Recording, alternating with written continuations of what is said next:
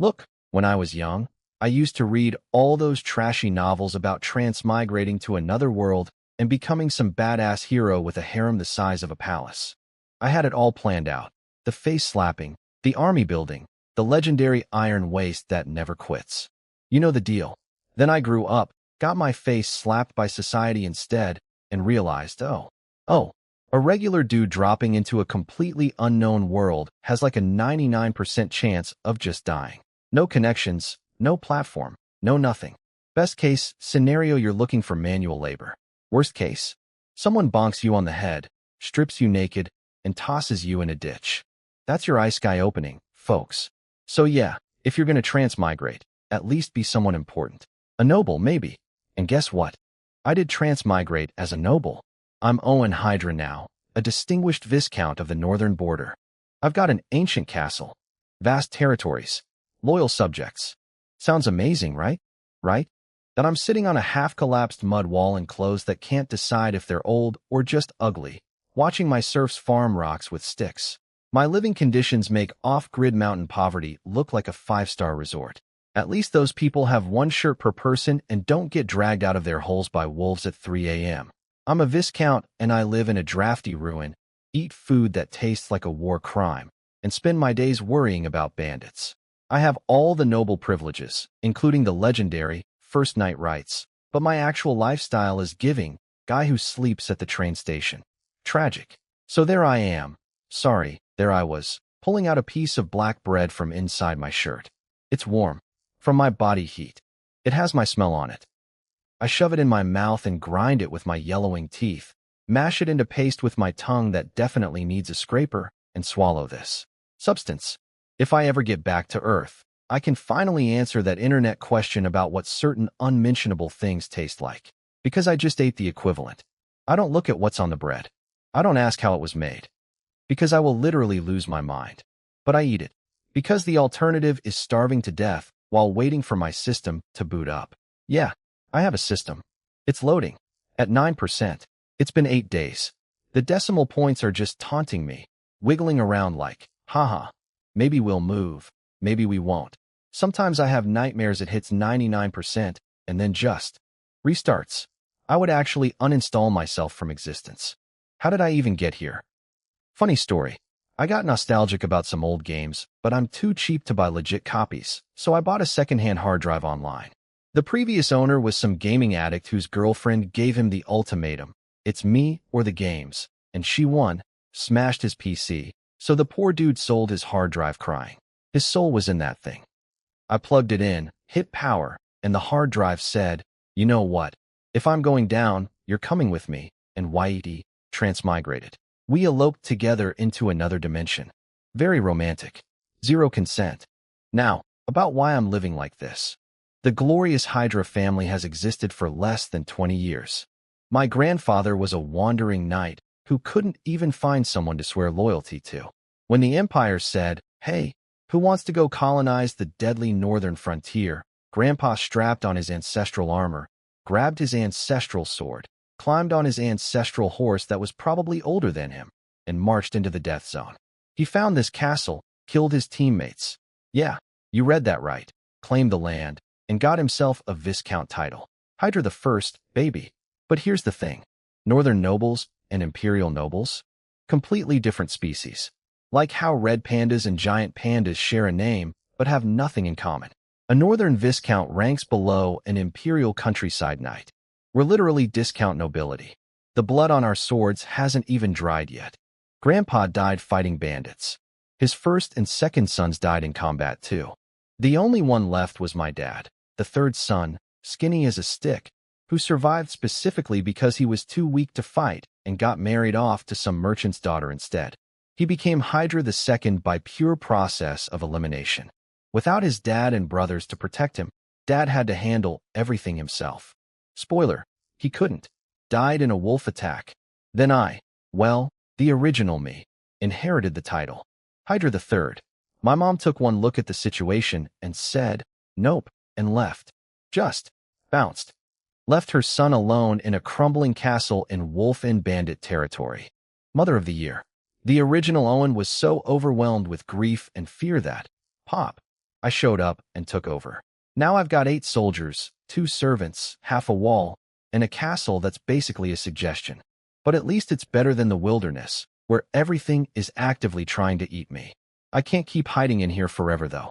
It's been days. I've accepted I'm not going back to Earth. Maybe next life. And since my golden finger system is taking its sweet time loading, I need to actually figure out what I've got to work with here before something comes along and kills me too.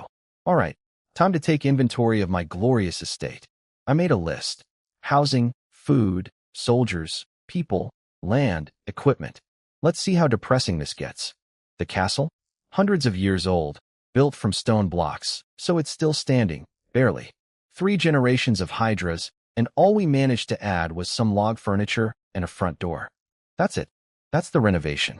But hey, if I ever fix the walls, this place could hold 300 to 500 people, so at least it's got potential.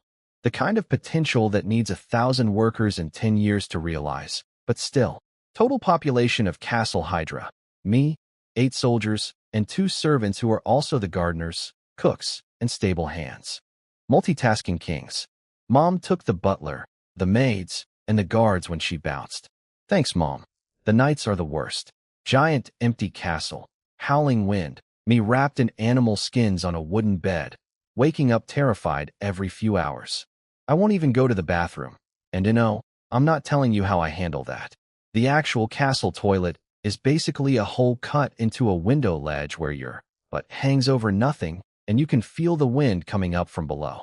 People down there can look up and see your flower.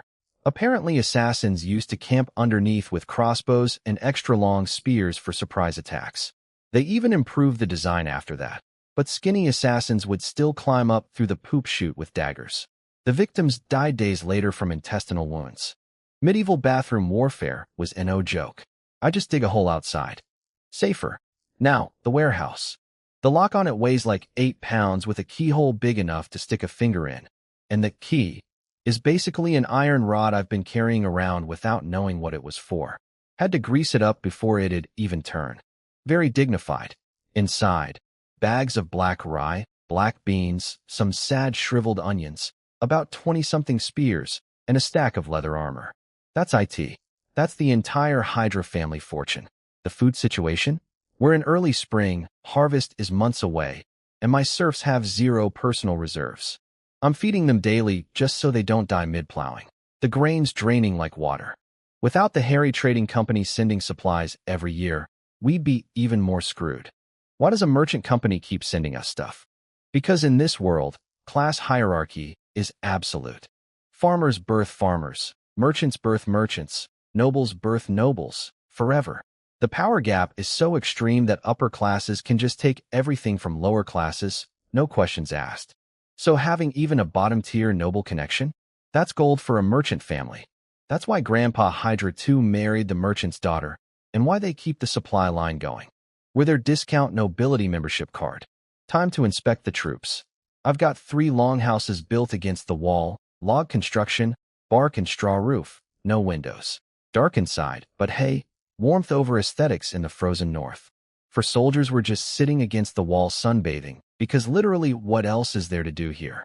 They can't even train daily, not enough food for that. Training on an empty stomach? That's how you get dead soldiers instead of fit ones. I grabbed all 4 to go outside with me, because I am not leaving this castle alone. Ever. And honestly, the one good thing about this world is that noble authority is real. These guys would literally die for me without blinking. I feel slightly guilty about that, but also, please don't stop. They suited up in leather armor, 7 out of 10 condition, purchased by my dad through the Harry Trading Company. Cost him everything the territory had and put us in debt, all to equip 30 soldiers. We used to have 30. Then the wolf disaster happened, and now I've got 8. My security went from small squad to can't even fill a minivan. Now here's the real problem. Good soldiers come from free farmers, people who own stuff and will fight to keep it. My territory has 0 free farmers. Only serfs, former refugees, criminals, and desperate people who sold everything, including their freedom, just to survive. These serfs are, look, I don't want to be mean, but they're basically running on survival mode. Their eyes have exactly 2 settings, blank stare and fear. I tried talking to them. Their entire vocabulary is like 20 to 30 words. Total.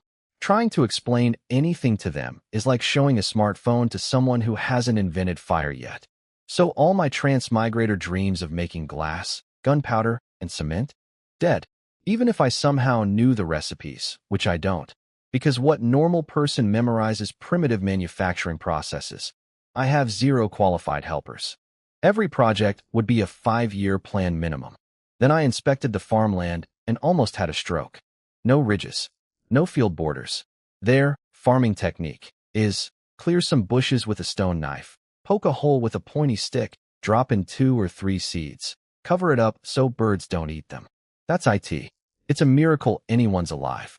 The fact that this territory hasn't starved to extinction is proof that God exists and he's doing overtime. Could I teach them better? No, because I've never farmed in my life. I don't even know when to plant or harvest. If I start giving wrong orders and we lose one harvest, the whole territory goes begging. One piece of maybe good news. The territory is huge. Takes a full day or 2 just to walk around it. Bad news. The soil's garbage. There's nothing special growing here, and I don't have enough people to develop it anyway. Big, empty, useless land. It's like owning a mansion with no roof, no plumbing, and no floors. Getting more people? Options are buy serfs, cheap, but they're already broken physically, or take in refugees. Half of them are bandits in disguise. Both terrible. After seeing all this, I went back to my room and cried. Silently.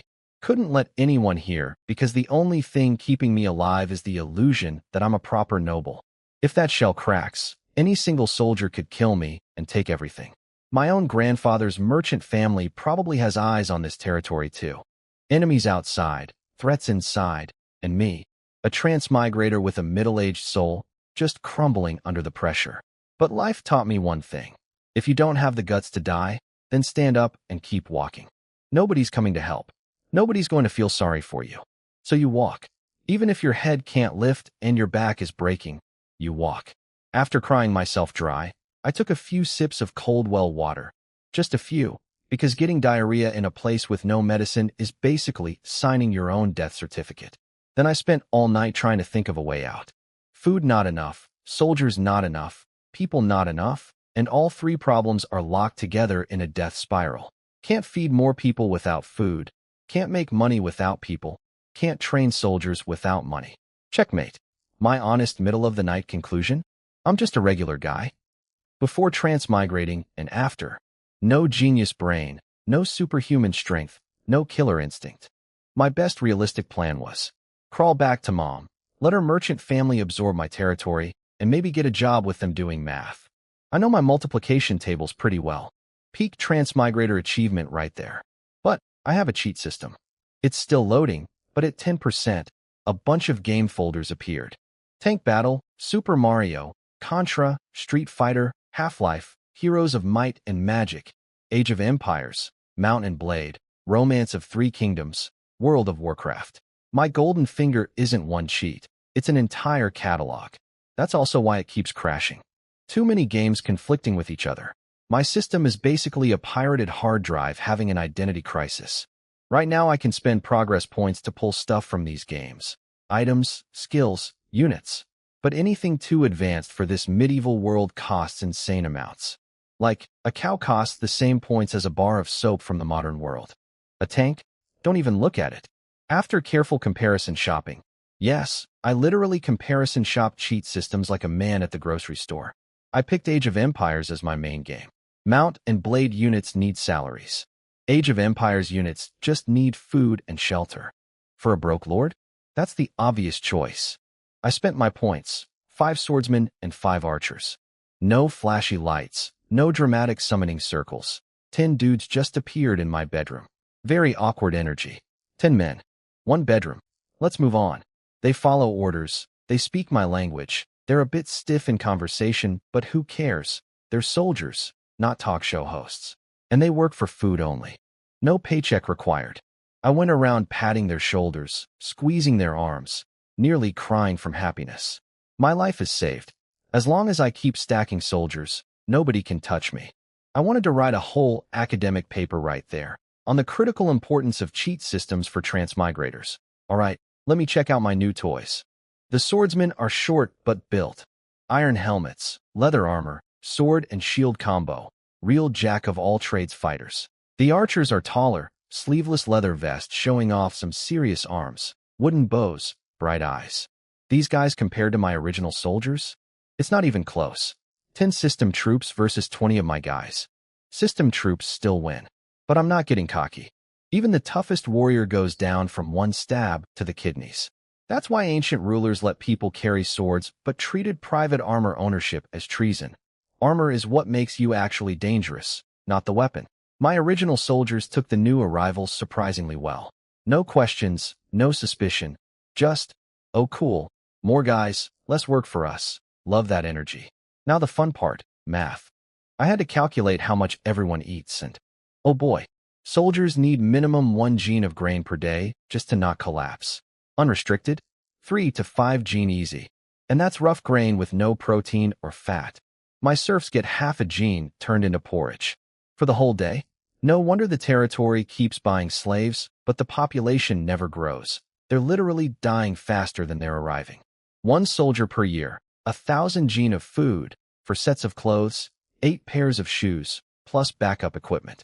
The system can convert 1 progress point into 1,000 gene of grain, which is also worth 1 loyal soldier. Spending points on food when I could be spending them on warriors? That's like burning cash to stay warm. New plan. Get the farming going ASAP so I stop wasting system resources on groceries. Also need craftsmen, carpenters, masons, blacksmiths, because everything connects to everything. I did discover one neat exploit though. The system sells cloth, candles, and pottery for basically the same price as grain. I could resell that stuff for massive profit and buy more food with real money. But, nah, too risky. I'm weak. I have no business contacts, and the last thing I need is attention. What I did spend points on.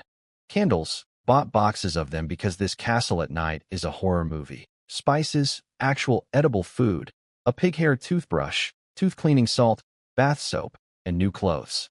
After washing up and getting dressed, I felt like a human being for the first time since arriving. Everything else, saved. Every point counts now. After days of planning, I settled on 50 soldiers as my target. Not a lot, honestly. You need 100 just to properly guard a castle, but my territory is too small and poor to justify more without raising eyebrows. Plus, feeding 50 guys costs almost 100 progress points a year. Got a budget. Phase 1. 20 system soldiers plus my original 8 plus the 2 servants driving carts and cooking, 30 combat-ready people. I also grabbed a scout cavalry unit. Expensive at 3 points because horse included, and a medic from Mount and Blade. Wanted the Age of Empires monk, but that costs 15 points and my wallet max is at 10. So discount doctor it is. He wants a salary, but at least my guys won't die from infected splinters. Phase 2. More farmers and craftsmen. Age of Empires farmers are criminally underpriced. They can farm, chop wood, quarry stone, fish, hunt, butcher, and build. In the game, they hammer castles into existence with a single hammer. In reality, they're more like decent handymen. But I discovered a hack. If I delete the extra skills before summoning, I get specialists. Dedicated lumberjacks, miners, blacksmiths. My territory went from Stone Age to actually functional. Then my scout rode in with a warning. A caravan was approaching, and I already knew who it was. The Harry Trading Company. Dear Mommy's family. Coming from my territory. 5 wagons with 20 guards. Normal caravans run 2 guards per wagon max. They brought enough muscle for a hostile takeover, planning to kill me, have Mom inherit, and absorb the Hydra lands legally. They didn't do it earlier because they needed time to set things up properly. Killing a noble without a good cover story brings every neighbor with swords to help, and then, accidentally, keep half your land. But here's the thing about merchants. They don't do losing deals. So instead of hiding, I threw the gates wide open, put on my cleanest noble outfit, climbed on a gentle training horse, wore my best aristocratic smile, and rode out with all my soldiers surrounding their entire caravan. Swordsmen in front, spearmen behind, archers covering the rear. Formation. Real formation. The guards grabbed their weapons, but their eyes were screaming, "We didn't sign up for this." The workers and drivers were already mentally rehearsing their surrender speeches. Hey, a job's a job. Whoever's paying, I'm eating. The caravan manager saw the math too. If fighting starts, his side dies in waves. So suddenly, despite coming here with very unfriendly intentions, all they wanted was to talk. Very reasonable people. Totally peaceful. Promise. The caravan manager was Cord, Mom's old escort, a slick middle-aged gentleman type. He was supposed to come here, lock me down, sweet-talk me into giving up, and hand my territory to the Harry Trading Company. Instead, he found me sitting on a horse surrounded by enough soldiers to turn his entire caravan into fertilizer. His plan died before it started. Credit to the man, though. He switched gears instantly. Oh, young master, your mother has been so worried. She sent extra supplies this year, 30% more, and 2 maids from the Servitude Church to take care of you. The Servitude Church, these people are wild. Their religion is literally serving. Where other churches have priests and nuns, these guys graduate professional maids and butlers. Once they accept a master, they serve for life. Even death doesn't stop them, which honestly sounds a bit creepy, but also incredibly useful. They're so popular among nobles that getting even one is a struggle. And Cord just handed me 2. His face was smiling, but his heart was bleeding. I corrected him. Don't call me young master. I'm Viscount Hydra now. Translation: I'm not your family's pet. I'm a lord. Cord got the message and started unloading everything. I sent back a gift for Mom. A fancy court dress that only noble women can wear. The test. If she accepts it, she still considers herself part of the Hydra family, and we can cooperate. If she refuses, well, then I start my part-time career as a highway robber targeting Harry Trading Company caravans. A transmigrate scorned is not a fun enemy. Cord was smart enough to understand the move and accepted gracefully. The plan to steal my land was dead, cooperation was back on the table, and he rode off to explain to his boss how a pathetic teenage lord somehow had a private army. That conversation is not going to be fun for him. He overspent on guards, lost all the extra supplies, and gave away 2 ultra-rare church maids. His co-workers are going to eat him alive. Now let's talk about the maids. I wanted to refuse them out of suspicion, but look, sometimes men don't think with their brains. You know those moments when you're scrolling your phone and see a pretty girl dancing? Or when you open that hidden folder on your computer? Yeah, that part of me made the decision. And this body is young. I'm not my past life self running on monthly payments with an empty tank. Right now I'm so fully loaded that I'd check a mouse for gender if one ran past me in this castle. So yes, I accepted them. Sue me. I read their contracts. Full resumes with magic portraits that actually move. That's when it hit me. This world has magic. Cool. Noted. Moving on to the important stuff. Their faces. Maid number 1, Maya. 36 years old, which in a world where average lifespan is barely past 20 is basically ancient for a maid. But wine-red curly hair cascading like waves, sculpted features, full lips, curves that could cause traffic accidents. Mature woman energy cranked to maximum. More importantly, her resume. She was a countess's personal maid at 16, became head maid when the countess inherited, basically ran the entire estate. Got sent back to the church after the countess died because the son didn't want her around. Translation: she's overqualified, politically experienced, and knows how nobles really work. She's my future secret weapon for dealing with imperial nobility. Maid number 2, Shar. Fair skin, black hair, gorgeous, wearing a maid outfit that would destroy any anime fan on sight. Problem? She's like 2 meters tall, legs for days, and her arms and thighs have visible muscle lines even when relaxed. Her chest is impressive but gives off a solid steel vibe, and her rear is so firm I got phantom pain just imagining an egg bouncing off it. Then I checked her file. Maid skills, passing grade. Combat skills, completed most training. Specializes in one-handed AXE and hammer. She's not a maid. She's a berserker in an apron. So one maid is too old, and the other is too terrifying. That's why the Harry Trading Company could get them. Discount maids with flaws. But the Servitude Church has never had a betrayal in centuries. Even if the master is insane, they'll return to the church or kill themselves before turning traitor. That loyalty is priceless. Do I fully trust them? Not yet. But can they handle most tasks? Absolutely. And let's be real. If they looked like grandmas instead of this, I would have refused them on principle. I'm honest about my shallow priorities. I assigned Maya as head maid, acting butler, running the castle. Shara's combat maid, handling security. Neither objected. Professionals to the core, same polite smile the entire time. Maya surveyed the castle, squinted, and whispered. Quite the challenge. Char's mouth just hung open. Can't blame them. I've been using half the castle as a storage dump. But hey, that's what maids are for. Interior decorating is not in my skill tree. My aesthetic philosophy is, if it doesn't trip me, it's fine. Maya sat me down and explained I need to renovate the castle. And through her stories I realized, I've been massively underestimating this world. Imperial nobles already have flush toilets, brass plumbing, and hot water boilers. Their lifestyle is like 1970s rich people back on Earth. Maybe better, because they've got magic instead of electricity. Yeah, magic. This world has it. Knights aren't just sword swingers. Most professions have supernatural powers. I just didn't know because the northern border is populated exclusively by failures, criminals, and refugees who brought nothing with them. My worldview has been formed by the medieval equivalent of a trailer park. Also, knowing that supernatural powers exist, my Age of Empires soldiers might not cut it against the real threats. Pressure increased. Anyway, can't afford fancy plumbing yet. But Maya got the workers to build me a proper toilet, a squatting one with actual water drainage, and a bath with a big tub, worth every progress point. You have no idea the joy of not sitting over a bottomless dark hole anymore. And I finally found paper for wiping. Before this I was using grass, leaves, sticks, and rocks. Sometimes you'd mess up and get injured. And if you didn't clean properly, you'd be walking around later and suddenly start shedding. Social death in any era. The bath? I soaked in water hot enough to shave a pig and scrubbed off literally a kilo of grime. My skin underneath was so tender that cotton clothes felt rough.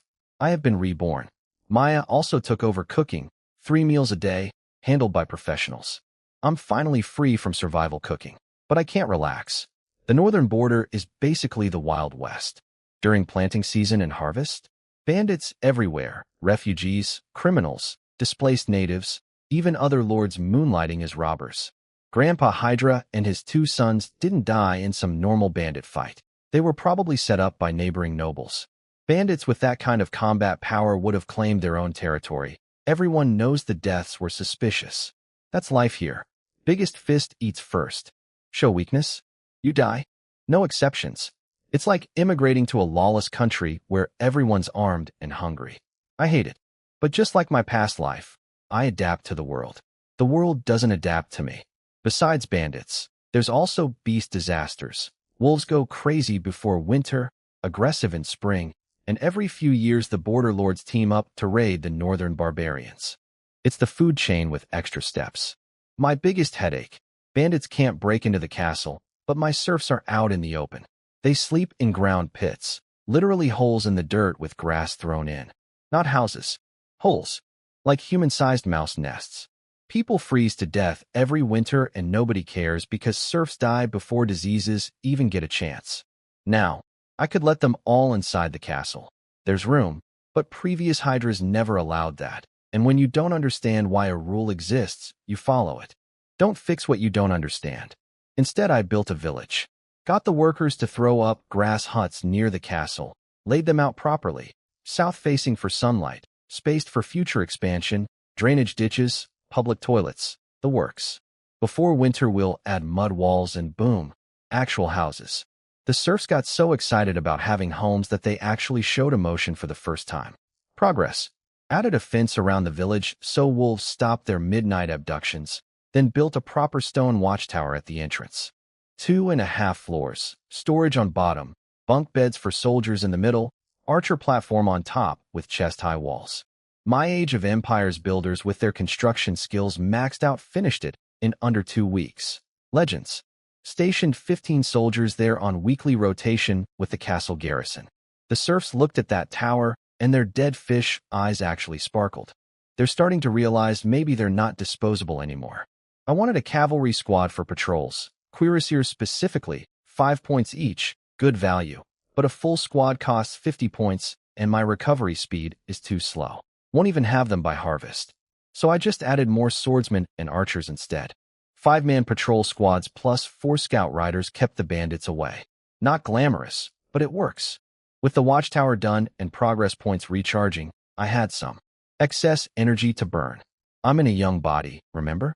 So naturally, I turned my attention to the maids. Shar, beautiful, fits my type, but those muscles.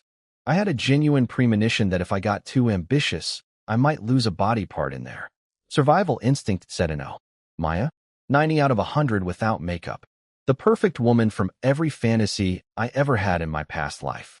Age gap? I was older than her in my previous life. And let's be honest, for men, as long as the face is right, we'd cross species lines. History is full of legendary dudes romancing ghosts, demons, and snake women. Age is nothing. What I didn't account for was overestimating my abilities. 3 days in, I rediscovered the midlife crisis feeling. Weekly tribute was all I could manage. My spirit was writing checks my body couldn't cash. And yet the soldier downstairs kept yelling, "Pick me up. I can still fight." Inspirational and tragic at the same time. Past life wisdom kicked in. Stop brute forcing everything. Find a hobby. So I started browsing the game files for useful items and discovered olive oil among other things.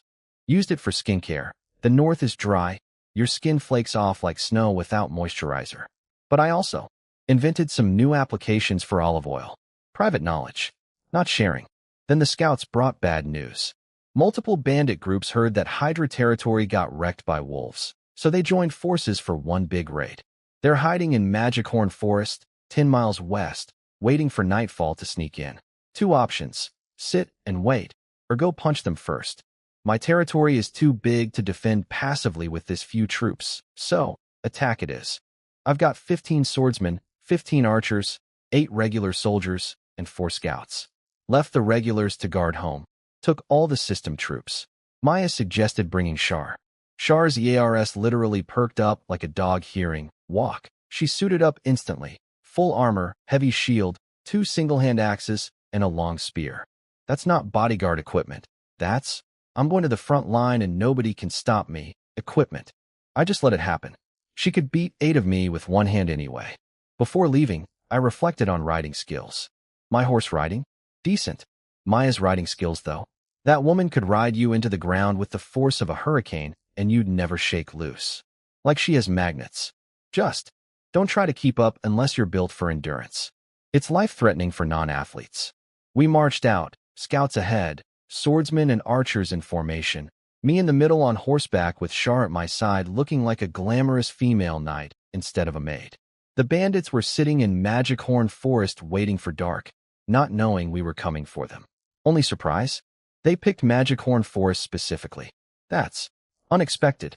Magichorn Forest, lovely name, terrible place. The trees are basically poisonous thorny sticks with no leaves or flowers. Get scratched? Burning pain and bleeding that won't stop. Oh, and there's goblins living in there. Red-eyed, black-skinned, fanged little monsters with horns who use weapons made from those poison trees. They love eating humans because we're soft and easy to chew. Delicacy of the forest. These idiot bandits chose to camp there. Bold strategy for people who might become goblin dinner. We marched 10 miles at a relaxed pace. Basically a warm-up for the soldiers. Scouts had already snuck in on foot and pinpointed the bandits' location. We walked right up to them. 20-something filthy bandits sitting in the dark, not even a fire lit, gnawing on mystery food with yellow teeth, waiting for nightfall to raid me. Then they look up and, surprise, delivery service arrived early. I split the troops into small squads, 2 archers, 2 swordsmen each. The archers opened up at 30 to 50 meters and barely missed. Now, arrows aren't bullets. They won't kill instantly unless you hit something vital. But getting shot with an arrow tends to make people stop fighting and start lying on the ground moaning. That's the real power of archery, turning combatants into patients. 2 volleys, and it was over. These guys weren't warriors. They were starving hobos with weapons. Most dropped instantly, surrendering, shaking, butts in the air, hands on heads. A few idiots ran deeper into the goblin forest. Good luck with that, boys. Swordsmen moved in for cleanup. Wounded bandits got a quick end. Heads came off. Surrendered ones got a rope and instructions to tie themselves up. Couldn't tie a proper knot. Head off. The whole thing took less than 10 minutes. I stood there the entire time without even changing my stance. My first battle was just done. The blood smelled terrible and people died right in front of me. But honestly, no vomiting, no breakdown. Just a quiet acceptance that this is life now. If I don't hold the knife, I'm under it. Plus, these guys looked like they'd never seen soap in their lives. Hair matted into felt, nails long and black like claws, smell that could clear a room. Hard to feel sympathy for something that looks like it crawled out of a sewer. Hung the heads on the wooden frame outside the territory, a nice grape cluster arrangement, complete with flies. Welcome sign for future bandits. Then, celebration. Killed 3 sheep from the system, roasted and boiled them, broke out the mount and blade beer. The soldiers feasted. As for me, I got the premium cuts, seasoned with spices and olive oil, sprinkled with fine salt, paired with good wine, 2 maids attending. Finally living that noble life. The leftover bones and guts went back in the pot with grain and salt for the serfs. The smell of boiling, unwashed sheep intestines could knock you out from 10 steps away, but those serfs gathered around with glowing eyes. First time I've seen actual one on their faces. That's when it clicked. These people are basically zombies because they've never had anything to look forward to. Food is the first key. Dangle a carrot in front of a donkey, and it moves. Same principle. I need them active, motivated, alive, not just breathing and waiting to die. Because honestly, wasn't my past life the same? Work, eat, wait for death? At least here I can change the script. That tiny bandit fight somehow triggered a system breakthrough. 4 random rewards, a unit, a profession, a skill, and a building. But first, I needed emotional recovery. Specifically, the warm, soft, white kind of recovery. So the rewards waited until morning, when I was lying in my study chair in permanent sage mode, completely at peace with the universe. The rewards: Ninja Squad, Templar Knight Profession, Iron Shirt Skill, and Blacksmith Building. The ninjas aren't from Naruto. No chakra, no hand signs, no summoning giant frogs. They're the sneaky assassin type. Thin, agile, terrible in a straight fight, incredible at infiltrating castles and stabbing people in the dark. They could absolutely climb up a toilet chute and give someone a very unpleasant surprise. I had no assassination targets right now, so I assigned them as secret castle guards and stashed them in the underground dungeon level. The castle has a whole basement I never opened. Wine cellar, prison cells, torture rooms. Perfect ninja housing. They vanished so completely I forgot they existed until I called, and they materialized from nowhere. Creepy, but useful. The Templar Knight Profession and Iron Shirt Skill? Too good for me. I have 0 combat instinct, and the skills amplify what you already have. Amplifying 0 equals 0. But sure. I called her in. Why do I trust her more than Maya? Because Maya is so smart and capable, she could replace me as Lord before breakfast if she wanted. Riding her is literally life-threatening. One wrong move, and she could uproot things. Char, on the other hand, is my first master situation. She was rejected by everyone at the Servitude Church for 3 straight years because she was too tall, too muscular, too weird. Nobody wanted her. She's so grateful to have a master that she does everything I ask without hesitation. Even the unreasonable requests. System requirement for giving powers to non-system people. The target must have 0 resistance, not even a thought of refusal. The only person who qualifies? Char. So she got both upgrades. Result? She got bigger. Her extra large made uniform ripped apart as muscles exploded out. She looked like she could make a grizzly bear cry. I swallowed hard. Before this, attempting anything with her wrist minor injuries. Now she's basically a hydraulic press. Difficulty level, hell mode. Fortunately, she learned to control the muscle growth through Iron Shirt. Still intimidating, but at least she won't accidentally scare someone to death.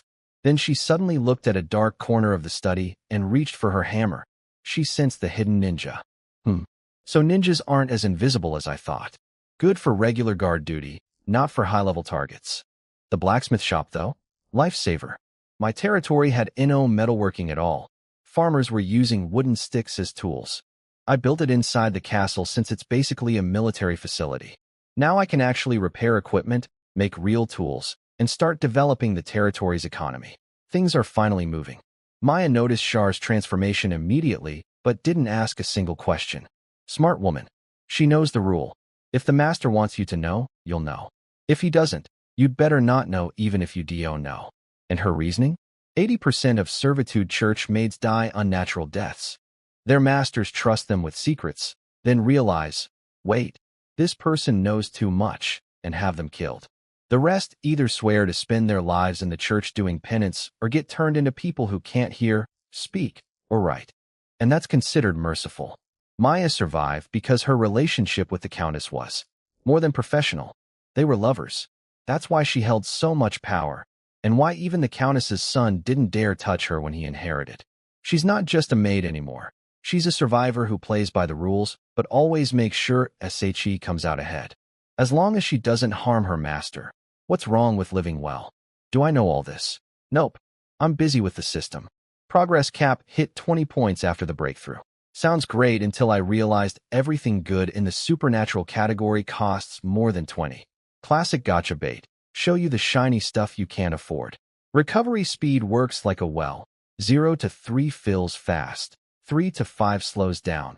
10 to 20 takes 3 to 4 times longer than 0 to 10. So the sweet spot is spending at 3 to 5 points, which means cuirassier time. 5 points each, equipped with lance, sword, and shield, can actually charge enemy formations head-on, unlike those tissue paper-like cavalry. One squad of these, and anyone thinking about messing with me will think twice.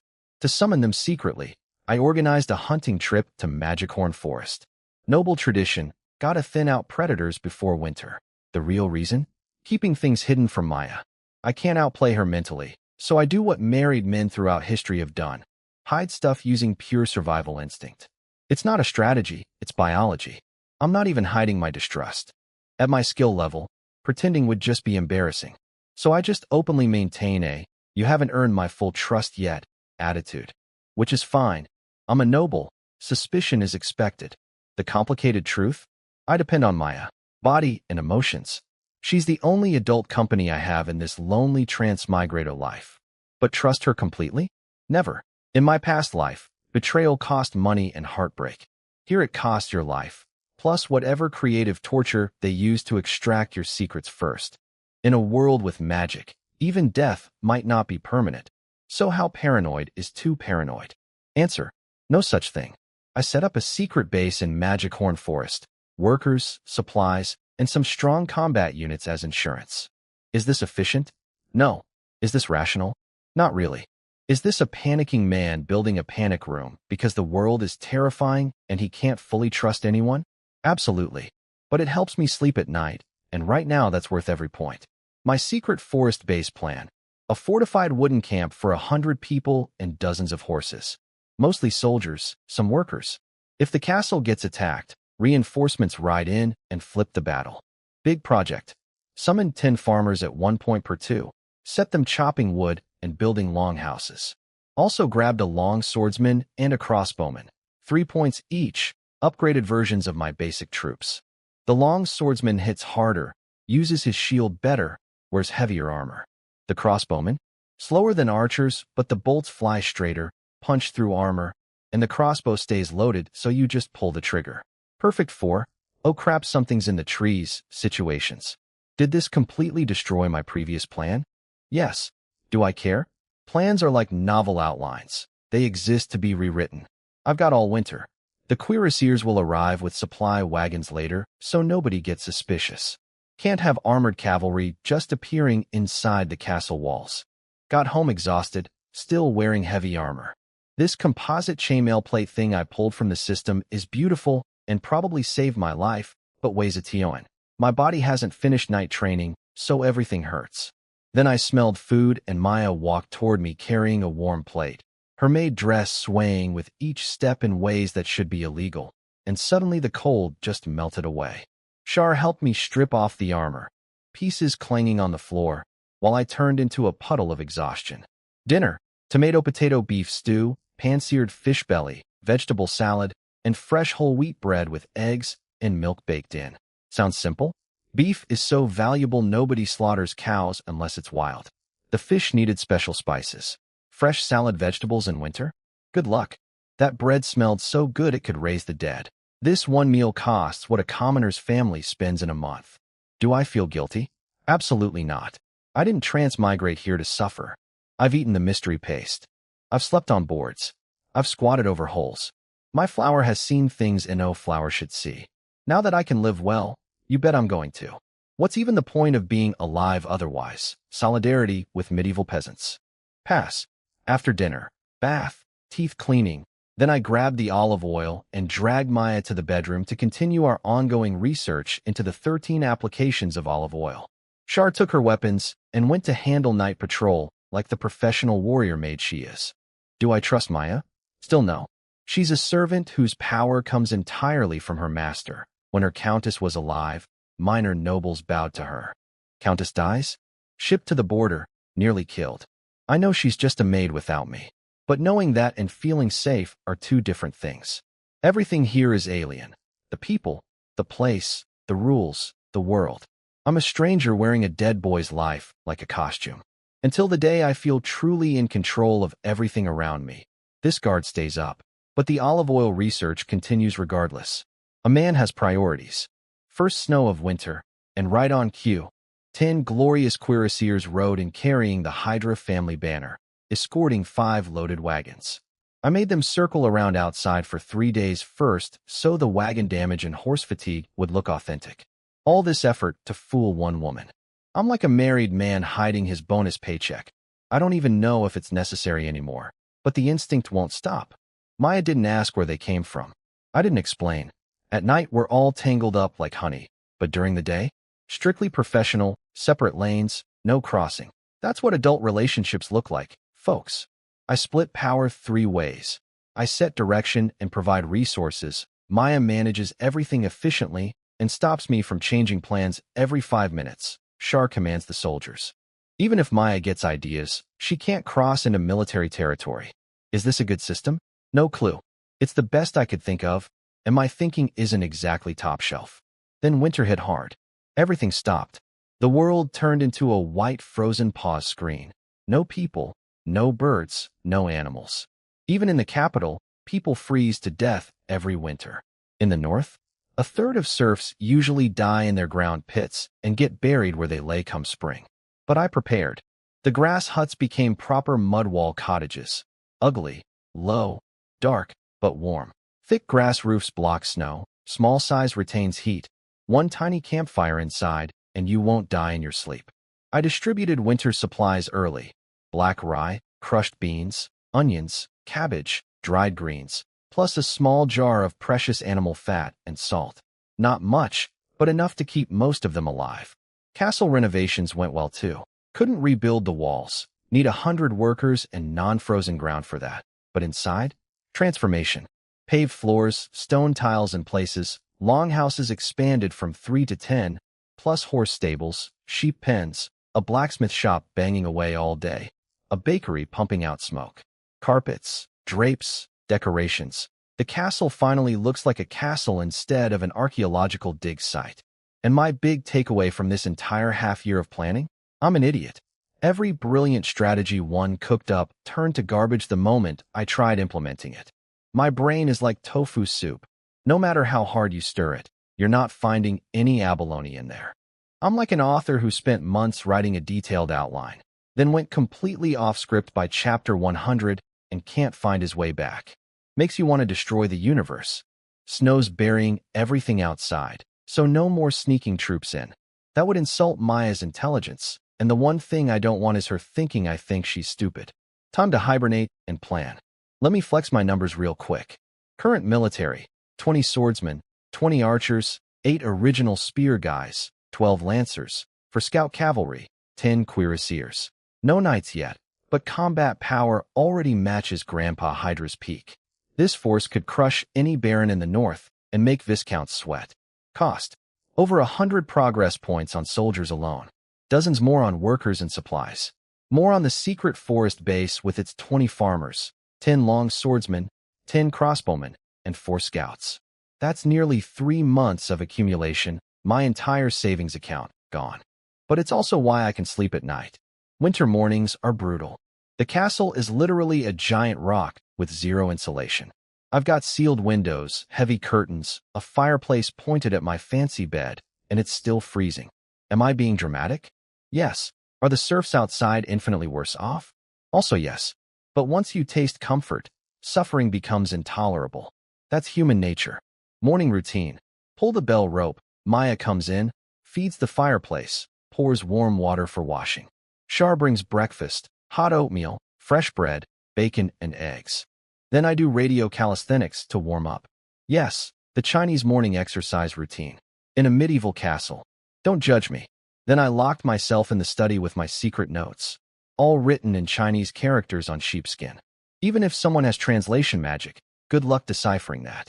I've cataloged every unit, building, and resource from Age of Empires and Mount and Blade. Those two games are enough for playing Lord, but this world has supernatural stuff. Battle aura, magic, divine miracles, orcs, elves, demons, all real. I've never seen any because the northern border is like a village with no electricity. Would a top engineer move there? No. Same reason no supernatural beings bother coming here. But with a system making me stronger, I won't stay a nobody forever. Supernatural enemies are inevitable. Gotta prepare. Problem: the cool supernatural stuff from Heroes of Might and Magic, Warcraft, Diablo? Way too expensive. Those games have power ceilings at literal god level. My 20-point budget is pocket change for that menu. So I picked 4 new budget-friendly games with some supernatural flavor but reasonable power caps. Super Farm, Plants vs. Zombies, Rebuild the Dungeon, and Puppeteer. Each one brings something unique to the table without requiring divine-level progress points to unlock. Shopping on a budget, the Transmigrator experience. The 4 new games. Super Farm is just farming and livestock. Ancient but classic. Plants vs. Zombies needs no introduction. Magical plants and zombies galore, but usage restrictions are annoying. Rebuild the Dungeon is some obscure pixel game where you play a broke demon lord building a dungeon and summoning monsters to fight heroes. And Puppeteer, one of those games with wallpaper quality artwork that lures you in, where you collect materials to build puppets. I headed down to the cellar to experiment. This place is actually nice, spacious, dry, ventilated, with running water. Built as a last resort shelter, now home to my ninja squad. Unlocked the massive copper-reinforced iron door, wrestled it open. Thing weighs a ton, and descended the spiral staircase. The ninjas somehow confirmed my identity through the inner door and were kneeling before I even fully entered. Spooky professionalism. They'd cleaned everything up. The dungeon and torture room? Maintained. I could see the shine on the torture instruments. These guys are polishing them daily, just waiting for permission. The wine cellar became their bedroom. Wine racks as beds, no blankets. Ninja lifestyle is rough. Then I spent some points on a dungeon secret room. 100 square meters of solid rock construction appeared through a hidden door. Try building that with manual labor. Would take forever. Grabbed a lantern grass from Plants vs. Zombies in a special flower pot. It lit up the room with this weird shadowless light, like a surgical lamp. No shadows anywhere in its range. I started analyzing how that's scientifically possible, then realized, dude, you transmigrated using a haunted hard drive. Nothing is scientific anymore. Stop. Left a sunflower for my ninjas as a reward. They were genuinely moved. Even shadow warriors want sunlight apparently. Now the big decision, Demon Lord's monster summoning spell or Puppeteer's puppet arts. I went with Puppeteer first because it needs time to learn, and while I'm studying, progress points recover for the summoning later. Smart, right? The Puppeteer class isn't crazy powerful. No fireballs, no teleporting. More like a supernatural figurine maker. But with the right materials, miracles happen. Step 1, Spirit Awakening. Needed to unlock mental power first.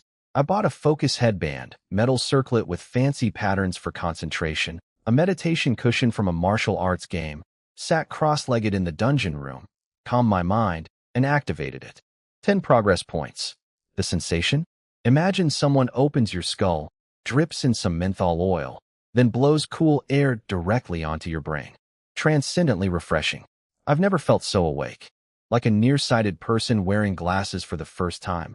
Everything crystal clear, but also kind of dizzy because my brain isn't used to having this much mental horsepower. Spirit Awakening, complete. Puppeteer career, started. I spent a whole month just learning to control my new mental powers instead of jumping into puppet making. Bought a meditation technique, practiced daily, and used the downtime to collect puppeteer tools, which are not cheap. They're super precise instruments with spiritual conductivity properties. Took a full month of saving points just to afford a basic toolkit. But worth it. My underground room is now a proper workshop. 4 lantern grass lamps in each corner, 0 shadows, and a massive multi-function workbench in the center. This thing can cut wood, polish metal, machine gears and bearings, and has 2 mechanical arms that can bend steel rebar and carve rice grain art. Only downside: no computer controls. Everything runs on mental power. Lose focus for 1 second, parts ruined. Time to build my first puppet. Well, assemble. I'm not designing from scratch. I'm buying standardized parts and putting them together. Think model kit, not engineering degree. Like modifying a toy car, follow the template, make small tweaks, don't go crazy. Materials come in 4 types: natural, plant, mechanical, metal, biological, organic, and hybrid. I went mechanical because I'm a boring first-timer who wants to not explode. First piece, the spine. Silver alloy, covered in tiny metal wires that act as a nervous system. Looks straight out of a sci-fi movie. This is supposed to be supernatural craft and not technology, which is lucky because if it counted as tech, my budget couldn't touch it. Next, copper alloy skeleton. Light, flexible, easy to shape. Attach the spine to it with the mechanical arms. Connected all those hair-thin wires to every joint and section. Then came hundreds of internal precision parts. Gears, mechanisms, converters, all installed inside the skeleton to turn energy into motion efficiently. The real magic? The cores. 2 of them. An intelligence core determines how smart the puppet is, goes in the skull. An energy core determines power and stamina, sits where the spine meets the ribs. These things are made from high-purity crystal and rare alloys with circuits carved so fine that even at 10 times magnification, I couldn't replicate them. If the system didn't let me just buy them, I'd have quit this class immediately. Activated both cores with mental power. The whole skeleton started vibrating. Not broken, just calibrating. Parts grinding against each other, finding their fit, until click, everything locked together perfectly. Silent. The skull sealed shut, the ribs closed around the energy core like a protective cage. Added composite armor plates to the critical spots, and stepped back to admire my work. It looks like a Terminator. Literally a metal skeleton standing there waiting for skin. And just like the Terminator, puppets can have an outer layer, synthetic flesh, or even more exotic options. But that's for later. Right now I'm staring at my first creation thinking, I'm a medieval lord who just built a robot in a secret underground lab, using magic tools and game currency. My life is insane. For the face, I went straight to the game store. Big, cute eyes, pink short hair. I know what I like, but I sure as hell can't sculpt it.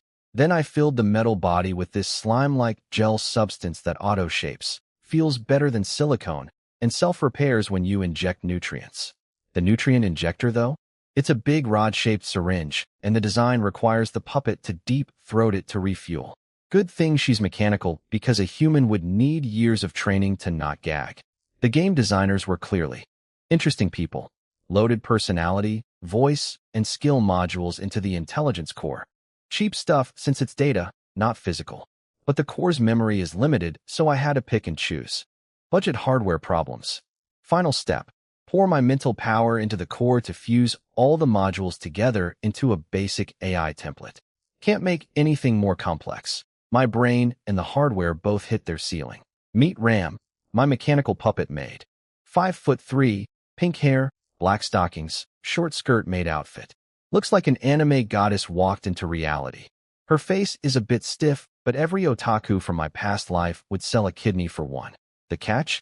Under that cute exterior, she's pure metal, silver alloy armored arms and legs, capable of crushing skulls and ripping out hearts barehanded. Only the torso has that soft gel layer giving her actual curves. Cute outside, Terminator inside. I was so proud I immediately brought her upstairs to show off. Maya glanced at Ram, raised one eyebrow, then calmly asked, "Would you like to eat first or bathe first, master?" That's IT? I just built a robot maid and she reacts like I brought home groceries? Then I realized I'd been in that basement for days. I probably smelled like a science experiment gone wrong. Didn't even dare sniff myself. Straight to the bath. Scrubbed off another kilo of filth. Maya oiled me up afterward. I achieved complete mental emptiness, then snapped back to reality with a shudder. Handed Ram over to Maya for evaluation, ate dinner, dragged Maya to bed to completely empty my reserves, and finally relaxed. Then I wandered into my study, saw my planning schedule, and, what the hell? It's already spring. I spent an entire winter building one puppet maid. A whole season of progress points and time, gone, on a robot girl. My planning disease struck again. I give myself urgent deadlines, write detailed schedules, then get completely distracted by something shiny and waste everything. I wanted to panic catch up, like cramming homework on the last day of vacation, but spring plowing was already starting. No time. Just move on. The serfs crawled out of their huts, carried out the ones who didn't make it, buried them outside the village. Thanks to my preparations, casualties were low this year. Quick sheep bone soup for energy, hand out iron tools, get them plowing. Time for a shopping trip. 3 wagons loaded with cloth, porcelain, salt, and salted fish. Premium trade goods in the north. Brought 40 soldiers including 10 cuirassiers as escort because showing up with valuable cargo and no muscle is called being a donation. And wouldn't you know it, when you roll up with 10 armored cavalry and 30 professional soldiers, everyone is incredibly friendly. The world loves you when you can kill it. Funny how that works. Armed with a crappy map and maybe 2 memories of the route, I set out. The north is flat as a pancake, no roads needed, just pick a direction and walk. Downside, no landmarks. Just grass. Grass everywhere. I tried updating the map and gave up in 5 minutes. What am I supposed to mark? More grass? Slightly different grass? Good thing I bought a magic compass from the system. Splits in 2 halves that always point at each other. Left one at the castle, carried the other. Without it I'd wander until I became a skeleton landmark for the next guy. Nothing dared mess with us on the road. 40 professional soldiers with 10 cuirassiers? Predators took one look and left. Bandits pretended to be rocks. Local lords sent gifts when we passed their territories, terrified we'd turn around and eat them for lunch. And honestly, we could. Most northern lords live in mud forts that smell like open sewers. Literally yellow soup and floating turds when it rains.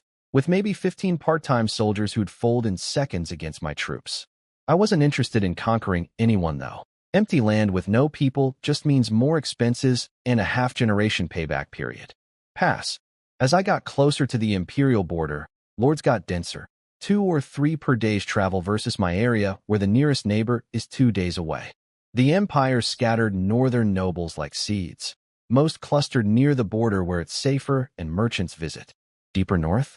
Only the crazy ambitious ones. Like my grandpa, the empire likes them fighting each other. United northern lords could be a threat. Divided? Just a buffet. My destination, Mala Town, a mid-border trading hub, 3 to 5 days out. Not one of the big border cities. Why? Because I've read enough novels to know, the moment a protagonist walks into a major city, he'll accidentally offend some imperial duke's spoiled son and get hunted across 3 provinces. Do I look like I need that drama? My fields aren't plowed, my castle needs walls, and Maya's still entertaining. I'm busy. Mala Town, about 300 people, mostly herders. The local Viscount Mala has decent cavalry, converted herders with good horsemanship and curved swords. Against bandits? Fine. Against my cuirassiers? They'd need double the numbers and still lose. 3-foot swords versus 8-foot lances, leather vests versus steel breastplates, vibes versus training. No contest. When I rode in, every guard, bandit scout, and merchant in town suddenly discovered their frindlist smile. Amazing what 40 soldiers do for your social life. Viscount Mala heard about my arrival in about 5 seconds. The man's a former oil merchant who sold weapon grease to imperial border troops, spotted the northern land rush early, built this town from scratch, and climbed to Viscount. 40-something but looks 60, dark skin, face like cracked leather, sharp eyes. Respect though, he earned his position. He remembered Grandpa Hydra. Everyone does. The old man was a legend. He also heard the Harry Trading Company was trying to steal my territory, so me showing up with a small army confused him. Wait, didn't he get eaten? Why does he look like an imperial prince on vacation? Because I do. While Mala's been grinding for 20 years in the northern wind, I've been eating well, bathing daily, using moisturizer. I look like I wandered out of a noble academy. Life with a cheat system, baby. Negotiations took less time than it took him to change clothes. This is the north. People might die tomorrow. Nobody's got time for fancy diplomacy. 3 sentences, done. My goods are basic by imperial standards. Cloth, porcelain, salt, salted fish. But up here, luxury items. You serve a guest salted fish on a porcelain plate, and suddenly you're high class. Mala swallowed the whole shipment instantly. No cash, though. Money's meaningless here. Everything's barter. He showed me his trade goods. Weapons. Crude iron slabs. The Empire blocks metal exports so strictly you can't even ship an iron pot north without paperwork. Local blacksmiths work with garbage coal and produce garbage products. Pass. Horses? His herders breed riding horses, not war horses. That's why his cavalry fights like armed cowboys. Pass. What I wanted, refugees. Every year, tens of thousands of people get pushed north by the Empire. Refugees, criminals, prisoners. It's called the Death Road because they barely get food. Whatever rations the Empire provides get skimmed at every checkpoint until there's almost nothing left. The survivors sell themselves into slavery and eat anything they find along the way. By the time they reach the north, the old and young are gone. Only some adults make it, and they're walking skeletons who'd blow over in a stiff wind. Then the north works them to death within 3 years because nobody wastes resources letting them recover. Cheap, disposable labor. The entire system is horrific. But I need people, and these are the only people available. So I took a batch of refugees and headed home. My trade goods bought 150 serfs. 150 human beings for some cloth, salt, and fish. That's how cheap people are here. Mala even threw in 300 grass cakes as a bonus. Palm-sized bricks made from grass seeds, tree bark, and a little grain. Hard as actual dirt, impossible to digest properly, kills the weak. But serfs simultaneously hate and crave these things because it's the only thing between them and starvation. Herded them out of town like sheep. They walked so slowly we barely covered any ground the first day. Expected that. I had farmers set up a pot, dumped in coarse flour, salt, wild greens, and boiled it into a colorful mystery soup. Looked disgusting, tasted worse, but these people ate it like it was their last meal. The way they chewed every bitter leaf with absolute devotion gave me chills. That's when I understood why the Empire keeps flushing refugees north. If these desperate people ever gathered in large enough numbers inside the Empire, they'd burn the whole rotten thing down. Ship them to the northern death zone instead. Not a solution, just a delay. Not my problem, though. My territory is in the middle of nowhere. Fed them 3 times a day while traveling slow.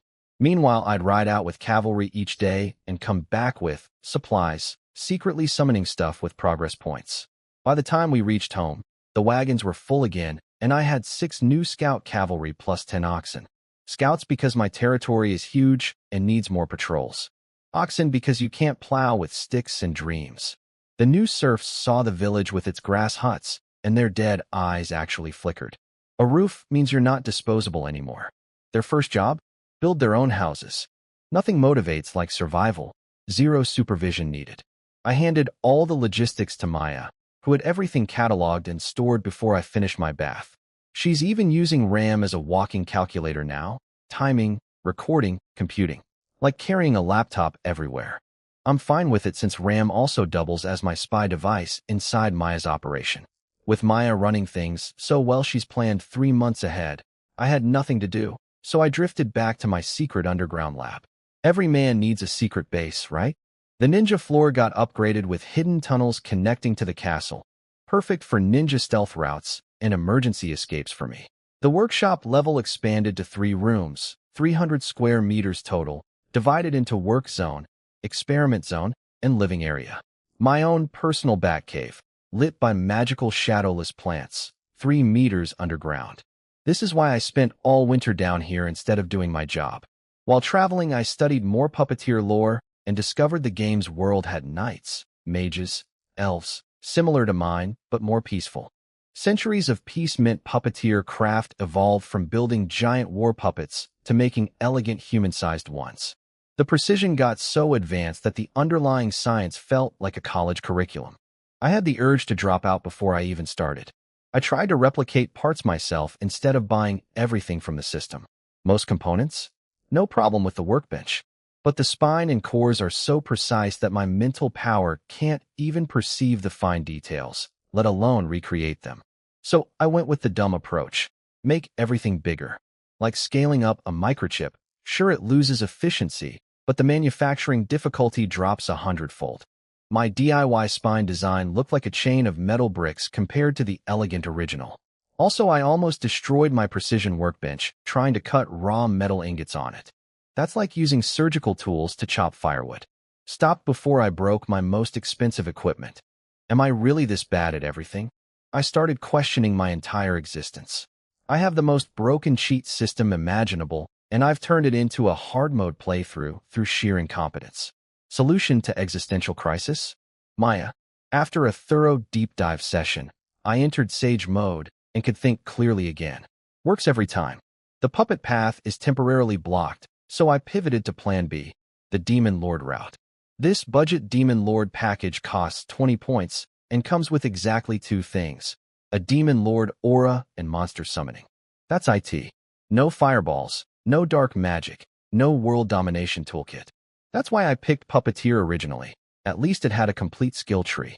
While saving up points, I had nothing to do. Maya runs the territory so efficiently that my daily involvement is approximately 0 words. Spring plowing? Done. Farmland tripled thanks to new serfs, oxen, and iron tools. System farmers teaching advanced techniques? Handled. My grand plans from last year? Garbage compared to what Maya does casually before breakfast. Turns out you can't manage a medieval territory using modern corporate strategies. Who knew? I became a professional couch potato, reading Puppeteer textbooks all day because there's literally nothing else to do. When you're bored enough, you'll do anything. I was close to counting individual hairs on my head. Finally hit 20 points and grabbed the Demon Lord aura. No attack power, no defense, no buffs. What it does, generates irresistible pressure on monsters. Even the nastiest beast turns into a trembling bunny in my presence. On regular people, I radiate fear and dark majesty, like a mysterious shadow prince who knows everyone's secrets. Downside: if a monster actually fights back, I'm still just a regular guy who'll die. And if actual heroes show up because they sensed a Demon Lord, yeah, game over. That's why I went Puppeteer first. The aura did change my vibe though. More noble, more mysterious, more commanding. Like permanent Dark Prince energy. But in the bedroom with Maya? Still on the bottom. Some things no aura can fix. Finally saved enough points for monster summoning. Rushed to the dungeon like a kid on Christmas morning. But I'm not stupid. I stood at the iron door of the strongest cell with an escape plan ready. One step back, slam the door, let the ninjas handle whatever comes out. Even grease the door hinges for a smoother slam. Preparation. First summon. Free daily pull. The spell yanked my consciousness into this kaleidoscope dimension full of colored light dots, each one a monster. 4 dots were practically touching my face. The game's default 4. Goblin, slime, snake, magic sheep. While cooler monsters floated way out in the distance. Did I reach for something exotic? Hell no. Mystery summons in a 10 square meter stone cell is how horror movies start. Got a goblin. Ugly little thing materialized looking ready to bite me, saw the ninjas behind me, and instantly switched to bootlicking mode. Bowing, scraping, full customer service energy. But I could feel its emotions through my awakened mental power. The second I turned around, this thing would go straight for my kidneys and worse. Untamable trash. So I activated the Demon Lord aura. The transformation was cinematic. Shadows wrapped around me, my eyes glowed red, teeth gleamed white. Budget anime villain entrance, 5-cent special effects, but maximum impact. The goblin nearly died of fright on the spot. Even my ninjas stumbled backward and dropped to one knee, and the aura wasn't even aimed at them. Then something wild happened. The ninjas went from obedient to fanatically devoted. Turns out Japanese-themed units have this twisted mentality. Be nice to them, and they'll eventually betray you, but act like an absolute tyrant, and they'll worship you. My evil demon lord moment made them love me more. Bad boys really do win. Kill it, I said coldly. Before the goblin's expression could even change, it became a pincushion of throwing stars. Green blood everywhere. I didn't flinch. Character development, baby. The aura works, but has a flaw. Fear fades over time when I turn it off. Monsters would gradually forget their terror and start getting ideas. Unacceptable. Loyalty that isn't absolute is absolutely not loyalty, I muttered, and every ninja behind me pressed their face to the floor in ecstasy. These guys would literally self-destruct if I asked right now. So I spent a progress point on a system summon instead. Same goblin, but this one came out with genuine loyalty built in, system guarantee. No fear manipulation needed. The difference between free summons, wild monsters, need constant intimidation, and system summons, loyal forever, is huge. Then I discovered something I'd overlooked. Hero equipment. For sets that act as sacrificial offerings for stronger summons and give me power-ups when equipped. Knight's sword and armor, attack and defense. Ranger's bow and cloak, range and speed. Priest's hammer and holy book, health and recovery. Mage's staff and runes, magic resistance and power. 5 points each, expensive, but I grabbed the knight's sword first. Heavy, balanced for mounted combat. Basically a mini-lance. The moment I held it, my body got buffed automatically. Stronger, faster, and I suddenly knew knight swordsmanship like I'd trained for years. Downside, burns through stamina like crazy. I'd gas out faster than I do with Maya, and that's saying something. I practiced half a set of knight sword forms and was already gassed. Handed the sword to my system-summoned goblin, and, flash of light, it evolved. Went from a 4-foot sneaky rat to a 5-foot muscular warrior with a battle axe, round shield, and iron armor. Even started talking. Demon Lord, Goblin Warrior awaits your command. Okay, that's cool. Where do you come from? I asked, hoping for system secrets. From the dungeon. Here to conquer territory for you. Demon Lord. Yeah, System Daddy doesn't give up secrets that easily. Then my brain did something useful for once.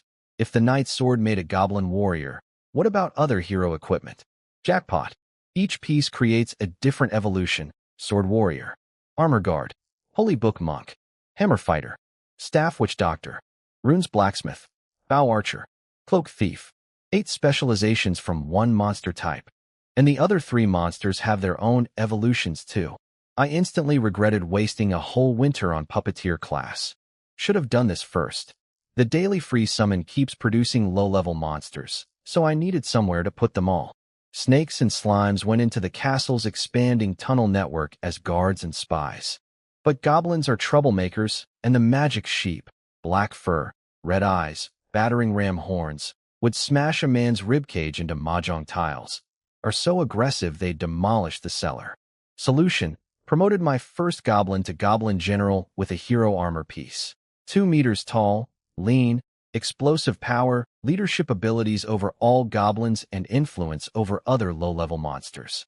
Sent him through a new underground tunnel to Magichorn Forest with orders to conquer the local goblins. Here's your weapons. Here's your food. Go be a warlord. Don't bother me with updates. Meanwhile, I'm dying waiting for progress points to refill. 10 to 15 days for a full 20 points. Tried everything to speed it up.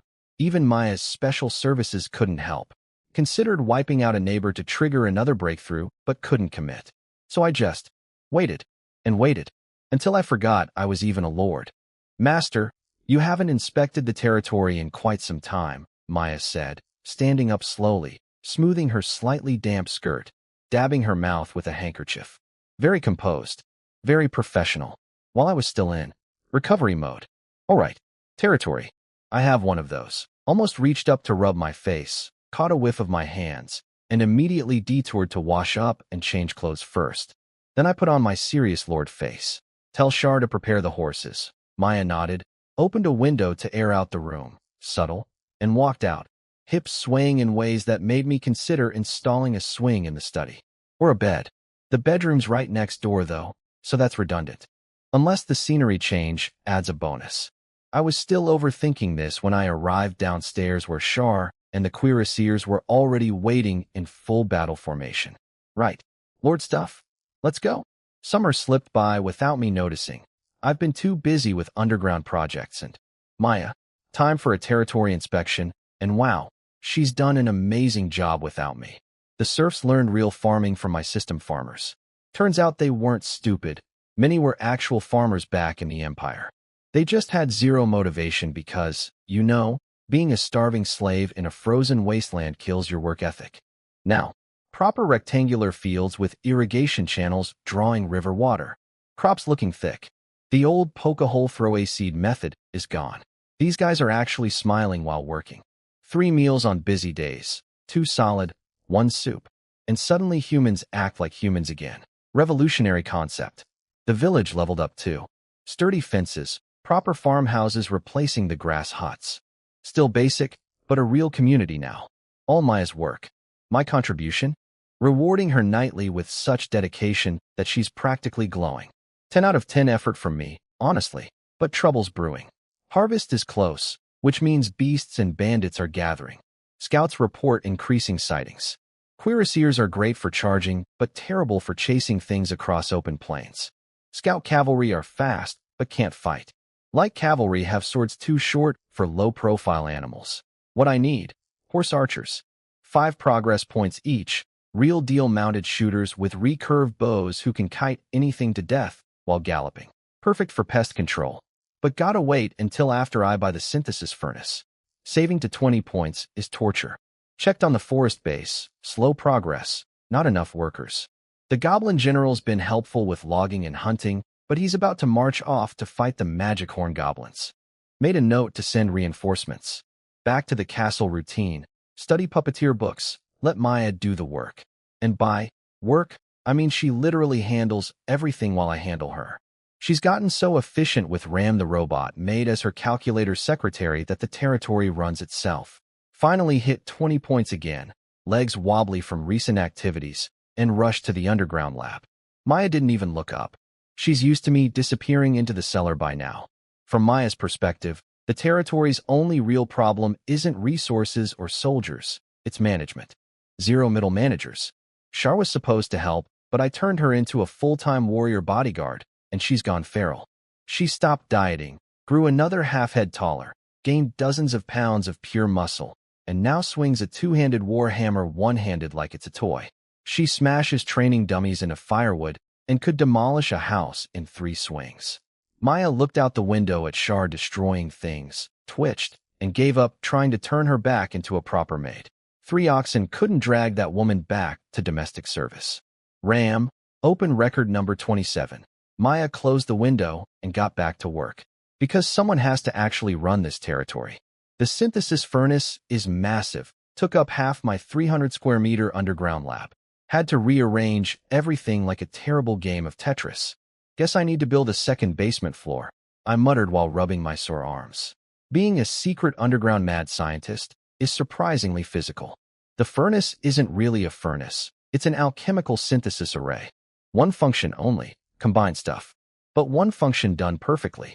With enough materials I can create any composite material, even do biological fusion on monsters. Not on humans though. Normal people come out as vegetables or lunatics. The furnace wasn't designed with gentle in mind. Energy problem. It runs on ambient magic and material decomposition. My castle has about as much ambient magic as a parking lot has dolphins. Nearly 0. And decomposing normal materials costs more energy than it produces. Anything worthwhile requires progress points to fuel. So for now, use sparingly. Summoned 10 horse archers before harvest. Best decision ever.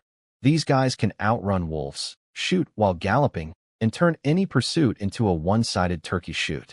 The gallows got a fresh batch of bandit heads replacing last year's rotten ones, and I picked up some free slave labor too. Though bandits turned laborers have a terrible survival rate. Last batch didn't even make it through winter. I show mercy to serfs. Bandits? 0 sympathy. You chose violence as a career, you accepted the terms and conditions. Work until you drop. But bandits are the small problem. The real threats are coming, and Grandpa and Dad bought me time with their lives. Northern barbarians. Humans, but built different. Taller, thicker bones hard as iron, skin like leather, barely feel pain. Their berserkers literally lose their minds in combat and become unkillable rage machines. Ironically, they used to be humanity's best allies, fighting side by side against other races. Then humans won and immediately stabbed them in the back, driving them north along with the same enemies they'd just defeated together. Classic humanity move. Now they're trapped in the frozen north with no weapons, imperial embargo, no resources, and growing desperation. They raid border territories to survive. Grandpa Hydra was famous for fighting barbarians. one of the only northern lords who could cut them down as easily as regular people. But even he took hidden injuries that eventually contributed to his death. Dad couldn't match Grandpa, but he still sacrificed his life eliminating the biggest wolf pack in the area. 2 generations of hydras died to buy me these few peaceful years of development. The grace period is ending. Vengeful barbarians, migrating wolf packs, scheming neighbors, they're all coming. My future is going to be anything but boring. Trouble arrived fast. Harvest news spread because every lord in the north sends spies to check what their neighbors are eating. My territory went from pathetic ruin to actually thriving in 1 year. And the neighbors who helped kill Grandpa Hydra? They're not about to watch us come back for revenge. For lords formed an alliance in half a month. Wyvern Viscount, strongest, old family enemy. Grandpa stole a dragon egg from his dad, who literally died of rage. White Wolf Baron, ex-mercenary, tough veterans, but aging. Wild Bull Baron, part barbarian blood, has actual barbarian warriors. And Swan Baron, fallen imperial noble, newest arrival, least intel on him. Combined forces, 1 to 200 soldiers plus militia. Most are 1-point quality troops by my system ranking, some 3-point veterans, very few elites. The barbarians under Wild Bull are dangerous though, and Wyvern and Swan both have battle aura, real knight-level supernatural combat power. White Wolf might too. Wild Bull compensates with raw barbarian genetics. The Hydra family used to have battle aura techniques. That's how Grandpa crushed all 4 families. But guess what? Mom took the combat manuals and the stolen dragon egg when she left. Thanks, Mom. Really. Stellar parenting. My scouts caught their messengers immediately. No phones in medieval times. Just dudes riding horses across open grassland. Not exactly stealthy. And here's the beautiful part. They chose to rally their army next to Magichorn Forest. Because it's the only cover in the flat northern wasteland. You're walking into your own grave, I whispered. They don't know my goblin general has been conquering that forest for months. He's absorbed most of the local Magichorn goblins. They surrendered easily because goblins naturally submit to stronger goblins. His only problem was feeding them all, since goblins can't farm, can't herd, and the nearest raiding target is MY territory, which is obviously off-limits. But now, the general just got the order he's been dreaming of. He blew his war horn, and the dark forest lit up with countless pairs of cunning goblin eyes. They're gathering.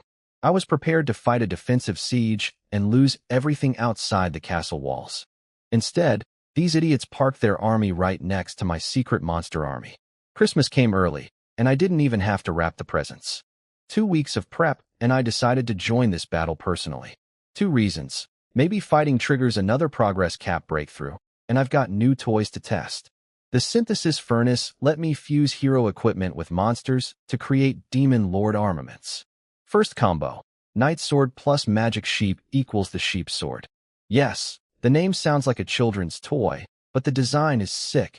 Goat head pommel, curved horns forming the guard, radiating pure evil energy. Special ability, every swing triggers a heavy impact like getting headbutt by a supernatural ram. Even a weakling hits like a truck with this thing. Second combo, Hero Armor plus Magic Sheep equals. Basically a Black Saint Seiya Ares armor. Dark, menacing, muscle-textured inside. Makes me faster and lighter instead of heavier, plus gives me charging power. Third combo, reversed it. Magic Sheep plus Hero Armor equals a heavy armored war sheep. Bigger, stronger, covered in plate armor, rideable, built for cavalry charges. And when all 3 pieces combine, they resonate. With the Demon Lord aura active, a spectral black ram materializes around me, massively boosting everything. During a charge, I feel genuinely unstoppable. This is why I'm willing to step onto a battlefield for the first time. After a big dinner, I took Shar underground for the first time. She glanced at the ninjas in the shadows without flinching. She's known about them forever. We reached the lab where my armor stood like a weird, abstract black sheep sculpture.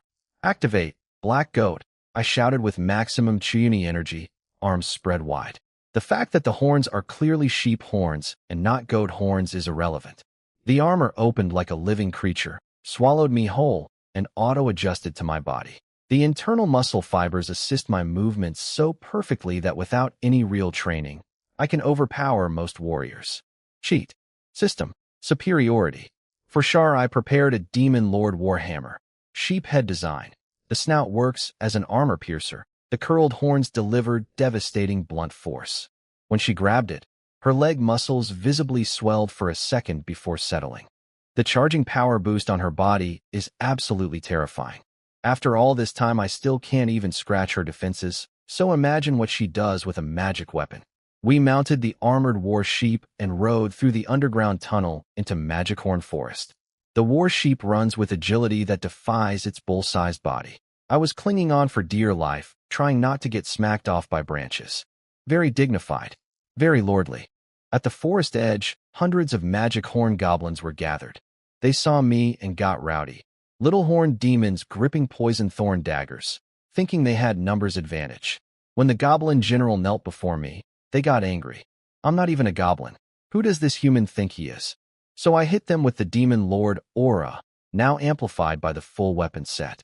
Black shadow flames erupted around me, red eyes glowing, raw terror pouring out like a pressure wave.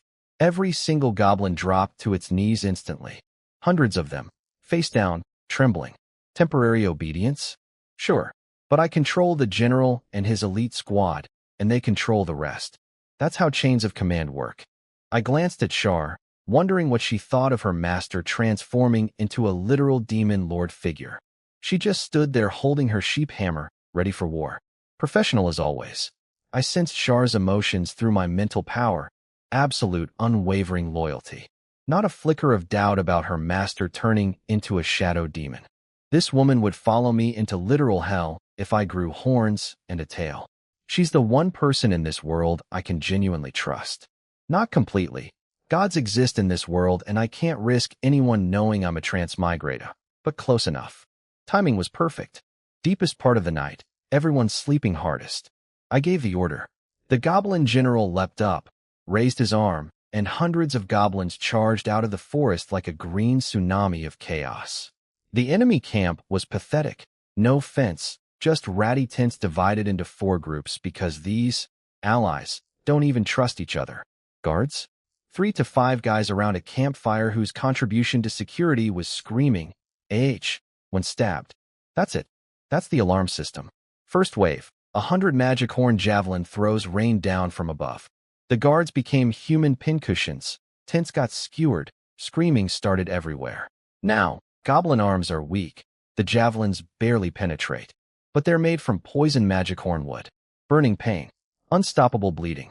One good hit, and you're writhing on the ground, losing blood and combat ability simultaneously. Then the goblins swarmed in like rabid dogs, stabbing everything that wasn't green. Their poison daggers worked like sewing machines on people's backsides. If the target was short enough, they'd go straight for the kidneys and leave a pattern that would trigger anyone with trypophobia.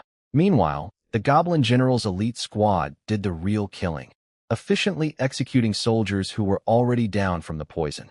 White Wolf Baron woke up fast, old mercenary instincts, grabbed his weapon, burst out of his tent, grouped up with his veterans, and started chopping goblins like chickens.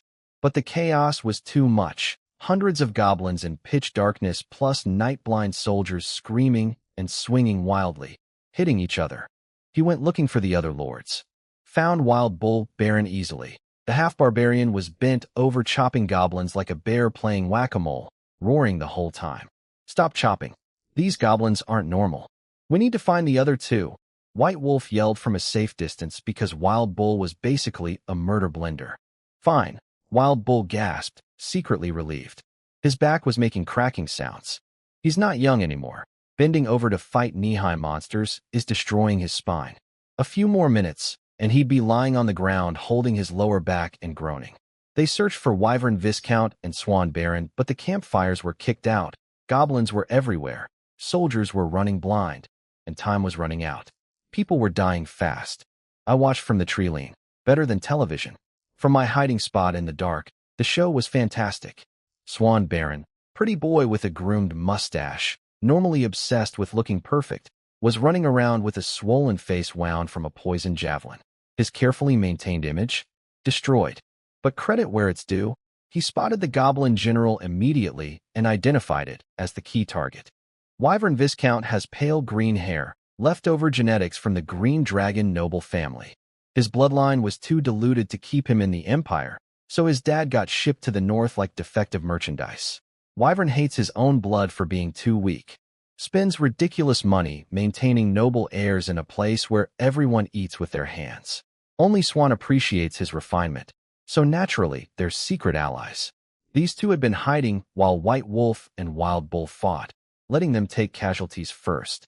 Classic backstabbing aristocrat move. But now soldiers were dying too fast, so panic set in. White Wolf and Wild Bull weren't waiting for anyone. Old mercenary plus half-barbarian. No fancy bloodlines, just decades of killing things with sharp objects. They charged the goblin general together. The general took both of them simultaneously and was winning. Pushed them back with that massive blade. 20 years ago, either one could have soloed him, but they're pushing 50 with broken bodies, fighting on fumes. Their backup, aging mercenaries and barbarian warriors, clashed with the elite goblin squad and got bogged down. Useless trash, Wyvern hissed. Then Swan whispered, time to use our trump cards, and that's when I saw battle aura for the first time. Wyvern's aura concentrated in his shoulders and upper back, muscles swelled like hidden folded wings. When he exploded forward, his sword moved so fast it screamed through the air. One elite goblin lost its head before it could even react. Blood fountain shooting a meter high. Terrifyingly fast, but he can't sustain it. Swan's aura spread across his joints, smoother, more graceful, his rapier dancing like liquid silver. Beautiful technique, but way less lethal than Wyvern's burst attacks. So this is battle aura. Knights push their bodies to absolute perfection and awaken supernatural combat energy.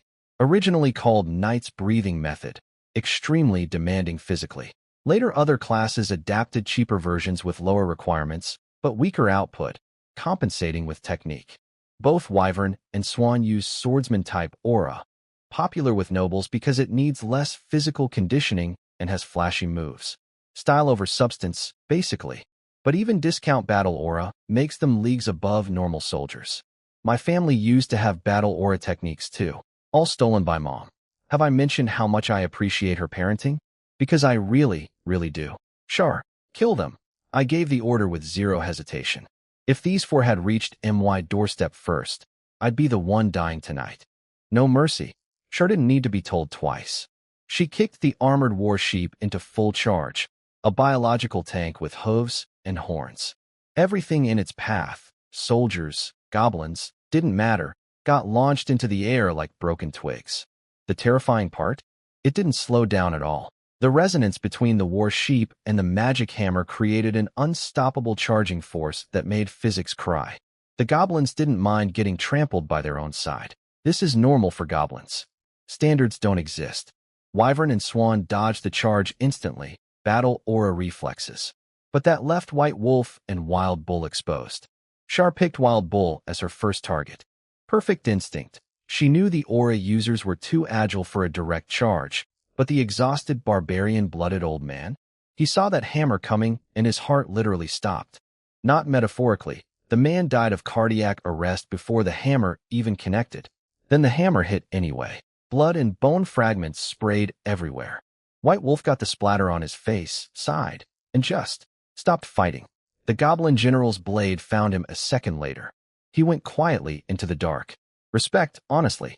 Wyvern saw both allies die and turned to run, then felt a razor-sharp rapier punch through his kidney from behind. His buddy Swan Baron, real name Corrins, had stabbed him. Using me as your surrender gift, Corrins? You're as clever and decisive as always, Wyvern said while literally skewered like a kebab, not daring to move because one twitch would split his kidney into kidney beans. You're worth more alive, Viscount, Corrins replied with ice-cold eyes, steady hand on the sword. And who exactly are you surrendering to? The goblins? They'll roast you. Wyvern shot back. Don't pretend you didn't notice. That knight on the ram beast is human. Smart bastard. He'd originally planned to run, using Wyvern as bait. But when he realized the sheep rider was human, and even the goblin general showed her respect, he knew where survival actually lay. I surrender, Corrins shouted loud enough to freeze the entire battlefield. He stood before Shar with his sword offered on both palms, chin pressed to chest, back perfectly straight despite looking like absolute garbage. Textbook noble surrender pose. Even in defeat, maintained dignity. Shar hesitated. Her servitude church training kicked in. A maid cannot accept a noble surrender on behalf of her master. That's above her pay grade. So they patched up Wyvern's kebab wound, tied both of them up, and the goblin general and Shar personally escorted the prisoners to me, sitting comfortably in the back like the final boss I apparently am. Wild Bull, dead from a heart attack before getting hammered. White Wolf, accepted death gracefully. Wyvern, betrayed and skewered by his own ally. Swan, stabbed his friend and surrendered with perfect posture. For lords came to destroy me. 0 are going home. With the demon lord aura at full blast and my sheep armor radiating pure menace, I looked nothing like a teenage lord. Shadow-wrapped, radiating fear and cruelty. Wyvern Viscount took one look, saw the Grim Reaper, and fainted on the spot. His kidney was already leaking like a broken faucet, so the aura was basically the last straw. Corrins, Swan Baron, held on through sheer survival instinct. Teeth clenched so hard I'm surprised they didn't crack. He was definitely regretting surrendering to whatever thing I appeared to be. I took off my helmet, revealed my face, and formally accepted his surrender as Viscount Hydra III. His reaction went from shock to, yeah, actually that's the only person it could be, in about 2 seconds. 5 lords in this area, 4 attacked me, 2 are dead, 1's bleeding out. Process of elimination, folks. Was commanding goblins to slaughter humans evil? Would it become blackmail material? Corrins didn't even blink. Noble rule number 1. Power is power.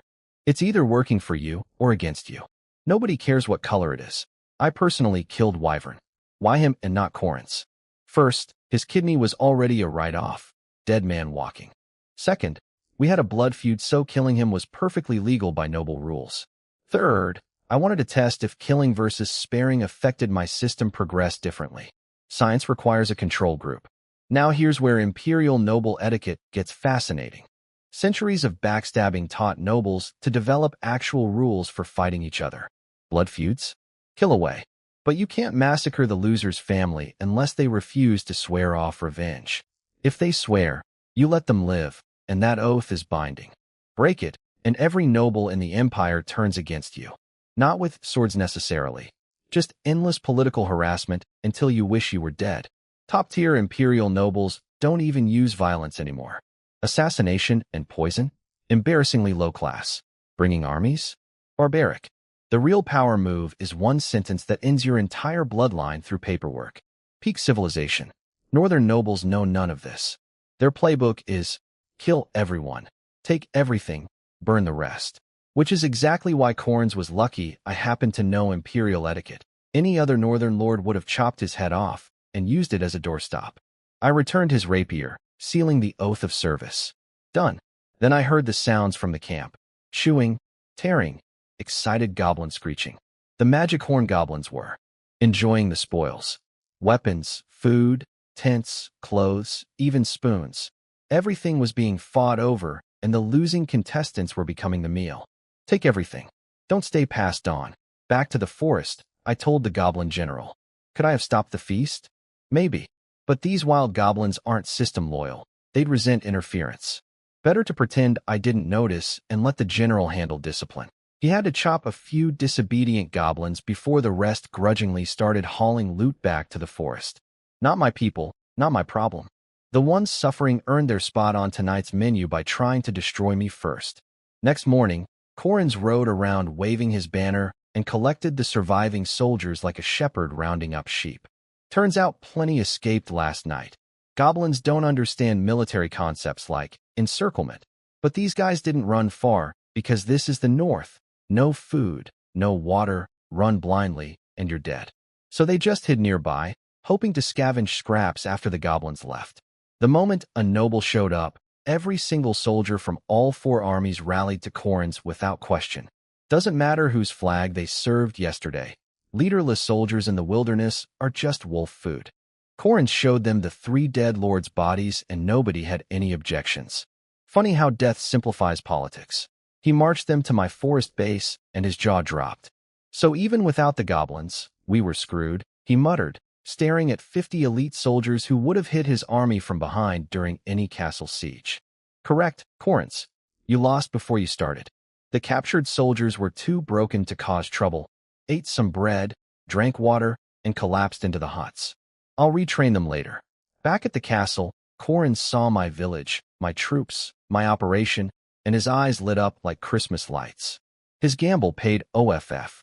When I ordered him and Shar to go seize the dead lord's territories, the man practically vibrated with excitement. He doesn't care who he serves. He just wants to be a real noble, and I'm his ticket. I told Maya about the forest base. No point hiding it anymore. Secret cards exist to be played. Expose one base, build 2 more. That's the Hydra way. Cut 1 head, grow 2. Very on brand. Maya calculated the logistics for absorbing 4 territories' populations before winter. I gave her the forest base's 50 skilled farmers. She didn't even blink. Just got to work. Corin's executed his turncoat duties perfectly. Wyvern's territory fell without a fight. The Viscount's wife surrendered immediately when she heard her husband was dead. She was calm, dignified, and apparently stunning. Blonde, blue-eyed, pure-looking face with a body that could be classified as a weapon of mass destruction. Corin stared for exactly 1 second before snapping out of it. Smart man. He prefers power over women. Besides, she's my war trophy now. She's in her 20s, recently widowed, and completely aware of her situation. No husband means no protection, and being claimed by the victor is infinitely better than what happens to unprotected noble women in the north. Practical woman. I can respect that. White Wolf's territory was even easier. The old mercenary had no children, no heir, and all his veterans died in the battle. Nobody left to argue. Packed up the whole place. Wild Bull's territory. One of his barbarian warriors escaped during the night, ran home, and Wild Bull's daughter fled with the remaining soldiers before Corin's arrived. Only left behind some serfs. That's annoying. But 3 out of 4 territories absorbed in a week? I'll take it. Corin's went all in. Moved his entire territory's population to my land. Every serf, every soldier, everything. Sounds crazy, but the man's a genius. What did he actually give up? Loyalty costs nothing, his skills cost nothing, and his 200-300 serfs plus handful of soldiers wouldn't impress an Imperial Knight's butler.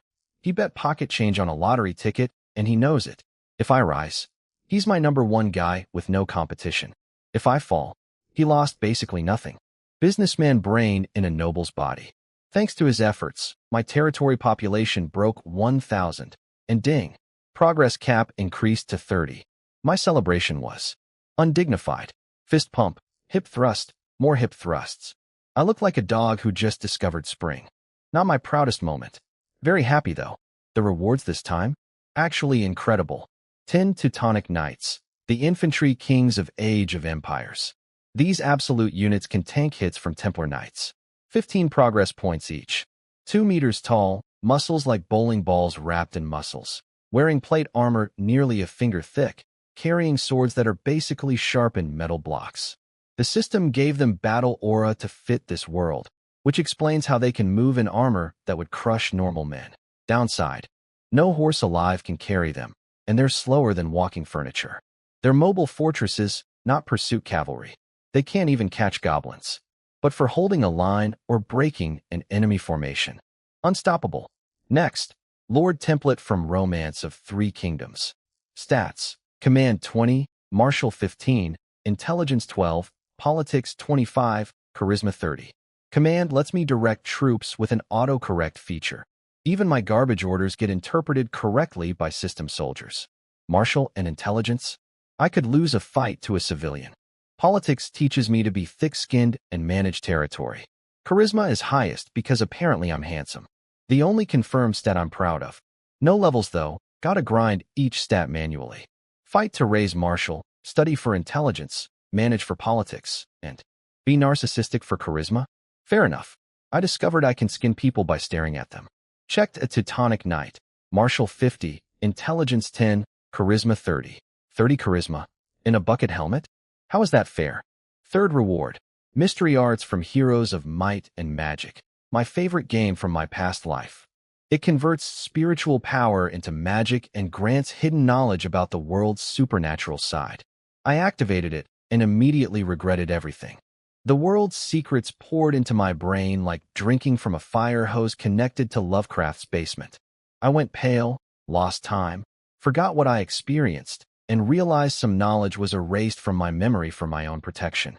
Whatever I saw, the price was heavy. My mind, my willpower, my entire worldview couldn't handle prolonged exposure. The system saved me from going insane, and I did get useful knowledge and magic resistance out of it. But I sealed mystery arts away immediately. Emergency use only. Some doors are better left closed until you're strong enough to handle what's behind them. Fourth reward, town center building. But that's for later. My brain needs to recover from accidentally peeking behind reality's curtain. The mystery arts scared me half to death, but the town center made up for it. This thing costs 30 progress points to buy normally. With my recovery speed, that's basically a geological epic of waiting. Getting it free? Chef's kiss. Now, the big question, how do I explain a 3-story building appearing overnight? I thought about it for hours. Came up with nothing. So my solution? Don't explain. Just drop it. Let people cope. Snuck out at 3 a.m. with my Teutonic Knights through the underground tunnels, stood at the planned town center, and materialized it. The building didn't teleport in. It grew from the ground up, foundation and all. Don't ask me how. I stopped asking how about anything system-related months ago. The building is shaped like a layered cake. Ground floor, half warehouse, half public hall. Second floor, offices with one VIP suite that has its own bathroom with ceramic pipes and copper plumbing. Third floor, water tower, watchtower, and bell tower. It's actually more comfortable than my castle. I briefly considered moving in before remembering castles exist for a reason, survival. But the real magic isn't the building. It's the system function. The town center lets me convert existing serfs into system farmers at 5 per progress point, instead of summoning new ones at 2 per point. More than double the efficiency. Catch: there's a population cap of 1,000 at level 1, and upgrading needs more buildings, gold, and materials. Long-term project. Maya had been managing the population explosion brilliantly. With Ram the robot made doing all the calculations, the puppet's computing power exceeds 10,000 merchants combined. Maya dictated designs while Ram drew precise blueprints. Phase 1 of the new town, basic grass huts for the serfs before winter. Not pretty, but alive beats pretty. I spent the entire night trying to figure out how to maximize the town center's potential, and my politics stat of 25 wasn't cutting it. This question was above my pay grade. When I finally looked up, it was morning and Maya was standing outside the door. The Teutonic Knights wouldn't let her pass without my order. She wasn't stupid enough to test them either. But I could practically see the curiosity eating her alive. Before, my weirdness had plausible explanations. Today, 10 elite warriors in matching plate armor that no northern lord could dream of training, guarding a massive building that appeared from nothing overnight? There is no explanation for this. None. Not even a bad one. She's going to have so many questions she'll never ask. Professional to the end. Come in. I yawned at Maya after pulling an all-nighter. The Teutonic Knights shifted sideways to let her through, but kept their murder sensors locked on her. One wrong move, and she'd become confetti. Maya read the room perfectly, stayed at a safe distance, didn't mention the 2-meter iron giants or the building that materialized from thin air, and just stood there with her work reports like the world's most professional secretary. Outstanding survival instincts. I told her my plan. Announced that the top 100 serfs before first snow will be promoted to farmers, with property rights, their own land, their own stuff. And this isn't a one-time thing. Spring, harvest, more promotions. Dangle that carrot forever. Maya loved it. Serfs with nothing will eventually stop caring no matter how well you feed them. But farmers who own things? They'll work themselves to death voluntarily and fight to the death defending the territory, because losing means losing everything. I dumped my half-baked overnight ideas on her and went to eat and sleep. She stayed up, organizing my rambling into actual policy. By noon, she announced it. The territory went nuclear with excitement. These people literally started working like their lives depended on it, because it did. Every serf was competing for those 100 spots with everything they had. First snow fell. Ceremony day.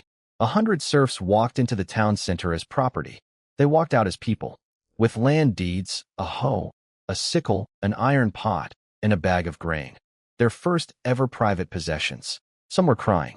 All of them knelt and swore loyalty. While they knelt, I secretly spent 20 progress points converting all 100 into system farmers. Their bodies will gradually recover to peak condition and they'll rapidly learn new skills. But it happens slowly. Can't have skeletons walking in and bodybuilders walking out. That'd raise questions. Settled into my renovated office, drank Maya's coffee, then chased it with tea, my old life habit for maximum caffeine. Works great except for the insomnia. Territory status check. Looking good. 150 system farmers before the ceremony, now 250 total. Buildings completed.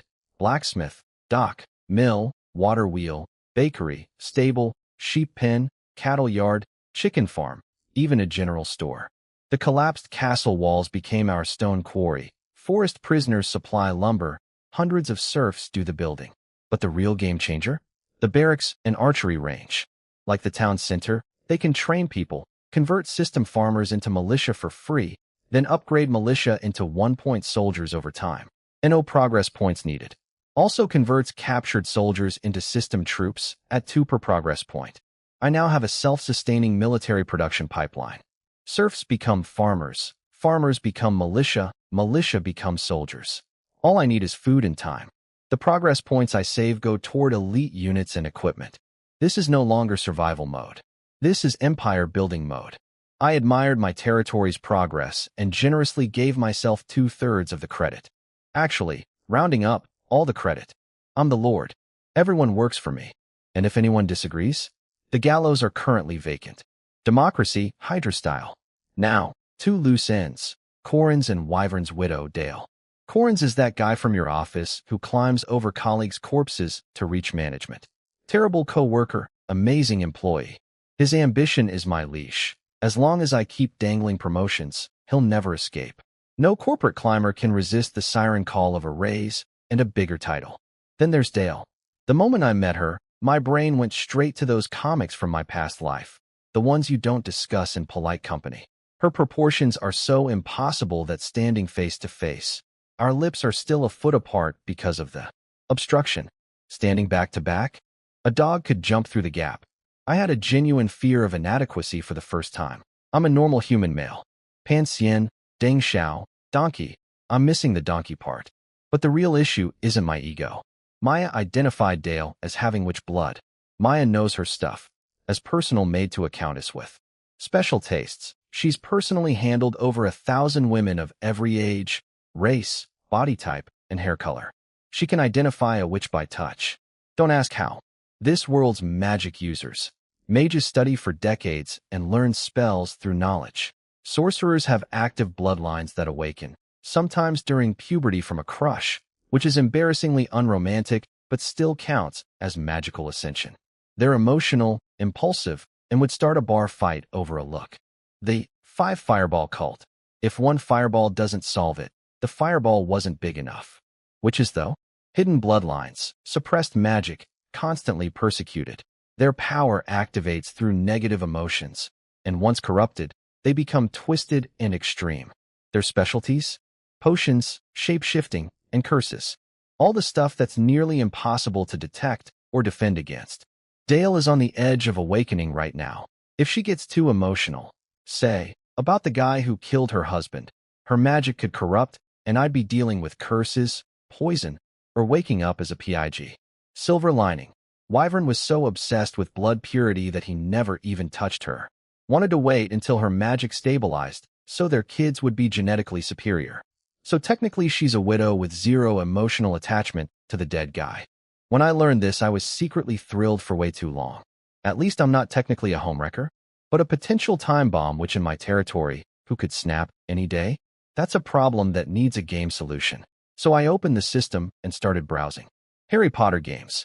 Tons of them in the system, and Hogwarts magic fits this world's witch definition perfectly. The power ceiling isn't crazy high, but the breadth is amazing, and it's incredibly beginner-friendly. If a bunch of 11-year-olds can cast spells in their first semester, surely I can manage. I grabbed the full 7-year curriculum, a standard wand, robes, pointy hat, cauldron, crystal vials, telescope, brass scales, the whole Hogwarts starter pack. Went with the basic student wand. No special properties, just stable output. Perfect for learning without weird side effects. Aguamini flicked the wand, and a clean stream of water shot out, arced beautifully through the air, and drilled a small hole in the ground. My first spell. No wet feet, no explosions, no accidents. I'm a wizard now. A 40-year-old soul in a teenager's body, standing in a medieval basement, casting Harry Potter spells.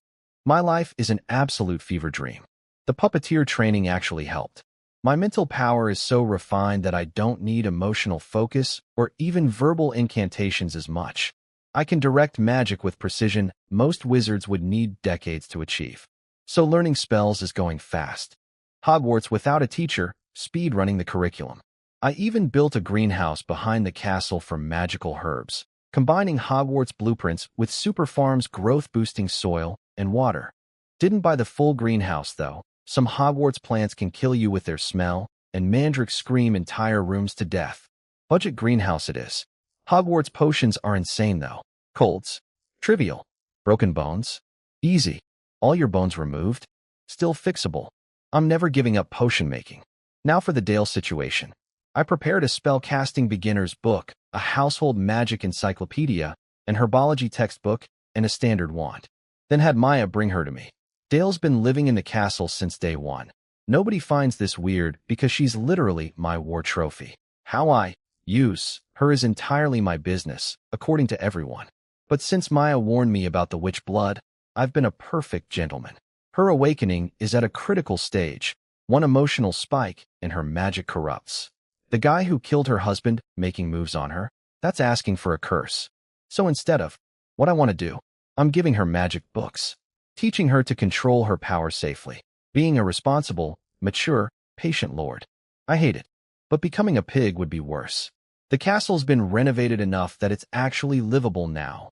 Private bathrooms, game system furniture, quality rivaling any mid-tier imperial noble. Dale's been living the spa life, silk sheets, hot baths every morning, jasmine oil skincare routine. She knows her face and body are her only bargaining chips, so she maintains them like a Ferrari owner maintains his engine. And the results? Golden hair glowing, skin like white porcelain, wearing an off-shoulder white dress looking like an angel who fell from heaven. The kind of beauty that makes every man feel the same primal urge to conquer perfection. We're simple creatures, really. Maya knocked on her door, and Dale knew. Judgment Day. She'd already accepted her fate. Freedom? She doesn't want freedom. Her dad showed her what happens to unprotected women when she was little. She's a trained golden canary, bred by her small noble family to be offered to higher nobles in exchange for favor. Obedient, no ambition, no aggression. Can't even bite during specific situations. She just wants a cage with a kind owner. Outside the cage, eagles and hunters. Inside, safety. From today, you will study magic under me, I announced, showing off my Lumos spell like I was Dumbledore himself. I've learned like 5 spells total, but my delivery was flawless. Greetings, teacher. Dale curtsied before the light even appeared, and when she bent forward, basketball physics. I've seen chandeliers hang. I've never seen them hang like that. I needed a moment. Let's sit on the couch. Relax. The study couch is wider than a single bed, thick cushions, excellent shock absorption. I've tested it personally. Now I'm sitting between Dale and Maya because I kept Maya as a chaperone. Also because I suspect Maya might have hidden magical blood too. Teaching method. Read the textbook out loud. I'm not smart enough to improvise. If I tried teaching from MY understanding, I'd drive 2 intelligent women straight off a cliff. So I just read, with a book strategically placed on my lap. For support, there's a stand. While reading, I scan their stats to distract myself from the softness and bounciness. Maya, Command 40, Martial 40, Intelligence 65, Politics 60, Charisma 70. Talent, Management, 40 Martial? She could beat me like a drum. No wonder I always lose our sparring sessions and end up with a sore back. She's literally twice my combat rating. Dale, Command 5, Martial 5, Intelligence 20, Politics 5, Charisma 80. 80 Charisma. She's basically a walking charm spell. But Intelligence only 20 means low magic potential. And her witch bloodline shows.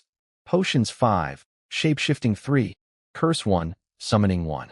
So she'll be a potion specialist. Good. I need a pharmacist, not a combat mage.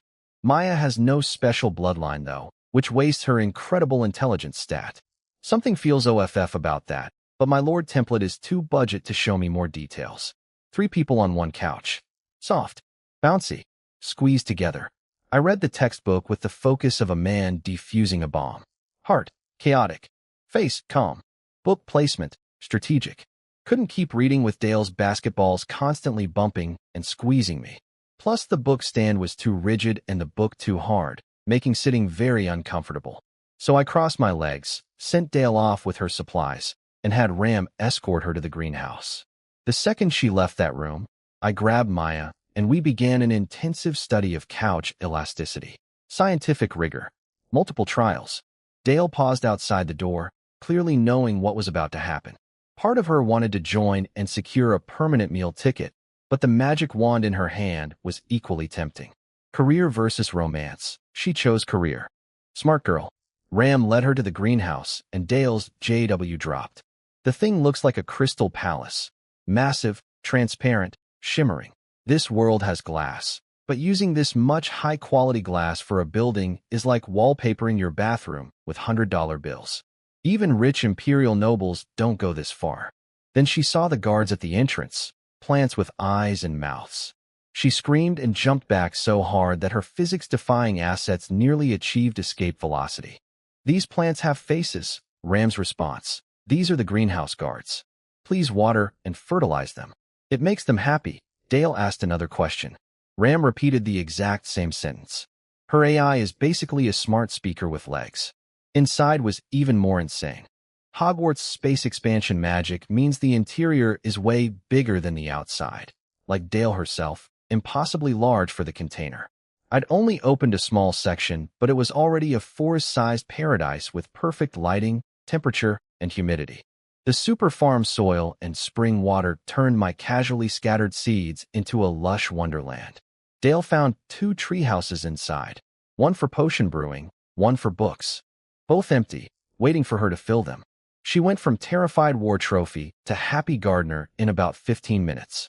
Reminded her of the little forest back home she'd visit when sad. 2 years in the frozen north, and she'd almost forgotten what peace felt like. Meanwhile, back in the study, Maya had already tidied up her clothes. I was lying flat on the couch, staring at the ceiling with dead fish eyes. The ambitious elasticity test had ended in defeat. Again. Before Maya left, I pulled out the spiritual meditation manual and focus headband from my drawer. Dale got witch training on day 1. Maya's been working for me for 2 years and getting worked on nightly. She deserves something. I'm not heartless, and I'm definitely not the kind of guy who pulls out and pulls away. Besides, my paranoia about Maya has calmed down. As my territory and strength grew, the fear shrank.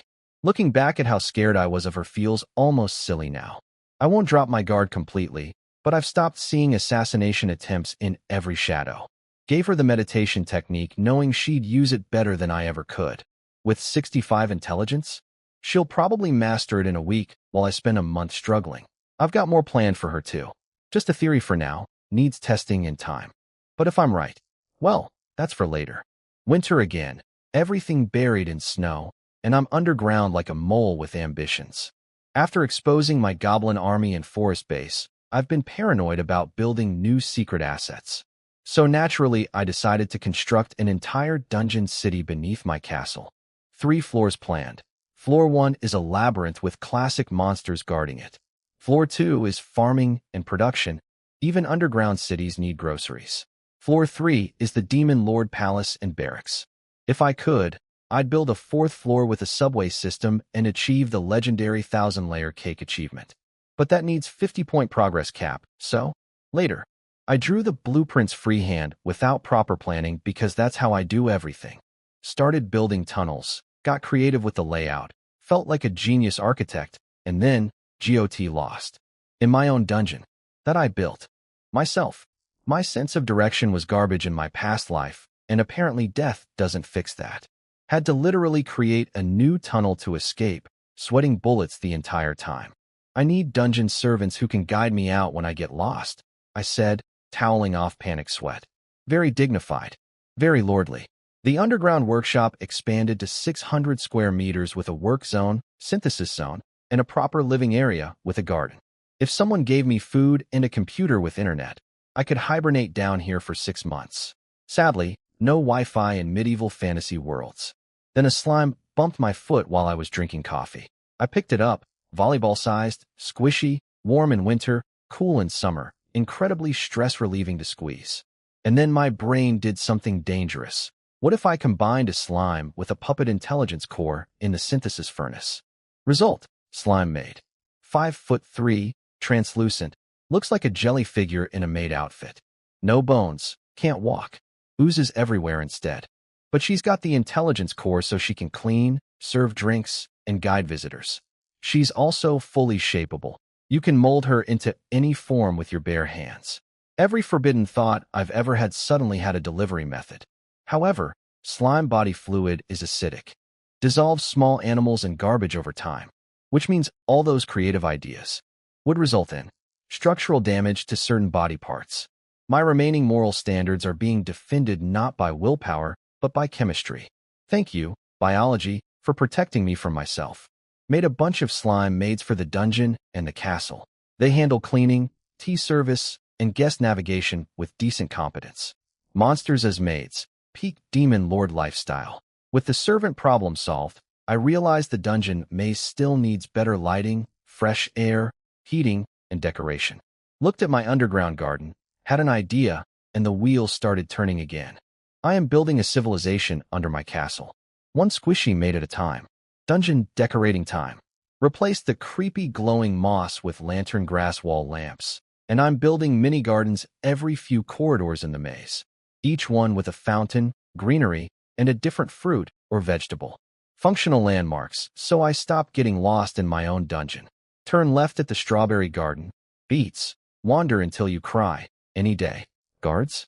Pea shooters from Plants vs. Zombies. Can't move, but in a tunnel? They don't need to. Brought the slime maids up to the castle. The place looks incredible now. Hallways lined with porcelain vases, oil paintings, decorative weapons. Knight armor on display stands, large glass windows letting in winter light. All system purchased for pocket change and progress points, but every piece could hang in an imperial mansion. Fake it till you make it, but with really good fakes. Found Dale in the greenhouse using cooking magic, ingredients and utensils dancing through the air like a culinary ballet, zero collisions. Her witch talent is blooming beautifully through Hogwarts training. Checked her stats. Intelligence jumped from 20 to 30, charisma up to 85, and she finally has a visible magic power bar, 280 out of 300. She can now cast witch magic without a wand, but why would she? Hogwarts spells are elegant. Just wave and get results. No creepy rituals, no emotional breakdowns needed. Dark witch magic? Let it rot. She basically decided. Style over evil. I approve. Master, fresh blueberry cookies and milk tea. Perfect temperature. She lit up like sunshine when I walked in.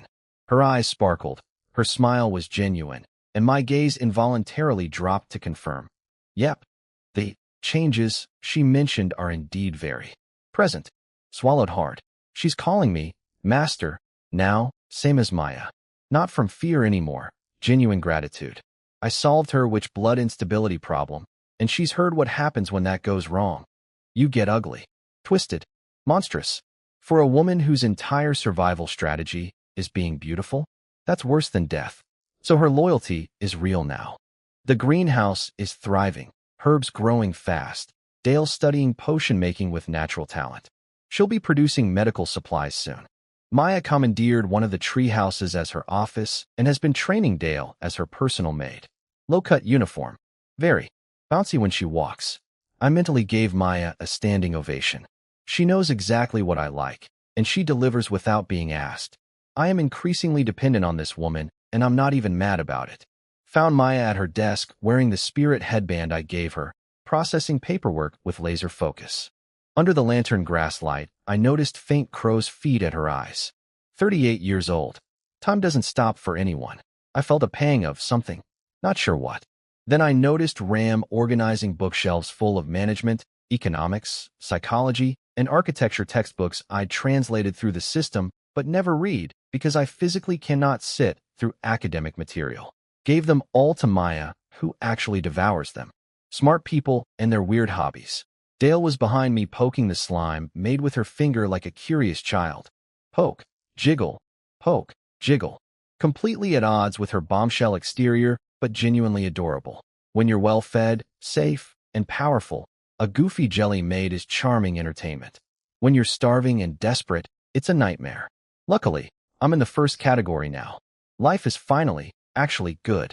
Handed Maya the slime maids to manage the castle, cleaning, errands, general housework. She detected they were some kind of puppet creature hybrid, using her new spiritual senses from the headband. Nodded approvingly. With Shar handling security, Dale cooking, and slime maids doing chores, Maya can finally focus on what she's actually good at, running my entire life. But here's the thing that's been gnawing at me. Maya is almost 40, and it's worse than just age. Servitude church maids take a secret drug that preserves their looks and energy. The catch? Permanent infertility and shortened lifespan. Once wrinkles start showing, the countdown has begun.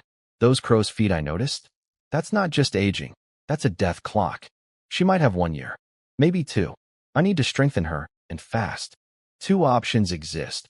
Profession enhancement, like Shar got with Templar Knight, or bloodline fusion through the synthesis furnace. Now, I've been dying to enhance myself too, but I'm playing the long game.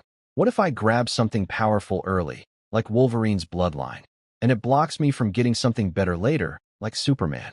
What if bloodlines conflict? What if the mutation goes wrong? Not all evolution is good evolution.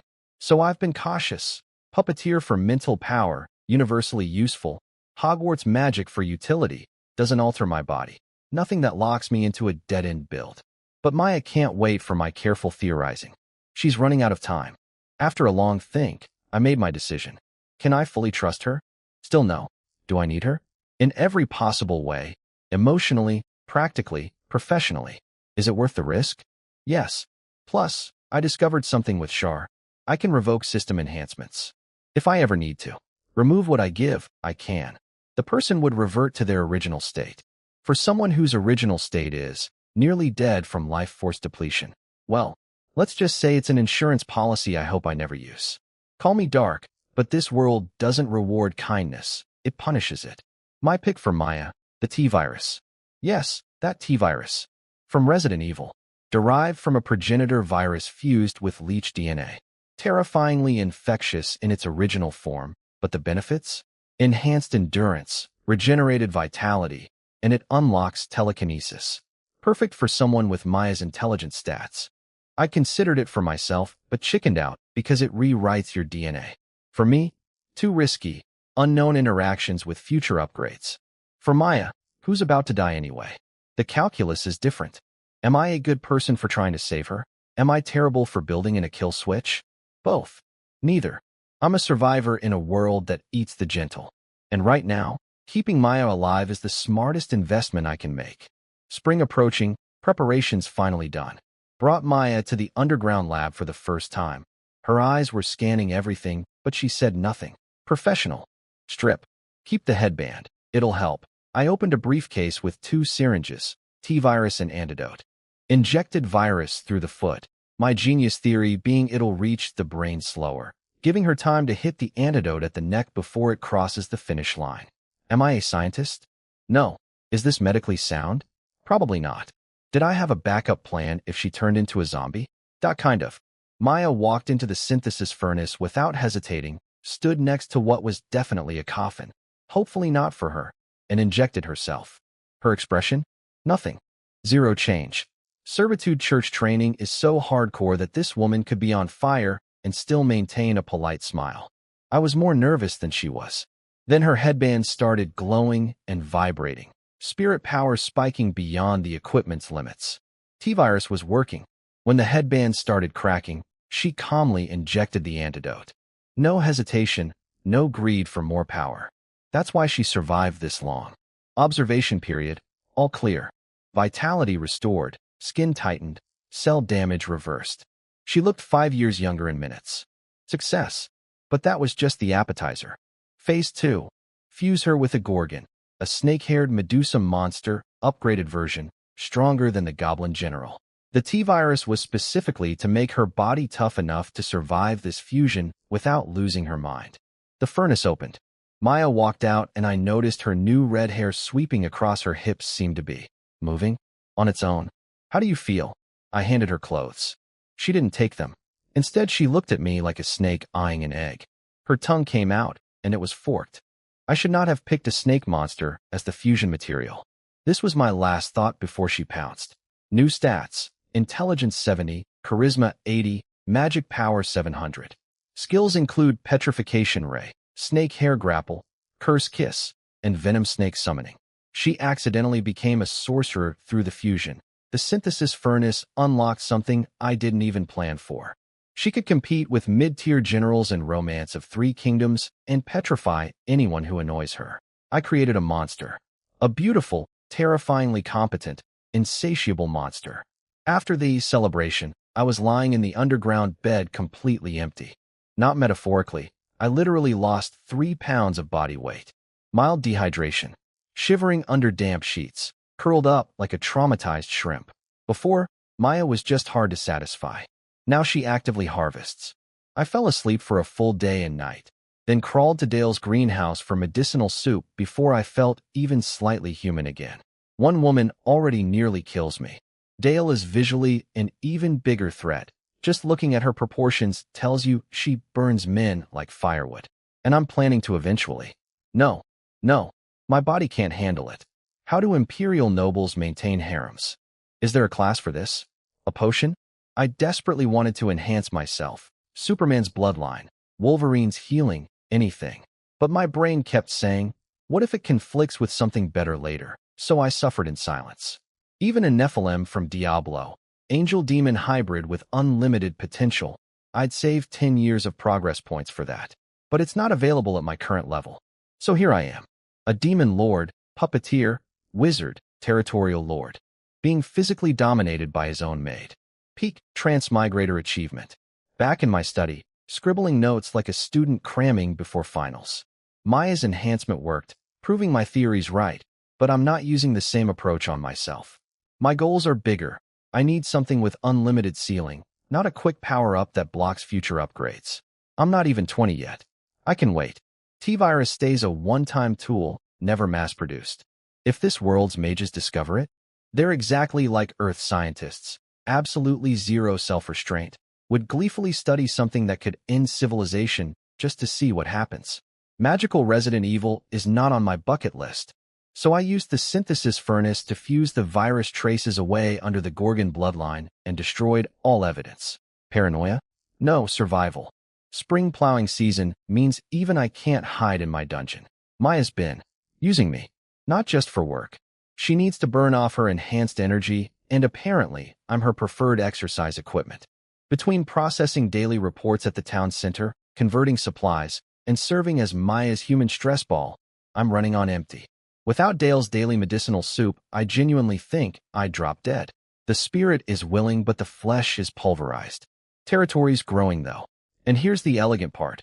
Everything looks totally explainable. A lucky lord with a famous ex-imperial aide running things? Maya's reputation alone justifies the progress. Nobody needs to know about systems, game currencies, or underground robot labs. But new problems keep spawning faster than I solve old ones. Economy? What economy? My general store has been a decoration for months. No free citizens means no commerce. Construction? Going great thanks to last year's promised promotions. Serfs are working like their lives depend on it, which they do. The real crisis? Gender ratio. 9-to-1, men to women. 9 guys for every girl. Trouble is already brewing. I am not letting the world's oldest profession establish a branch office in my territory, and I definitely don't want to accidentally create an ancient Greek-style sacred band situation. This needs fixing fast. Mining. Wild Bull's old territory has a quality iron deposit, 70 to 80% iron content, barely needs refining. Problem? His daughter escaped with barbarian allies and will absolutely come back with angry northern savages for revenge. Sending miners without a military escort is sending them to die. But I can't spare troops and develop the territory simultaneously. Coal. Send the goblins to dig around Magic Horn Forest. Those little monsters are just sitting there eating. Time to earn their keep for the Demon Lord. For now, though, spring plowing first. Sent Corins to Mala Town with trade goods to buy serfs and livestock. He's been desperate for a real assignment anyway. Maya is so dominant that he's basically been her errand boy, and for a man with his ambitions, fetching paperwork is spiritual torture. When I gave him this mission, his eyes lit up like I'd promoted him to general. His moment is finally here. And honestly, I need him to succeed, because this territory's problems are multiplying faster than my progress points. Called Corins to my office. The Teutonic Knights at the door gave him their signature. "We will end you." Stare as he walked in with textbook-perfect posture and a flawless bow. Say what you want about the man. His etiquette is immaculate. "Sit down, Baron." He sat instantly, even though noble protocol says he should stand respectfully until dismissed. But when the boss says sit, you sit. Even if you've got hemorrhoids. You smile through the blood, and when you stand up, you discreetly wipe the chair forward. That's aristocratic training. I gave him the big speech. "You've shown ability, ambition, and patience. I'm putting you in charge of territorial commerce." His face fell for exactly half a second. Because what commerce? We're surrounded by broke lords who'd rather steal than trade. Then I emphasized northern trade routes, and his eyes sparked. He caught it immediately. I'm talking about trading with the northern barbarians. Not exactly public knowledge, but barbarian territories are sitting on gold nuggets, gemstones, and premium furs. The north looks poor, but underground? It's a gold mine, literally. Just nobody can develop it because of distance, danger, and cost. Don't judge barbarians by their clothes. Back on Earth, professional beggars drove BMWs. Same energy. Gave him fancy noble outfits and a white warhorse as rewards. He's my territory's face for external dealings now. Can't have him showing up to negotiations looking like a refugee. He walked home clutching the clothes himself, leading the horse personally. Looked ridiculous, but I understood. This was pride he was carrying. I'd built him a proper villa earlier. 2-story house with an attic and balcony, servant quarters, kitchen, stable, fenced yard. Nothing special by imperial standards, but in the north? Luxury. His wife, Katie, burst out of the front door. "Oh, darling, what I asked that." Hands pressed against her impressive chest in theatrical shock. She's a country knight's daughter. Pretty, excitable, reads like an open book. Every emotion on her face at maximum volume. Corins married her specifically because she's transparent. For a professional schemer, a wife with zero hidden agendas is the ultimate comfort. The clothing bundle included women's dresses for Katie and their daughter Kayla.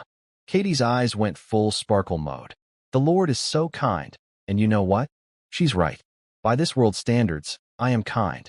Corins fought against me, stabbed his own ally, surrendered, and I gave him a house, a job, new clothes, and a horse.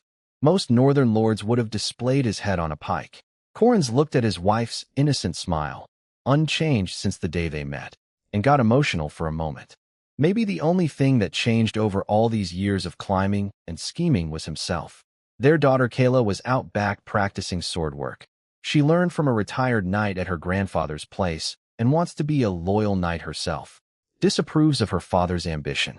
3-year-old son Comey was napping. Normal family stuff in an abnormal world. I'm building something here. Not just walls and armies, but lives. People with homes, careers, families, hope. And weirdly, for a paranoid transmigrator who trusts nobody completely, that feels pretty good. Corins went all in when he joined me, and honestly, it paid off. I gave him a villa with monthly salary, supplies, and bonuses. His wife went from, "How do I make gruel edible?" to, "Which dress should I wear today?" The man bet smart. I respect that. Loaded up the trade wagons from my secret internal warehouse. Public warehouse is Maya's domain. Internal warehouse. My eyes only, guarded by system soldiers, connected to underground tunnels. Whatever I summon goes in there. Comes out looking like it arrived from somewhere legitimate. Maya probably suspects something, but she can't prove anything. And that's the whole point. Men need their little secrets. You ever met a couple who shares everything? Didn't think so. Same trade goods as before. Cloth, porcelain, salted fish, iron pots. Sounds boring? An iron pot in the deep north buys you a barbarian's entire tent, including the woman inside. Gold is useless up here. You can't eat it, can't cook with it, can't keep warm with it. But a cooking pot? That's civilization in a box. Sent Corins off with a massive escort. 4 scouts, 10 cuirassiers, 10 horse archers, 20 bowmen, 20 spearmen, 20 militia support. 80 soldiers total. Enough to wipe any northern lord off the map. Corins looked at those troops and went pink with excitement. Poor man's been doing paperwork under Maya for months. Seeing actual military force made him almost emotional. With the cavalry gone, I wanted to check Wild Bull's iron mine, but couldn't safely travel without mounted escorts. So Shar and I rode our armored war sheep to Magichorn Forest instead. The forest base is basically a lumber camp now. Converted prisoners chopping trees daily. Problem? Nobody's managing them. My original instructions were half-baked, so efficiency is garbage. I need a proper manager, but this is the North. Talent doesn't exist here. I've been drooling over romance of 3 Kingdoms heroes for months. Zhuge Liang handling my logistics? Guan Yu leading my army? Yes, please. But the style mismatch between ancient Chinese warriors and this Western fantasy world makes summoning costs insane. Even regular soldiers cost more from 3 Kingdoms than Age of Empires. Named heroes? I'd need to mortgage my entire progress point future. Templates are cheaper though. Instead of summoning the actual Lu Bu, I could just get his combat template and apply it to someone local. Problem: templates amplify existing ability. Slapping a god-tier warrior template on a fisherman produces a slightly better fisherman. Teutonic knights with 50 martial power are considered elite here, but real 3 Kingdoms generals start at like 80 or 90. The gap is massive. Could I give myself the Lu Bu template? With my pathetic 15 martial? I'd be the world's most legendary disappointment. Dynasty Warriors, Couch Potato Edition. Joan of Arc though, if I could summon her. No. Focus. Stop window shopping for legendary heroes and manage your lumber camp. Owen. Activated the Demon Lord Aura and rode deeper into Magichorn Forest with Shar. Most people think this forest is no big deal. Wrong. The outer ring is normal trees. The inner ring? Pure nightmare fuel. Magichorn trees are basically giant iron black, thorns the size of buildings, no leaves, no flowers, covered in poisonous spikes that kill everything around them. Nothing else grows near them. It's like a cursed forest from a fairy tale, except the curse is real and the trees are actively trying to murder you. Found the Goblin General's camp. It was disgusting. Broken tents everywhere, trash, dung, and a pot boiling half a goblin with baby goblins circling it drooling. Nobody dared get close though. Last one who tried probably became the other half. They'd survived winter by eating each other. Circle of Life, Goblin Edition. This is what you've accomplished, I scolded the general. He broke into a cold sweat and dropped to his knees instantly. I let him squirm for a moment, then eased off. Honestly, with the resources I gave him, maintaining this level of squalor was actually impressive. Then the general dragged out some crates, trying to redeem himself. Inside, old coins, strange artifacts, all manufactured items. Found in the deep Magichorn Forest. You're telling me there's an underground ruin in there? The general nodded. He's from a dungeon game. He can smell underground structures the way a dog smells bacon. My brain exploded with questions. Who built a dungeon under the north? The barbarians? Why here under poisonous death trees? What's inside? Please be boring archaeological junk and not a sealed demon lord. Because if something's imprisoned down there and I accidentally free it while living next door, that's the worst neighbor situation since. Well, since my neighbors tried to kill me. But it's been here for ages without incident, so no rush to panic. First, test whether goblins can be converted through system buildings like serfs can. Snuck a batch of goblins to the barracks at night. They were twitching with criminal intent the entire march. Every building and livestock making their thieving little eyes sparkle. Had soldiers everywhere and the general executing a few troublemakers to maintain order. Tense evening. But it worked. 1 progress point converts 10 goblins into goblin farmers. That's 5 times cheaper than human conversion. The converted ones still look ugly and sneaky, but they actually follow orders now. And like system farmers, they can train into basic soldiers through the barracks over time. If goblins weren't so weak and hideous, I'd replace my entire population with them. But as cannon fodder? Perfect. Cheap, expendable, mass-producible cannon fodder with just enough discipline to point in the right direction. Now I've got a mysterious dungeon to eventually explore and a goblin conversion pipeline. One terrifying, one exciting. The dungeon exploration I'm absolutely not doing personally. I didn't spend 2 years building an army just to go dungeon crawling like some idiot protagonist. That's what minions are for.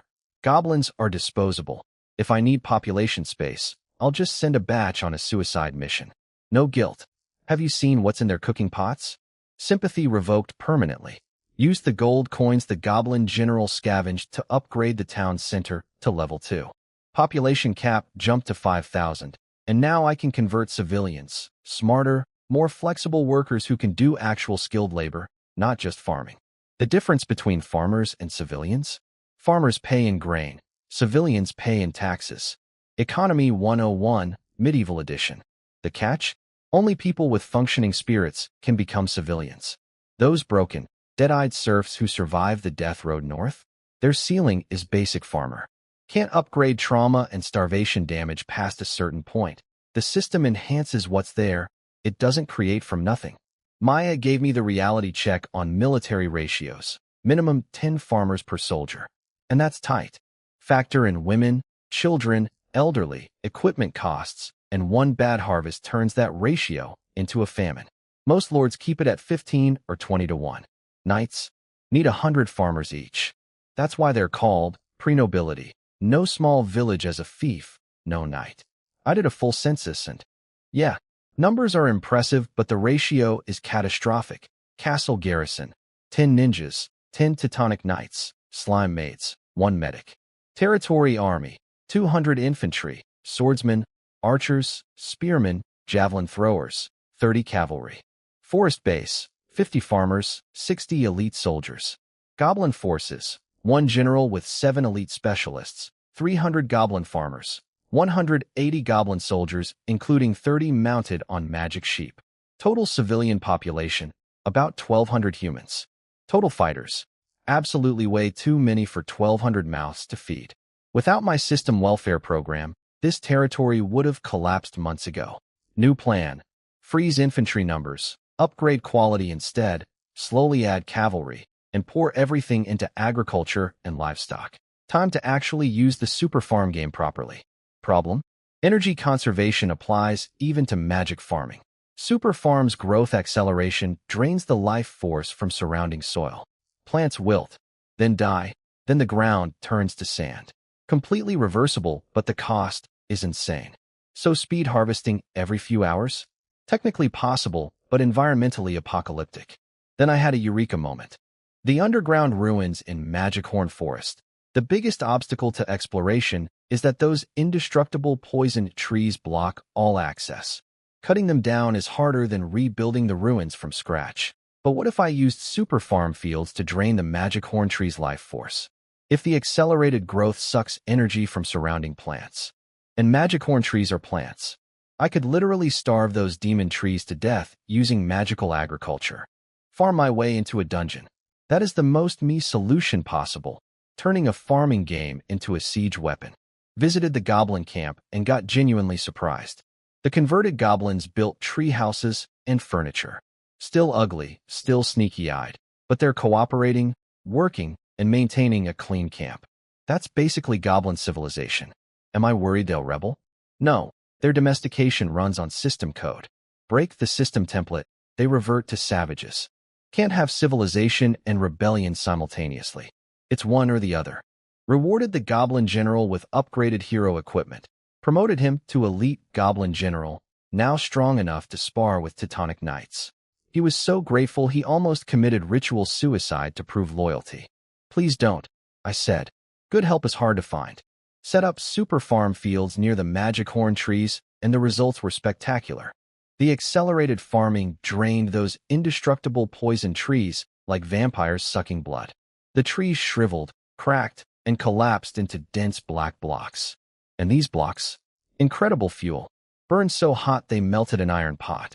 Solved my coal shortage and my dungeon access problem in one move. Farming as a weapon. I'm killing unkillable trees with agriculture. Peak transmigrator energy. But I learned my lesson. Unlimited super farm acceleration turns soil to sand. After clearing the Magichorn trees, I dialed back the growth speed and taught goblins to fertilize properly. Teaching goblins about composting was An experience I'd rather forget. The smell, the hands-on demonstrations, the goblins enthusiastically volunteering while I gagged. At least they're eager students. The converted goblins have actually improved my opinion of the species. Their cooking pot no longer contains suspicious humanoid ingredients. Progress. The goblin general's been busy fighting off wild goblin raiders attracted by our food stores. His scout goblins set up trap networks throughout the forest that would make a Vietnam-era tunnel rat nervous. Any goblin dumb enough to approach gets eliminated before reaching camp. Larger groups? The general rides out with his elite squad and those beautiful goblin-mounted magic sheep cavalry. Absolute carnage. More territory cleared means more farmland and more fuel production. The super farm fields slowly advance toward the underground ruins while producing food and magic horn tree charcoal. It's a profit-generating siege. I love it. Only headache. My to-do list is growing faster than my progress points recover. Every project needs points. Every priority conflicts with 3 others. And my notebook looks like a madman's diary. Being a demon lord, territory builder, puppeteer, wizard farmer is exhausting. Got back from goblin fertilizer duty with my nose basically dead, and Corins hit me with bad news. Great timing, universe. His second trade run was a success, though. Brought back 300 serfs, including 100 women. The man traveled for weeks, lost weight, pushed deep toward the imperial border where female serfs are actually available. All on MY supplies and MY soldiers. But credit where it's due. He delivered. The gender ratio is still terrible, but at least it's moving in the right direction.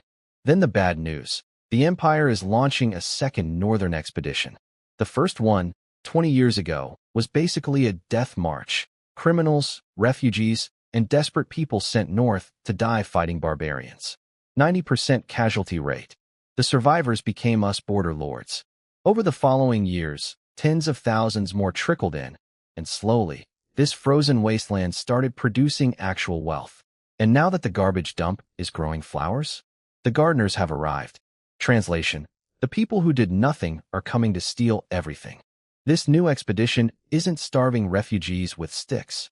It's noble second sons with no inheritance, bankrupt minor nobles, mercenary companies, and wandering knights.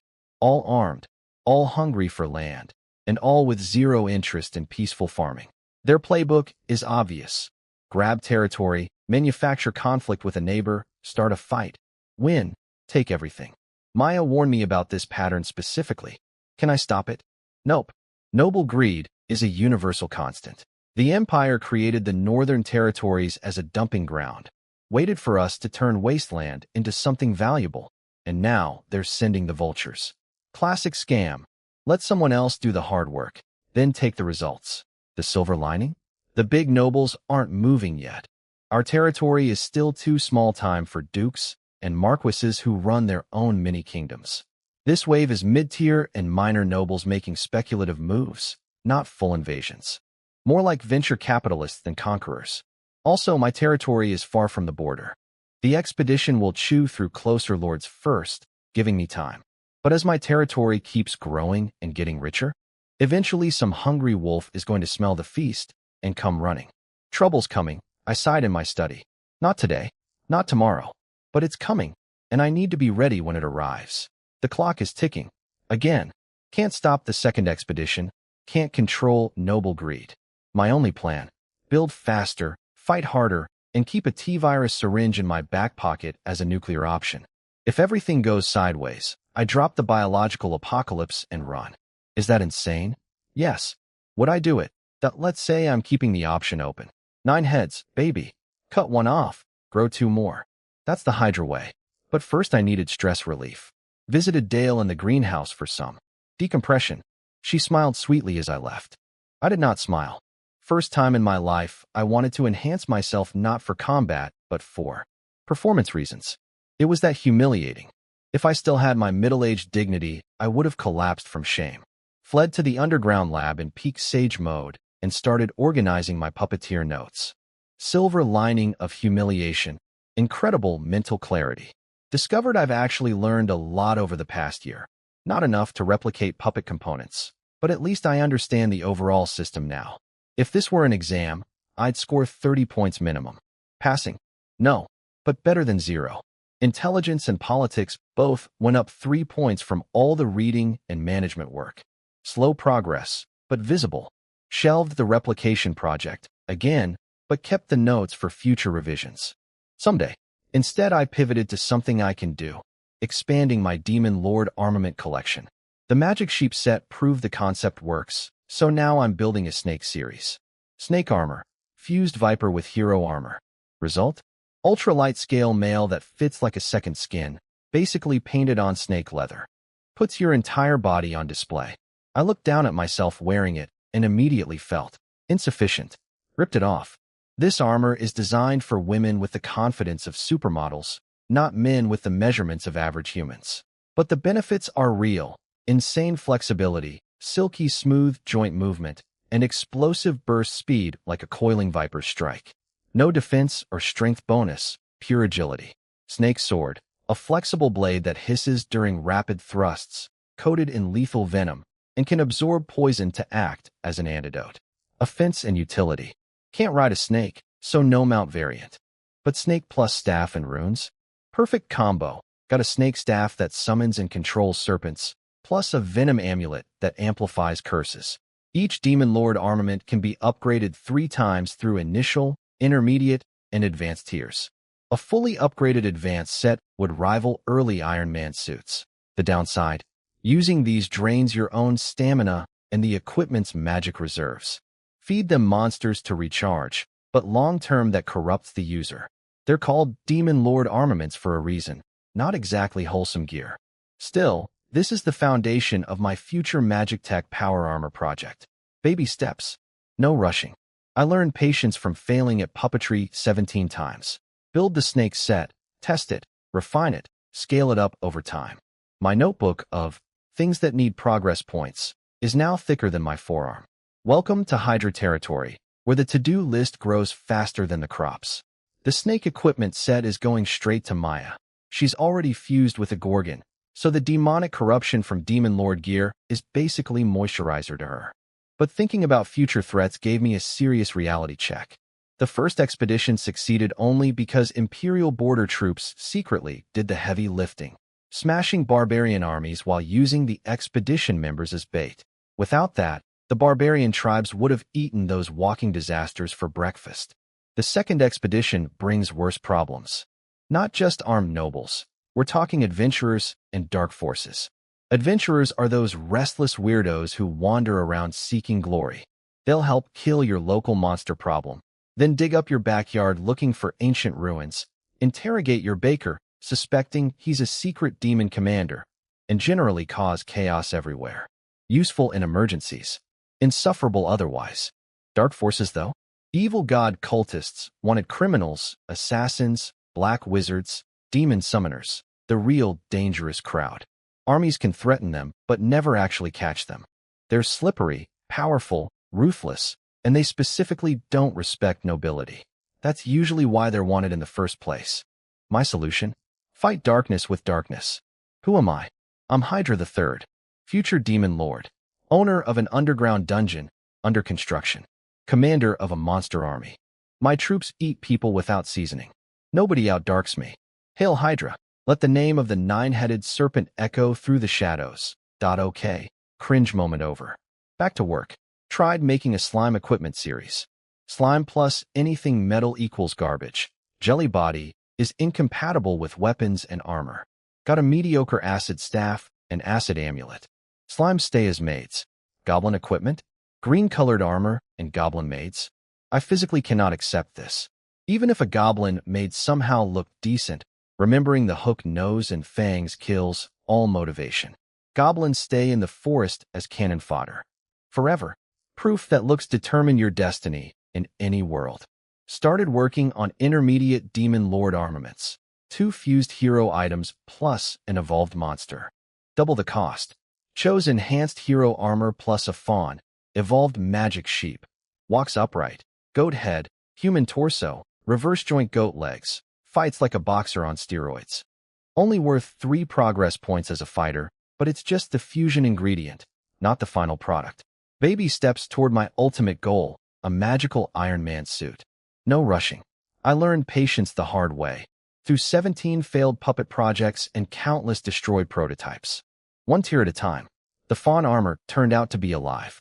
Green veins, red muscle fibers, pulsating organs, secreting clear slime, helmet eyes glowing with evil intent. Wearing it would be like crawling inside a creature's stomach. Hard pass. It looked demonic too. Pure villain aesthetic. If I showed up wearing this leading my monster army, nobody would believe I'm not the final boss. Which actually gives me an idea. Noble lord by day, demon lord by night. Best of both worlds.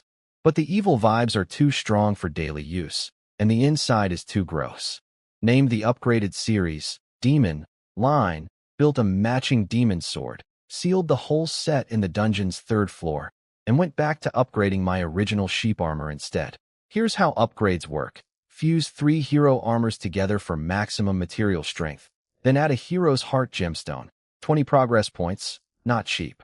The heart is basically a discount philosopher's stone, merges everything into one unified piece and protects the wearer's mind from the armor's dark influence. That's why the demon armor felt so evil, no heart to filter the negativity. During countless fusion experiments, I accidentally discovered my spiritual power can guide the synthesis furnace's internal processes. Exhausting, costs me days of recovery, but the spiritual energy embeds into the product, giving me perfect compatibility with whatever I create. Combine this with puppeteer knowledge to install mechanical components inside the armor, an exoskeleton frame, mechanical spine, intelligence core, energy core, and a magnetic mushroom power source. Then sealed it all with the Crimson Hero's Heart Gemstone. Final product, a 2-meter-tall, half-ton suit of understated metallic gray power armor.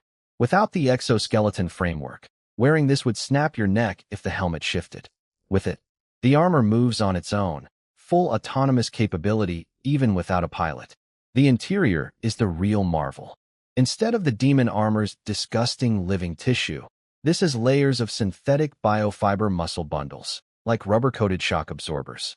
Not slimy, not gross, more like advanced composite materials. Comfortable, protective, and when I actually put it on. I haven't even described what it does yet, and I'm already impressed with myself. This is no longer medieval armor. This is my first functioning mech suit. A magical Iron Man prototype built from monster parts, puppet technology, game items, and sheer stubborn refusal to accept my own limitations. Eat your heart out, Tony Stark. Mine runs on sheep magic. Wearing the armor feels like 100 slippery little hands massaging your entire body while a warm, skinless python wraps around you. Disgusting at first, but once you accept it, it's weirdly pleasant. Like being entangled with Maya during one of her demanding sessions. Once my mind clicked into sync, the biofiber muscle layer kicked in hard. Suddenly, I felt like a scrawny teenager who woke up as a bodybuilder. I could lift 122 tons casually, and that's not even the armor's limit. The puppet exoskeleton and energy core add their own power on top. There are hidden features too, like the magnetic mushroom I embedded, but those need development. Only downside, half a ton of metal.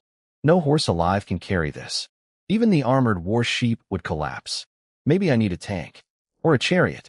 Named it the Dominator Sheep Armor, and it transforms into a necklace via the hero's heart gem. Half-ton mech suit becomes a pendant. I immediately tried the transformation sequence. Armor pieces flying outward from the gem, clicking into place around my body with that satisfying industrial snap snap snap sound. Every man's childhood dream. I did it 15 times before I stopped. Approximately. Then I realized something horrifying. Wait, what season is it? I'd been underground for 6 months. Half a year. Lost in crafting, testing, tweaking, having breakthrough after breakthrough in puppeteer science. My intelligence stat jumped noticeably. Turns out the secret to academic progress is removing all women from the equation. 0 distractions equals maximum brain power. Who knew? Burst outside in my thin clothes, ran around in the snow like a released prisoner, stomped everywhere, worked up a sweat, and immediately caught a cold. This pathetic body can't even handle 10 minutes in winter. Dreams of becoming immune to weather? Laughable. Went to Dale's greenhouse sniffling, partly for medicine, partly because I needed an excuse to visit. The greenhouse was thriving. Magical herbs everywhere. though venomous snakes were now patrolling because a rat invasion attacked the plant guards. Maya's solution: relocate the castle's snake population. Warm environment, unlimited rat buffet. Efficient as always. Dale brewed me a pepper-up potion while chatting about greenhouse updates. She's progressed to 4th year Hogwarts curriculum through self-study and can brew most common-use potions. Meanwhile, I'm stuck at 2nd year. She's lapping me academically, and I have nobody to blame but my scattered focus. Drank the potion. Instantly felt better. But my ears started smoking. That's the potion's side effect. Steam pouring from both ears. Lost all desire to pursue any romantic activities because I'd look like a struggling toy train that can't climb a hill. CHO indeed. Was debating whether to drive. Anyway, when Maya appeared with 6 months of accumulated paperwork. Decision made for me. Spent the following days converting deserving serfs to farmers, restocking territory supplies through the internal warehouse, cover story, and reviewing intelligence reports. Corins had been busy during my absence. Multiple trade runs, buying serfs, and most importantly, gathering intel on the 2nd Northern Expedition. 6 months underground building power armor while my territory ran itself. I'm either a genius delegator or a terrible lord. Probably both. Next spring the expedition heads north. Someone's getting screwed first, just hopefully not me. I tossed the intelligence report down and rubbed my temples. My territory's far enough from the border that the armed nobles will eat closer targets first. That buys me a year or two. Maybe. Then I remembered. Adventurers. Those lunatics don't follow logic. They'll wander deep north just because it's there. My timeline just shrank. Damn adventurers. I growled like every villain who's ever had their secret lair discovered by some nosy hero with a sword and 0 survival instinct. No more wasting progress points on toys. Budget mode. Activated. Upgrade existing troops instead of buying new ones. More cavalry. The flat northern plains are made for mounted combat. Corins has been buying horses from Mala Town that the stables can convert into proper war horses at discount progress rates. Smart. More ninjas too. Expensive because of the cultural mismatch with this world, but essential. Need someone to handle adventurers who get too curious and dark agents who get too bold. These guys will climb through a toilet pipe and assassinate you without hesitation. Now with Dale's magical potions added to their toolkit, terrifying. I'd already given the ninjas breathing techniques from a demon-slaying game. Burns your life force, but the burst power is insane. Normal humans cutting down supernatural monsters with pure technique and willpower. Only the ninjas have enough mental discipline to learn it though. Iron Shirt training is spreading to all soldiers. It's just body tempering. No magic, no special energy, works for everyone. Early stages won't make you bulletproof, but significantly boosted constitution means heavier armor, bigger weapons, stronger charges, better endurance. The catch? Enormous food requirements. High-quality protein daily. My livestock and fishing operations are barely starting. Won't meet demand for months. Thank God for the goblin farms pumping out surplus grain, or I couldn't afford to feed soldiers in training mode. The beautiful efficiency loop. Iron Shirt training strengthens bodies. Stronger bodies need less progress points to upgrade because the system only needs to add combat skills to an already qualified body. Equipment can come from local production instead of system purchases. Progress point savings, massive. Battle aura is still impossible for most troops. Need 10-point tier bodies to self-awaken, 5-point tier minimum for seated activation. My guys are mostly 1-pointers. Miles away from that threshold. Best surprise? While I was underground playing mad scientist for 6 months, Maya sent Shar to mine Wild Bull's iron deposit. They brought back high-quality ore, smelted it with magic horn tree charcoal into refined iron, and produced a stockpile of weapons. My territory is now self-sufficient in basic metalworking. 6 months of absence, and my team accomplished more than I did in my first year. I'm either the best delegator alive or completely unnecessary. Probably both. Time to relax. Not laziness, strategic mental health management. I'm my own boss. I don't work when I don't want to. In my past life, relaxation meant scrolling videos and judging celebrities for their love lives while secretly being jealous. Couldn't afford anything fun. This life? I've got options. And the internal smugness about it could get me punched if I ever said it out loud. Chose Dale for winter companionship. No flowers, no candles, No romance. I don't care about that stuff, and she doesn't have the status to demand it. She's genuinely happy, though. Young master, not ugly, funny, considerate with clothing removal. Her mother had it worse. As for my performance concerns, Dale casually mentioned that both potions and magic can fix that, including an engorgement charm. This woman is a keeper. Next morning, I gave her a present, a Kneasel from the Hogwarts universe. Cat-like creature with oversized ears, spots, lion tail, slightly ugly, but magically can detect untrustworthy people. Perfect pet and security system. I got one for myself, too. Dale saw the fuzzy baby in the basket, and her eyes literally emitted pink sparkles. She forgot I existed for 10 minutes. No offense taken, I'll collect payment later. She handed me a shopping list for potion ingredients. Hogwarts potions require the grossest components imaginable: bat livers, lizard tails, rat whiskers. Classic witch stirring a cauldron vibes. Disgusting, but the results are too good to abandon. So I started a magical creature farm in the greenhouse. Bowtruckles, twig people that eat bugs and protect plants. Cheap, useful, bought a bunch. Puffskeins, fuzzy round balls that look like living buns. Pure cuteness. Also eat garbage. Decorative and sanitary. Flipper, gorgeous bird with stunning plumage. Perfect feathers for magical quills. One tiny problem: its song drives people insane.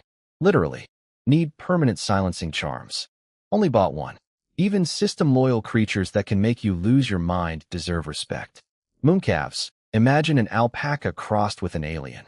Absurdly long, thick neck. Eyes the size of crystal balls taking up 90% of its head. Looks like evolution gave up halfway. But their droppings are premium magical fertilizer.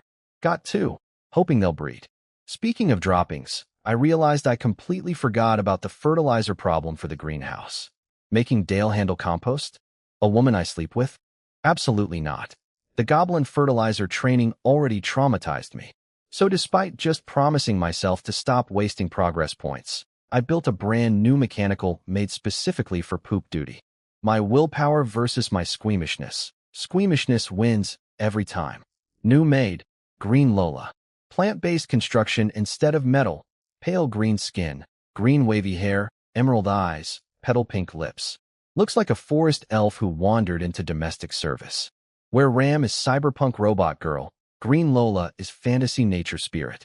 Her cores are organic magic-based instead of mechanical, so she's better at sensing and detail work, can actually use magic, but can't calculate like Ram or fight worth a damn. Perfect for greenhouse duty and handling. Fertilizer situations. Dale was thrilled with the new helper, not because she needed one, but because getting assigned a personal maid means her rank in my heart went up. Golden Canary logic. A pampered bird that gets gifts is a bird that won't be thrown away. She immediately started brewing a potion that's basically a targeted enlargement solution to help with my confidence deficit in certain areas. This woman is solving problems I didn't even ask her to solve. Wife material. Visited the goblin settlement and was genuinely impressed. The converted goblins are building homes, maintaining cleanliness, and farming in organized rows. In winter, pushing little handmade wheelbarrows of grain with actual smiles. These were feral cannibals 6 months ago. The goblin general collected 200 to 300 more wild magic horn goblins, but keeps them outside the settlement in garbage tents, barely feeding them. They haven't earned the conversion ritual yet, he sneered. The converted goblins now look down on their wild cousins as smelly fertilizer. Civilization creates snobs, even among goblins. I gave them a fountain as a reward. The general immediately assigned a guard to prevent baby goblins from peeing in it. Priorities. But watching the transformed goblins, once savage, now orderly, gave me a genuine chill. The system doesn't just change behavior. It rewrites their fundamental nature. That's not brainwashing. That's soul-level modification. Then I shrugged it off. Because what am I going to do? Distrust the system. Everything I have comes from it. My territory, my army, my armor, my maids, my survival. Without the system, I'm still crying in a broken castle eating mystery bread. I contribute maybe 1% of my own success, and even that percentage is generous. Give this system to anyone competent, and they'd be conquering the empire by now. I'm like a rich kid who inherited billions, opened a few shops, and made more money in a year than most people see in a lifetime. Is that my talent? Obviously not. Am I going to bite the hand that feeds me? Obviously not. The system could probably convert me as easily as it converts serfs. So worrying about it is pointless.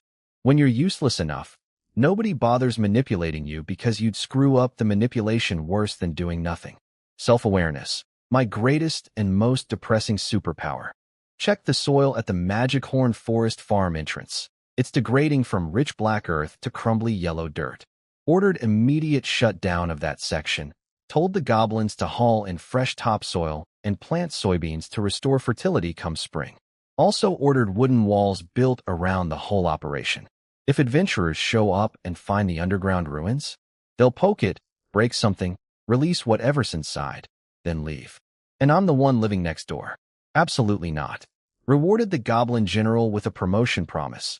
Behave and you'll become goblin chief. He dropped to his knees so fast he probably cracked a kneecap. Now, iron. The moment snow melted, I rode out to Wild Bull's old territory following the northern border river. This river cuts across the entire north.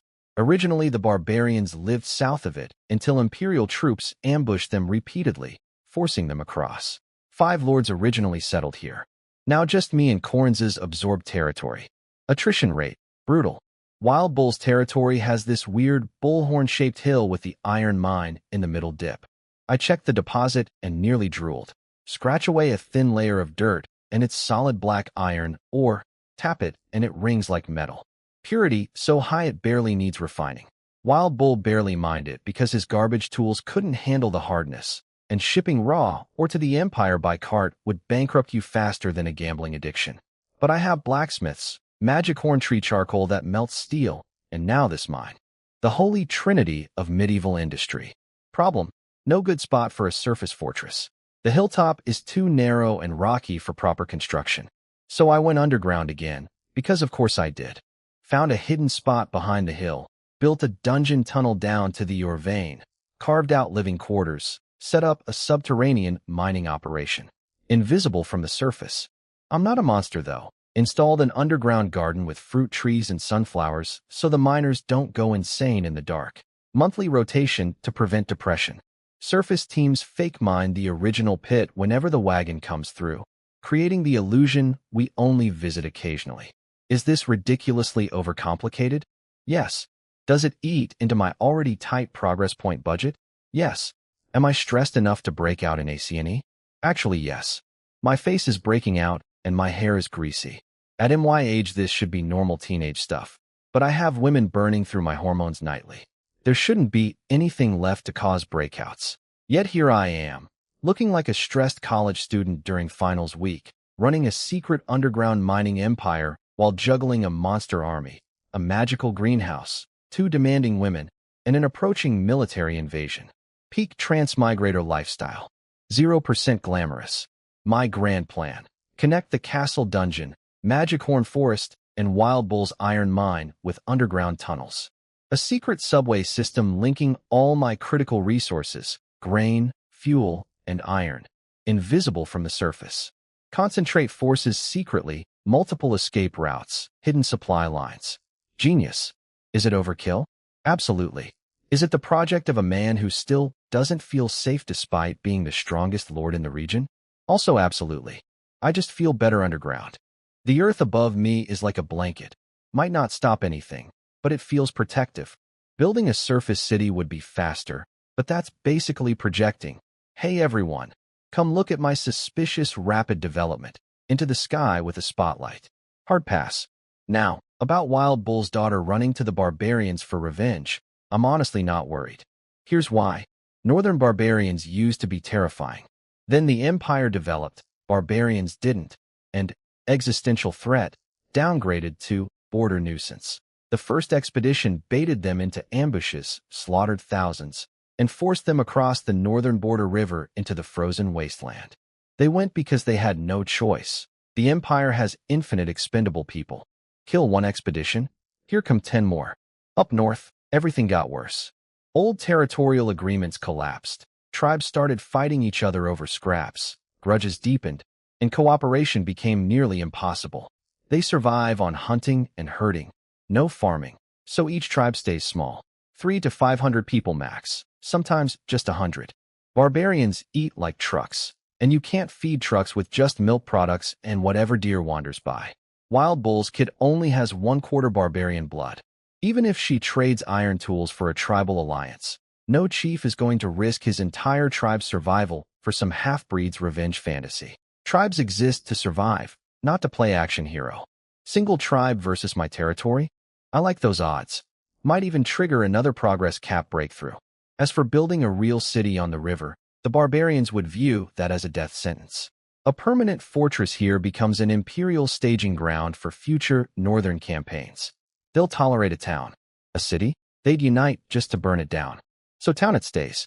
Iron mining is running smoothly now.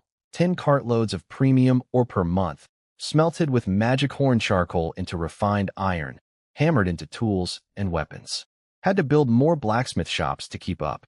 Between managing territory development, processing Maya's reports, and making strategic decisions she can't make for me, I'm actually busy. Like a real lord. Who would have thought? Only Dale keeps me sane. And the enlargement potion. Especially after she learned transfiguration magic. Animal ears. Tail. Furry accessories. A creative application of the boneless charm. This woman is producing content that would make her the founding ancestor of a certain genre back on Earth. I am simultaneously horrified and deeply grateful. Spring hit, and so did an avalanche of bad news. Corns rushed back from Mala Town with horses and livestock, but zero serfs. The second expedition is vacuuming up every available slave before they even cross the imperial border. Whatever trickles through gets snatched by northern lords along the route. They're hoarding labor to outcompete the newcomers. Livestock? Same story.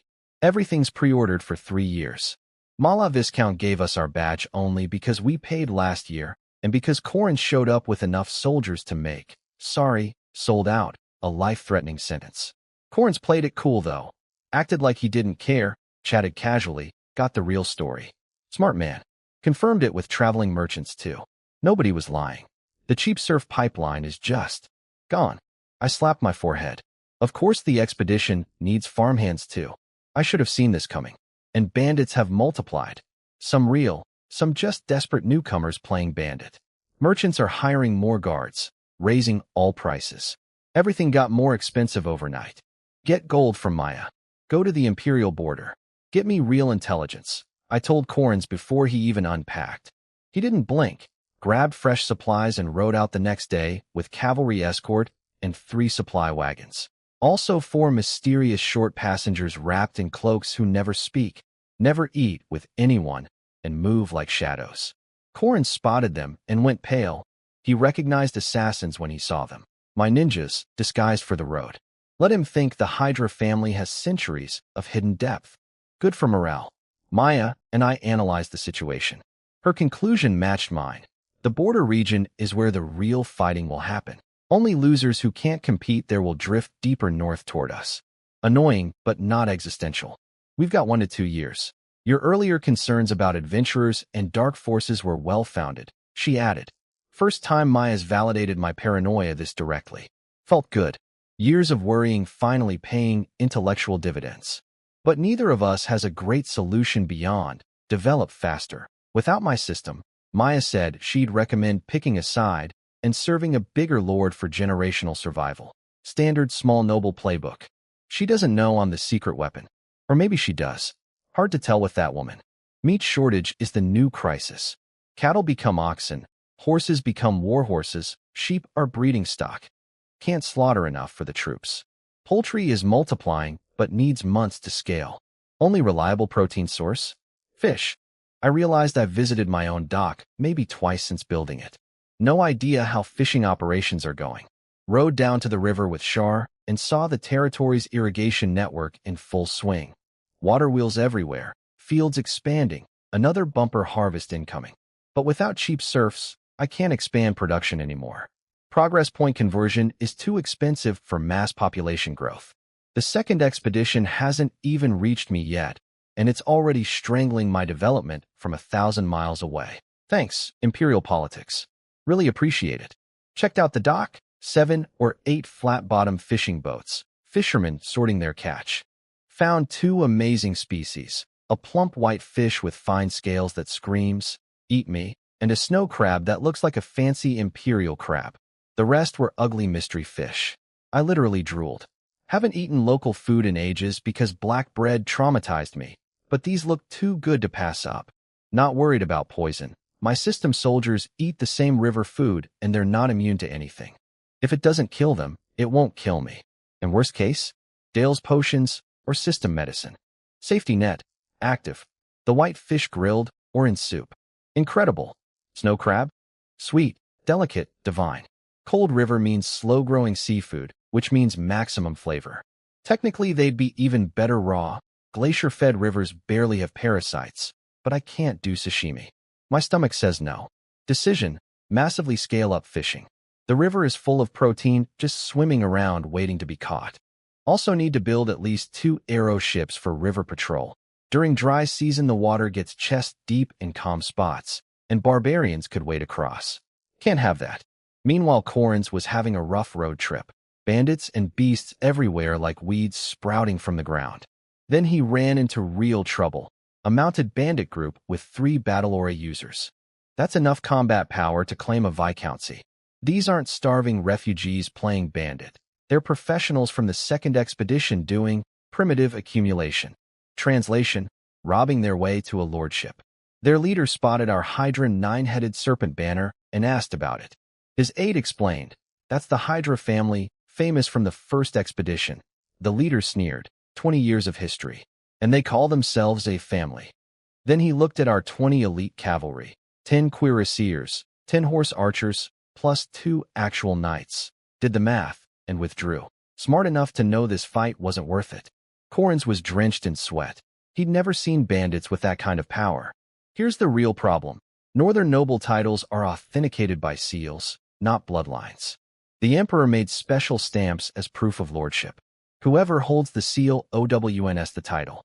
Kill a lord, grab his seal. Congratulations, you're the new viscount. No paperwork required. So why would second expedition nobles bother buying land and farming when they can just murder an existing lord, steal his seal, and inherit everything?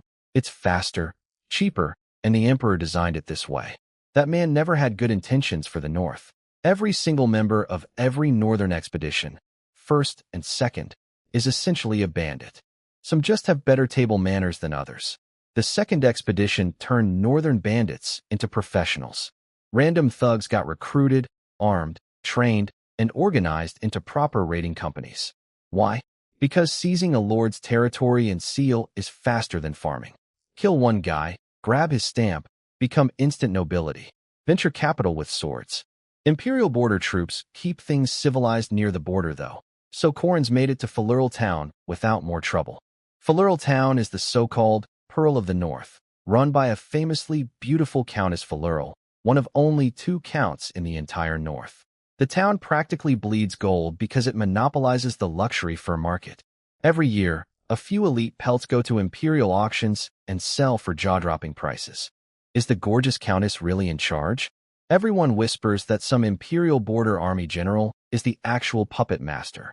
Nobody's dumb enough to test this theory because anyone who tried would find extremely well-organized bandits, demolishing their home that same night. Funny how that works. The town walls are barely 2 meters, enough for bandits, useless against armies. But the energy around this place is incredible. Outside the walls, a tent city of traders stretches across the riverbank like mushrooms after rain. Upstream people wash their butts. Downstream people fill cooking pots. Nobody cares. Everyone's making money. Corins arrived during peak fur trading season. Set up camp, hung the Hydra banner, and immediately got spotted by someone he didn't want to see, Cord. From the Harry Trading Company. My mom's people. The ones who tried to steal my territory 2 years ago. Cord grabbed a local merchant friend to pump him for info about the Hydra banner and those suspiciously elite cavalry. The merchant wasn't cheap, demanded proper payment for intelligence. Cord slipped him a coin purse. The opening bid, not the final price. Corins saw the Harry Trading Company sign in town, but kept walking. Smart man. He knows not to stick his nose into his lord's family drama.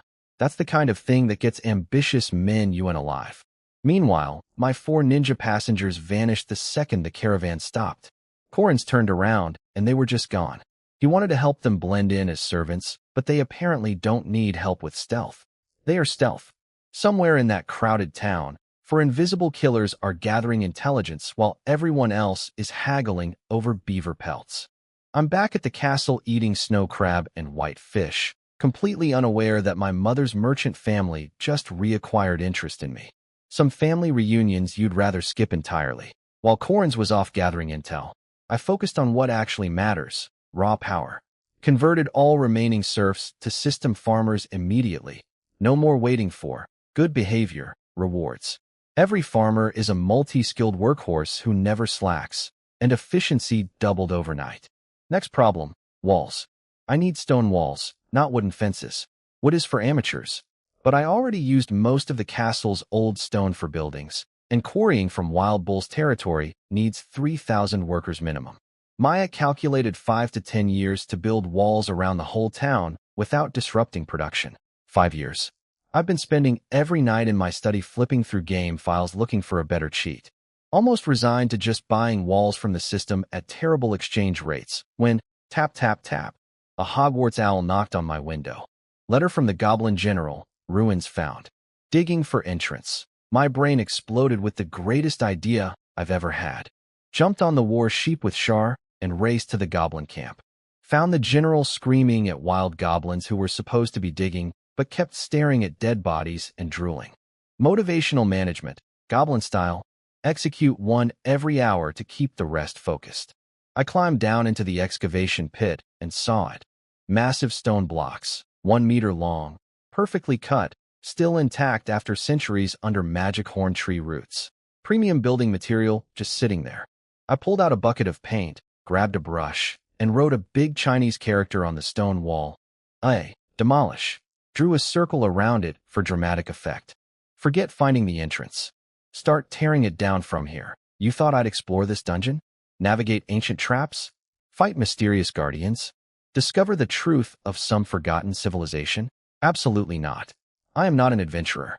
I am not an archaeologist. I am a demolition contractor. My plan: clear the magic horn trees above the ruins, send goblin farmers to strip the soil, then dismantle the entire structure stone by stone. Every block gets carted off to build my city walls. Traps? Doesn't matter. We're removing the ceiling. Sealed doors? Irrelevant when there are no walls left. Ancient evil? Good luck being menacing when your prison is being turned into someone else's fence. Shar. Start smashing. Shar gripped her upgraded sheep hammer, goat mouth down, raised it overhead. Her back muscles inflated like airbags.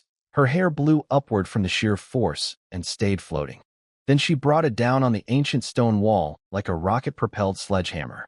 The explosion of stone fragments shot 50 feet into the air. Anyone standing nearby wouldn't need medical attention. They'd need a dustpan. Ancient mysterious ruins. Meet the Hydra family renovation crew. We're not here to explore your secrets. We're here for your bricks. Watch stone shrapnel rain down on screaming goblins and thought, Shar needs a better template. Templar Knight loses 30% effectiveness without a horse, which is terrible for someone who fights on foot. Her martial potential is at least 60 and she's still growing. Worth investing in later. Budget's tight. Set the goblins to dismantling the ruins like a professional demolition crew. Hundreds of them swarming the broken wall, tying ropes around stone blocks, hammering wooden wedges to loosen them without breaking them. Even the elite magic sheep cavalry got reassigned as truck drivers hauling blocks up earthen ramps. Truly glorious military service. Widen the path to the lumber camp, pave it with ruined stones, get the sheep pulling carts. Ordered the Goblin General to make it happen. He saluted and immediately started scheming about capturing more wild goblins as disposable labor. Dead ones become food for living ones. Circle of goblin life. Am I bothered? No. My compassion has very clear species boundaries. Then I tried to calculate the logistics, and my brain broke. Goblin labor, not enough. Lumber camp workers, already busy. Need to pull farmers from the main territory. Forest road construction requires clearing trees, removing stumps, dig, saw, horse pull, fill holes, compact soil, lay stone. One tree takes 3 to 5 farmers half a day. A forest has infinite trees, plus stone paving on top of all that. This is going to take forever. Helmet off, rubbing my temples with ice-cold iron gauntlets. Not helping. The underground tunnel connection plan? Sounds great until you calculate that the goblin camp is 20 to 30 miles from the castle. In tunnels, the number of dungeon segments I'd need to purchase made my vision blur. Then everything piled up at once. No serfs available. Livestock shortage. Bandits multiplying. Second expedition looming. Adventurers incoming. Dark forces gathering. And now I've given myself a massive construction project on top of everything else. It's like getting a nightmare assignment at 4:59 p.m. on a Friday. Impossible deadline, mandatory overtime, and nowhere to scream. Almost lost it. Almost. Instead, I dumped the whole mess on Maya's desk and fled to my underground lab like the emotionally fragile man-child I am. Maya looked at my disaster of a plan and didn't even flinch. For someone who used to manage an imperial countess's political empire, coordinating goblins and farmers is basically a vacation. She has RAM for calculations, system workers who follow orders perfectly, and zero office politics. She probably finished planning before I finished my first cup of coffee downstairs. Meanwhile, I'm sitting in my underground paradise, brewing coffee, staring at steam, and doing what I should have done months ago, admitting to myself that I'm the weakest link in my own operation. Every time things get hard, I panic and hide. Maya handles it effortlessly. The territory runs better when I'm not involved. I'm not having a breakdown. I'm having a realization. And it tastes like bitter coffee and self-awareness. Same old me, lazy, procrastinating, refusing to learn. 2 lifetimes, and I still can't change. People say, turn over a new leaf, become a better person, like it's easy. How many smokers actually quit? How many guys who drink themselves into the hospital celebrate their discharge with a toast? Expecting me to transform after some mild stress is pure fiction. But a man has his pride. I can't dump everything on Maya and come back with nothing to show. She'd never say anything, but I'd never be able to look her in the eyes again. Or keep her looking down, if you catch my meaning. So, coffee, tea, then I pulled out all my puppet blueprints. Time to build something or die trying. The 3 impossible components: spine, signal transmission, intelligence core, brain, energy core, power. I can't miniaturize any of them to proper specs. My handmade spine looks like steel ingots strung on a chain. The intelligence core went from fist-sized to exercise ball-sized before I panicked and started deleting functions until it shrank to a 2-foot iron sphere. Still enormous. The energy core? Can't shrink it at all. Needs to be even bigger to power this oversized monstrosity. At this point, I stopped pretending I was building a puppet and accepted I was building a mech. Grabbed zombie robot blueprints from Plants vs. Zombies, went full mad scientist, and created the Goblin Logging Mech. 2.5 meters tall. Thick stumpy legs for stability. Rotating waist joint. Round, squat upper body like a cast iron turret. A backpack-style engine with 4 exhaust pipes constantly venting steam. Runs on magic horn tree charcoal and water. Shove fuel in, add water, and this 2-ton beast moves. Right arm. A roaring chainsaw sword that can cut through trees 3 men couldn't wrap their arms around. Left arm. A power claw on a steel cable that rips tree stumps out of the ground like pulling weeds. Because my garbage intelligence core can't run autonomously, it needs a pilot. And the cockpit is so cramped that only goblins fit inside. So yes, I built a giant steam-powered lumberjack robot piloted by goblins. Built 2 of them and marched them upstairs to show Maya. Her eyes lit up immediately. She saw what I saw. Swap the arms and legs, and this becomes a crane, bulldozer, or excavator. Modular medieval construction equipment. My territory just entered the industrial age. I acted smug and confident. Internally, these things have had 0 testing. Runtime? Unknown. Durability? Unknown. Can they handle rough terrain? No idea. They might break down in 5 minutes. So I, generously, assigned them to forest road construction where I can secretly fix them when they inevitably explode, far from Maya's judgmental gaze.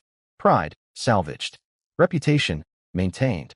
Actual engineering competence, still deeply questionable. The goblin logging mechs are working.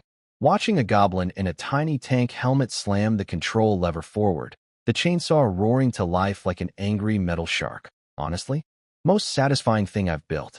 The saw rips through trees so fast that would chips spray 10 meters and come out hot.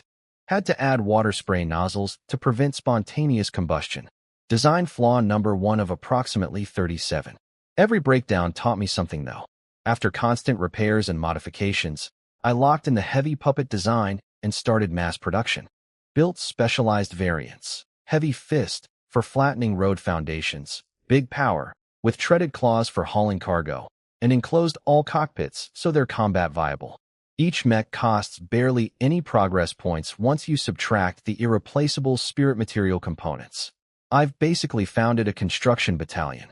Then Corin sent a letter via owl, and my day went from productive to what the hell. My birth mother. The woman who abandoned the original me in a crumbling castle and ran off, apparently had another baby. A girl. I have a sister. The question that immediately consumed my brain, same father or different father? Because dad was already dead when mom left, which makes the timeline suspicious. Do I care? Honestly, no. The original Owen's soul left cleanly. No lingering emotions, no unfinished attachment. This woman is a stranger to me. She took everything, the battle aura manuals, the dragon egg, the butler, the maids, and left a teenager alone in wolf territory. Whatever reasons, don't change the facts. But something is weird. If the Harry Trading Company wanted my territory, why did she leave? Staying would have made the takeover trivially easy. She could have controlled everything from inside. Instead, she bolted, and now she's hiding a mystery baby? My best theory. She had a man on the side and got pregnant. In the middle of nowhere. The only male visitor was Cord. That handsome middle-aged gentleman escort who came every year. It was Cord, wasn't it? I muttered, feeling like a detective solving a soap opera cold case. The loyal merchant representative, with his perfect grooming and charming smile, knocking up the Lord's wife right under everyone's nose. Classic. But I dropped it. Doesn't matter.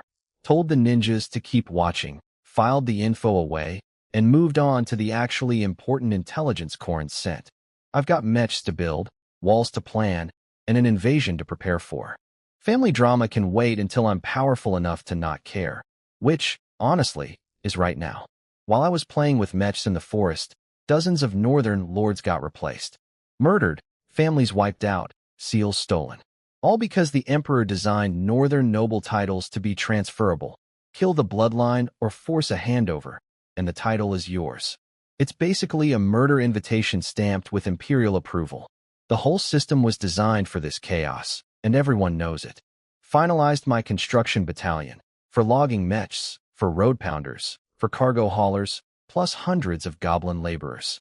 Roads are getting built at real speed now. Came back to the territory sunburned, stiff-backed, and looking like I'd actually worked for once. Went straight to my office at the town center. Ivory bathtub with gold trim, golden showerhead. Washed off the construction site grime. Changed clothes, sat down.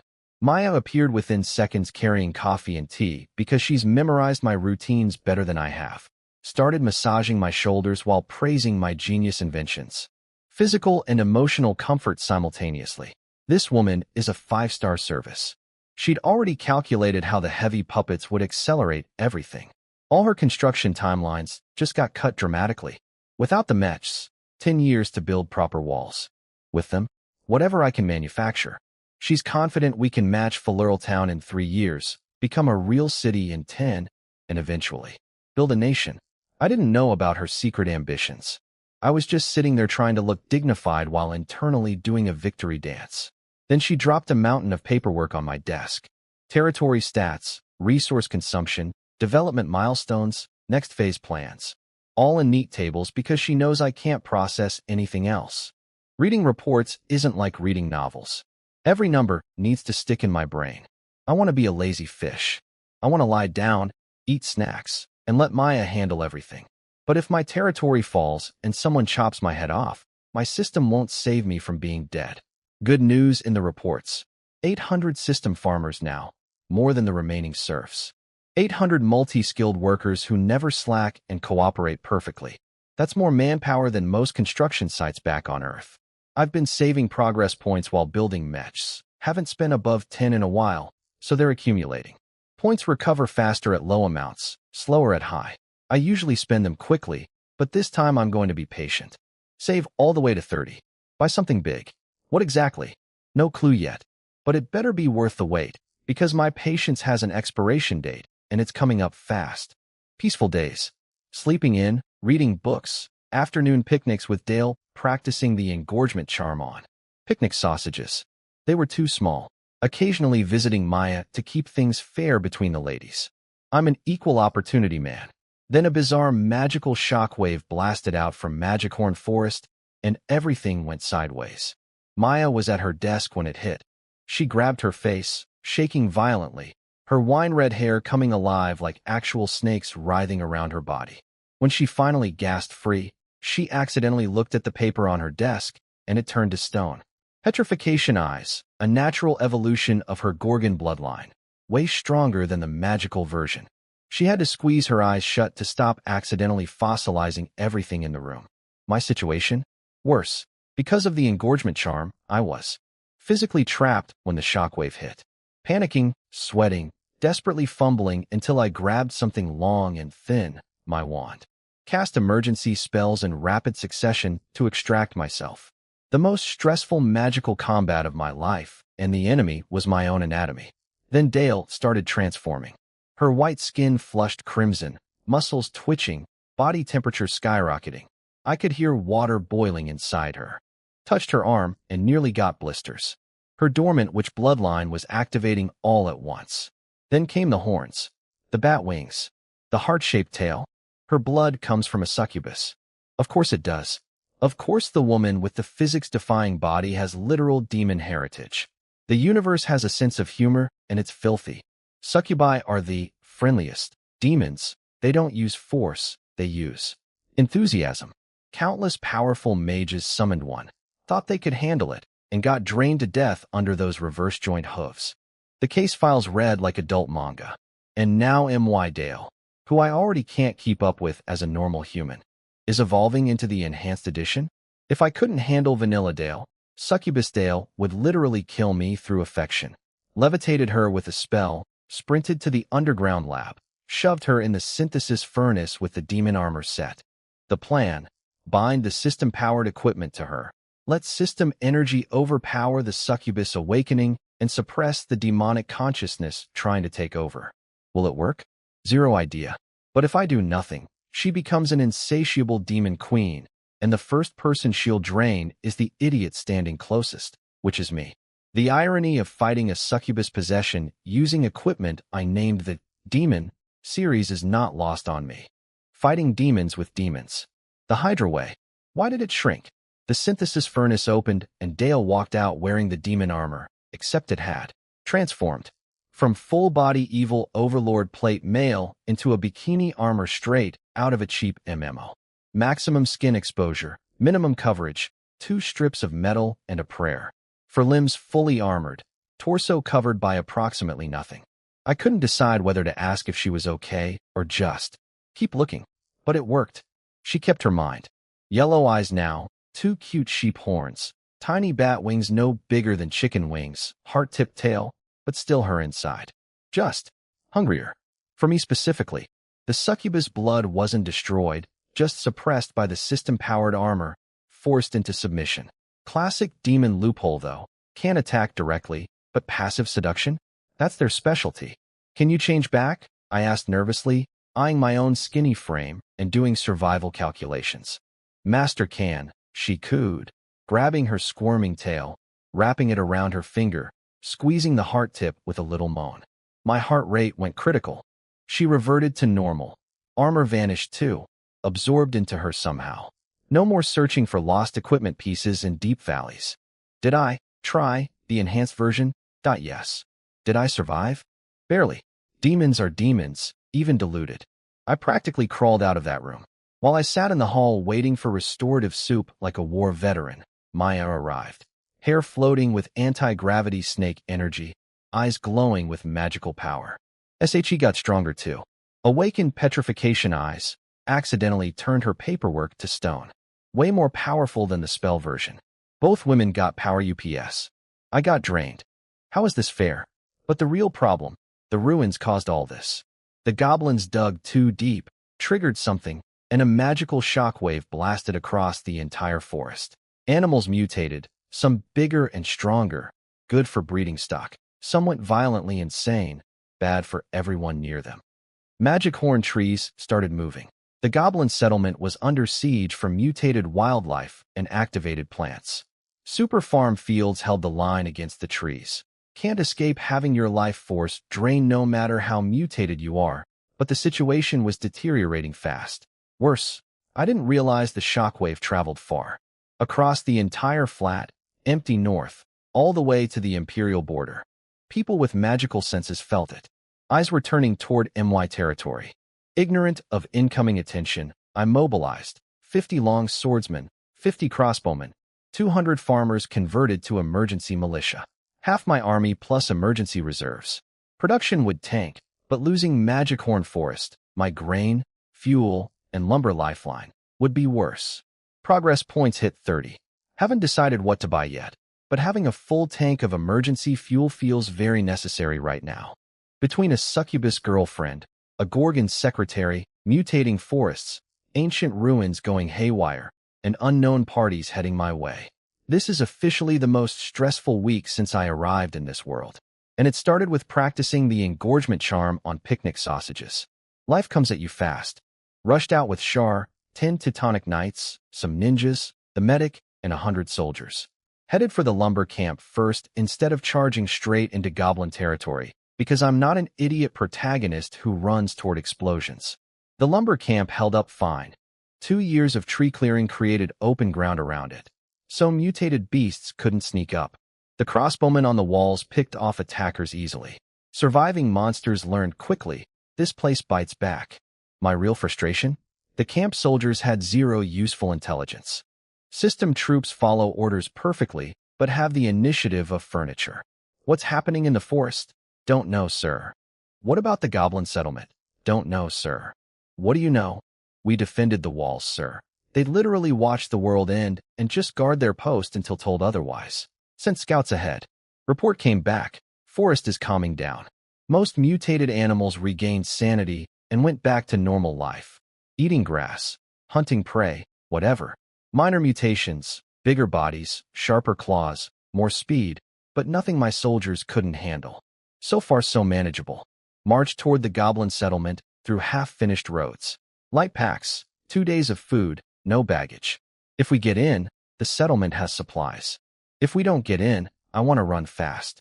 Then we reached goblin territory, and things got ugly. The wild magic horn goblins that weren't converted? They mutated hard. Bigger, truly black-skinned now, not just painted, real horns growing from their skulls, muscles visible through their skin, looking like actual demons. And they could fight my long swordsman blow for blow. Before mutation, they were pushovers. Now they're legitimate threats. Fun fact I learned. Magic horn goblins were never actually different from regular goblins. They just smeared toxic tree root paste on themselves for camouflage and glued thorns to their heads as a coming-of-age ceremony. The horn was literally a sticker. Now, the horns are real. The black skin is real. Evolution said, you've been cosplaying as demons for generations. Here, have it for real. The goblin settlement was under siege. Hundreds of mutated goblins throwing themselves at the wooden walls, trying to get the weapons and food inside. The goblin general used all that road-building lumber to construct proper fortifications, tall log walls, archer towers, killing zones. Smart use of available resources. The battle was a stalemate. Mutated goblins were stronger individually, but had no coordination. No leader had emerged. My general's troops held the walls while his magic sheep cavalry would charge out to break any concentration of attackers, then retreat behind the walls. Sustainable defense, but for how long? My soldiers hit the besiegers from behind. Ninjas were devastating. Breathing techniques plus stealth training meant most mutated goblins died without seeing their killer. Long swordsmen cleaned up the rest. Crossbowmen covered our flanks. Watch the rear and sides, I ordered. Goblins are sneaky even when half-mad. Traps, ambushes, and flanking are their instincts. Underestimate them and your dinner. Literally. Made it to the settlement. The general was holding, but the situation was clear. These mutated goblins would keep coming as long as the ruins kept pulsing. I need to deal with the source. Kill them all. I waved my hand from atop my armored war sheep, and 100 elite soldiers marched forward without hesitation into a horde that outnumbered them several times over. Long swordsmen up front with shields, cutting down anything that got close. Crossbowmen behind, doing what crossbows do best, point and click at 10 paces. Basically medieval aimbot. Mutated goblins are fast, but they can't dodge bolts. One hit to the body, and a swordsman steps up to finish the job. Perfect teamwork, zero ego, no kill-stealing drama. But hundreds of screaming mutant goblins charging at once. 100 soldiers can't hold that. Enter the Teutonic Knights. Walking tin cans of death. When they started swinging those building-sized swords, the battlefield became a blender.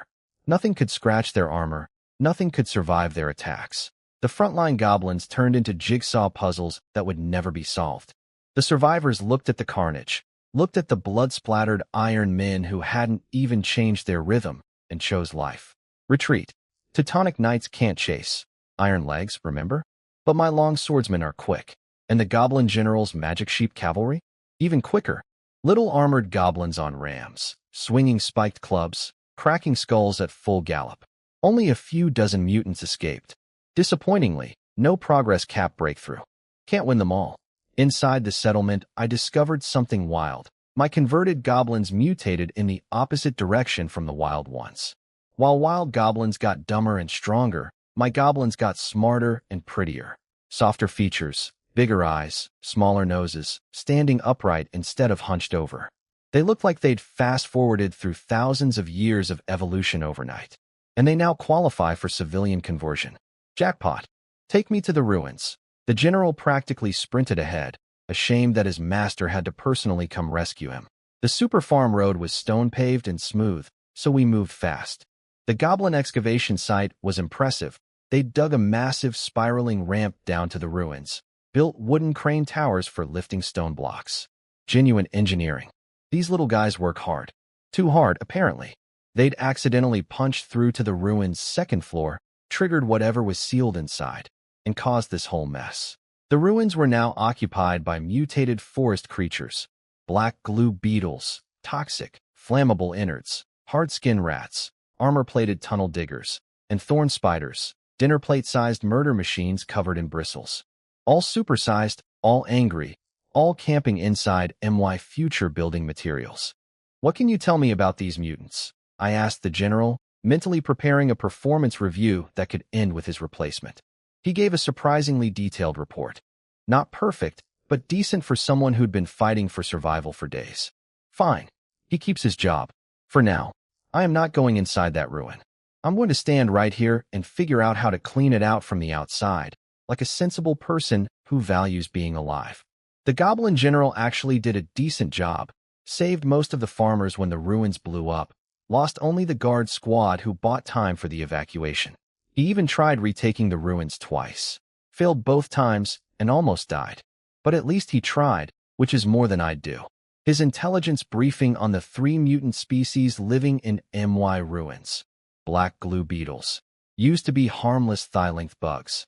Now they inflate like puffer fish, curl into wheels, and roll at you like living bowling balls. Sounds funny until you pop one. The pressurized body fluid inside instantly vaporizes and explodes like a mini fuel air bomb. The general nearly got wallpapered onto the ceiling.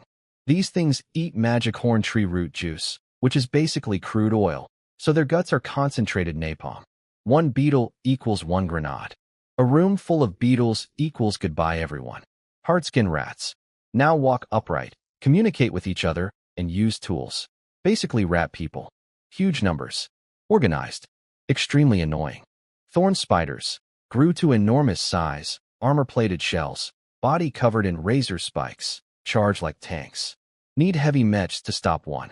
Thankfully rare and solitary. Charging in with soldiers? Suicide. 1 exploding beetle in a corridor takes out an entire squad. I immediately scrapped that plan and retreated to the goblin settlement to think. The general prepared a VIP treehouse for me. Hollowed-out giant tree trunk, cleaned out, lined with furs, natural forest aesthetic. Apparently he considered decorating with skulls, iron cages of screaming prisoners, and phosphorescent death fire, but correctly guessed I prefer the Airbnb woodland cabin vibe. Smart goblin. He's learning. Now, the 30 progress points burning a hole in my pocket. After agonizing over countless options, every shiny thing in the catalog calling my name, I chose something that sounds boring, a holy relic from Age of Empires. In-game, it's just a mystery box that buffs buildings and generates gold. Whatever. But in reality, the relic contains divine power, energy that can literally bend reality.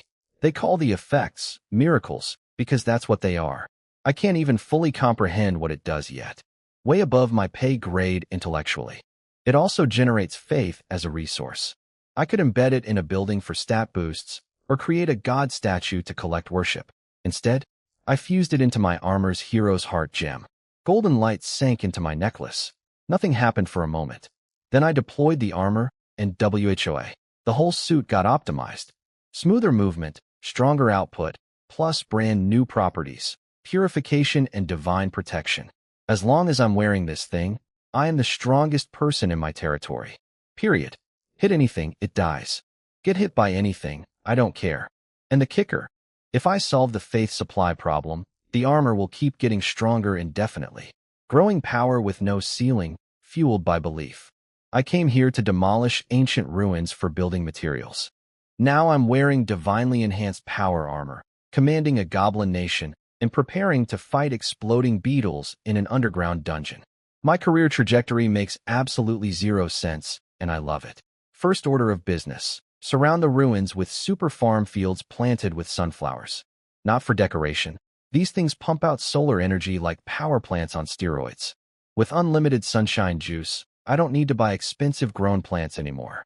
One progress point buys a bag of seeds. Sprinkle them anywhere, water with sun-infused liquid, done. Budget gardening meets biological warfare.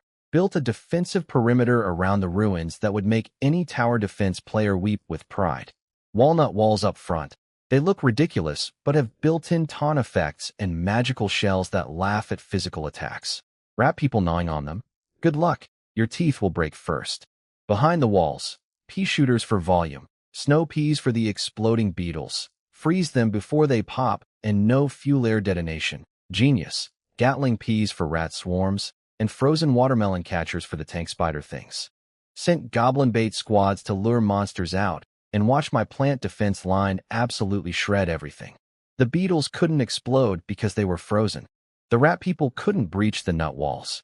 The spiders slowed to a crawl under ice bombardment and got smashed by frozen watermelons. Plants versus zombies in real life, and the plants are winning. But defense doesn't clear the inside. Plants can't move. So I invented something new, the spider platform. A six-legged walking mech, low profile, engine and cockpit underneath, two grabber claws up front that fold down into a shield mode. Looks like a mechanical crab had a baby with a Volkswagen Beetle. The platform itself carries no weapons. Instead, I put flower pots on top, the magic kind from Plants vs. Zombies that let plants grow without soil. Load whatever combat plants you need onto the walking platform, and you've got a mobile artillery garden. Pea shooters riding a spider tank into battle. I can't believe this is my life. Goblin civilians drive them, and they're good at it. My first batch of system-converted civilians are goblins. The mutated ones got so smart they pick up mechanical piloting like it's nothing. Then Dale dropped a bombshell. I'd casually given her Crazy Dave's incomprehensible plant modification notes. Figured nobody could read that lunatic's scribbles. She not only read them, she started breeding new plant varieties. Her masterpiece, a portable pea shooter backpack. A bucket-sized wooden barrel connected to thick plant roots, ending in a pea shooter head. Goblins strap it on like a flamethrower and spray iron-hard peas at machine gun speed. It's a biological assault rifle powered by photosynthesis. I'm arming goblins with plant-based firearms designed by a succubus, which using a madman's research notes. Mounted on walking spider tanks piloted by evolved cave creatures. If someone told past me this would be my military strategy, I'd have checked them into a hospital. Pea shooter assault troops. Dale combined her transfiguration magic with Crazy Dave's plant notes and created portable plant weapons. Goblins wearing coconut shell helmets, carrying pea shooter backpacks like flamethrowers, cherry grenades on their belts, potato mines in their pockets. It looks absolutely ridiculous and is absolutely lethal. sent 150 goblin commandos plus 10 spider platforms into the ruins. The 2 walnut shield platforms went first. Blackback ratmen immediately started throwing rocks at them. Every single rock hit the walnuts. Not the platform, not the cockpit, the walnuts. Built-in aggro magnet. The ratmen were literally incapable of targeting anything else. Then the Gatling P platforms rolled in, 24 rapid-fire pea shooters unleashing a storm of iron-hard peas. Ratmen getting shredded left and right. Their thick back fur used to protect them, but 24 streams of botanical bullets don't care about your fur coat. During a reload gap, rat cavalry charged in, mutated rats that stayed as animals carrying ratmen riders. Looked dramatic until my cactus platforms opened fire. Cactus spines rained from every direction, can aim up or down, basically organic claymore mines. Cavalry charge? More like cavalry funeral. Goblin commandos mopped up survivors with handheld pea shooters. PFF, PFF, PFF. Sounds cute, but each pea punches through skulls at close range. Groups of ratmen trying to counterattack? Goblin pulls 2 big cherries off its belt, bites the stem, tosses them in. Boom. Enemies scattered across the floor covered in fruit jam. The sweet smell of cherry mixed with the horror of combat is something I'll never get used to. How do cherries explode? I've given up asking. Crazy Dave created these plants. Crazy is literally in his name. Don't question genius, just use it. The infamous exploding beetles? Neutralized. 1 frozen pea slows them. 2 or 3 freezes their volatile guts solid. No vaporization, no explosion. They deflate into harmless worms. Ordered them captured alive. Flammable biofuel bugs could be very useful. Tank spiders? My spider platforms carry coconut cannons, the real tanks in this fight. And goblin commandos sneak potato mines under their bellies. Even armored arachnids can't handle a bomb going off against their soft undersides. I stood at the entrance watching my goblin mechanized plant warfare division clear a monster-infested dungeon and thought, this is the single weirdest military in the history of any world. Coconut-helmeted goblins firing vegetable bullets from living guns, riding crab robots loaded with weaponized gardens, throwing fruit grenades at rat cavalry. And it works. That's the worst part. It actually works. My goblin plant army steamrolled through the ruins' 2nd floor, and honestly, the loot was worth more than the fight. Black glue beetle fluid, premium fuel, and explosive material, 0 processing needed. Ratman backskin, decent leather armor. I won't wear it, but goblins don't have standards. Thorn spider shells, lightweight, tough, flexible, better than metal for certain applications. Decided to keep these species alive as renewable resource farms. Sustainable monster harvesting. Very eco-friendly of me. 2nd floor cleared. I suited up in my divine-powered armor, golden glow, full helmet, wore hammer in hand, and walked in expecting danger. Found. Dust. Everything was ancient and dead. The entire level was built inside a natural cave system, 2 gymnasiums in size, originally a greenhouse or biolab. Artificial hills covered in soil, traces of long-dead plants, scattered bone fragments too deteriorated to identify. Whatever lived here died centuries ago. The culprit was embarrassingly simple to find. A person-sized green crystal jammed into the ground at the center of the cavern, flickering like a guilty night light. Originally, it was floating. You could see where it fell and cracked the soil. A stalactite broke during the goblin demolition work, smashed the crystal, cracked it, and the mutation energy leaked out. That's IT. The whole forest crisis was caused by my construction crew accidentally dropping a rock on a lamp. But this lamp turned an entire forest inside out from one crack. What else is hiding in this ruin? Found a massive crystal sphere on the ceiling, dinner table sized, designed to simulate sunlight for the underground greenhouse, complete with power supply lines. This isn't primitive magic. This is advanced civilization infrastructure. Someone built a self-sustaining underground ecosystem with artificial light, growth-enhancing radiation, and climate control. Centuries ago, my little ego boost from building steam-powered goblin mechs crushed. I'm playing with toys while standing inside technology that makes my best work look like kindergarten crafts. Magic and science probably look the same at high enough levels, I muttered, feeling very small in my very fancy armor. The green crystal shattered during extraction, released one more weak pulse. My armor's golden glow handled it effortlessly. Goblins got smarter again, and left only a fist-sized core. Packed everything into a lead coffin box. Every fragment, not leaving crumbs. Goblins dug up more rooms, storage spaces, strange equipment I couldn't identify, tools similar to greenhouse instruments but designed for something more specialized. Creature cultivation, maybe biological experiments. Then they found a passage going deeper into the ruins. Am I going in? Absolutely not. Same plan. Dig from above, expose everything to sunlight, dismantle layer by layer. No heroic dungeon crawling for this lord. But the real find? A massive bronze book sitting alone in a storage room. Everything else had rotted to nothing over the centuries, but this book survived. Whatever's written in there. I have a feeling it's going to change everything. Or give me a headache. Probably both. So I found this massive book in the ruins. And when I say massive, I mean this thing was bigger than a door and thick as a brick. At first I thought it was some kind of serious magical research tome. Then I read the title. Magical Creature and Human Bloodline Fusion Notes. Yeah, that's just a fancy way of saying Monster Girl Breeding Manual. Some absolute legend of a predecessor. Probably another person who got Ice Guide into this world. Actually sat down and wrote an entire encyclopedia on how to make monster girls. Complete with illustrations. Very detailed illustrations. The research covered stuff like body modification, making creatures smarter, and, I kid you not, breaking reproductive barriers between species. It sounds like cutting-edge biotech when you say it like that, but let's be real. Whoever wrote this was just down astronomically bad. I packed the book away for further study. Purely academic, of course. I'm a man of culture with rock-solid principles. Both my women happen to have non-human blood, sure, but that's a coincidence. I don't care how cute a cat ear girl is. I don't care if a centaur girl has 4 gorgeous long legs. My moral bottom line is firm. Absolutely unbreakable. I'm built different. Anyway, moving on to actual work.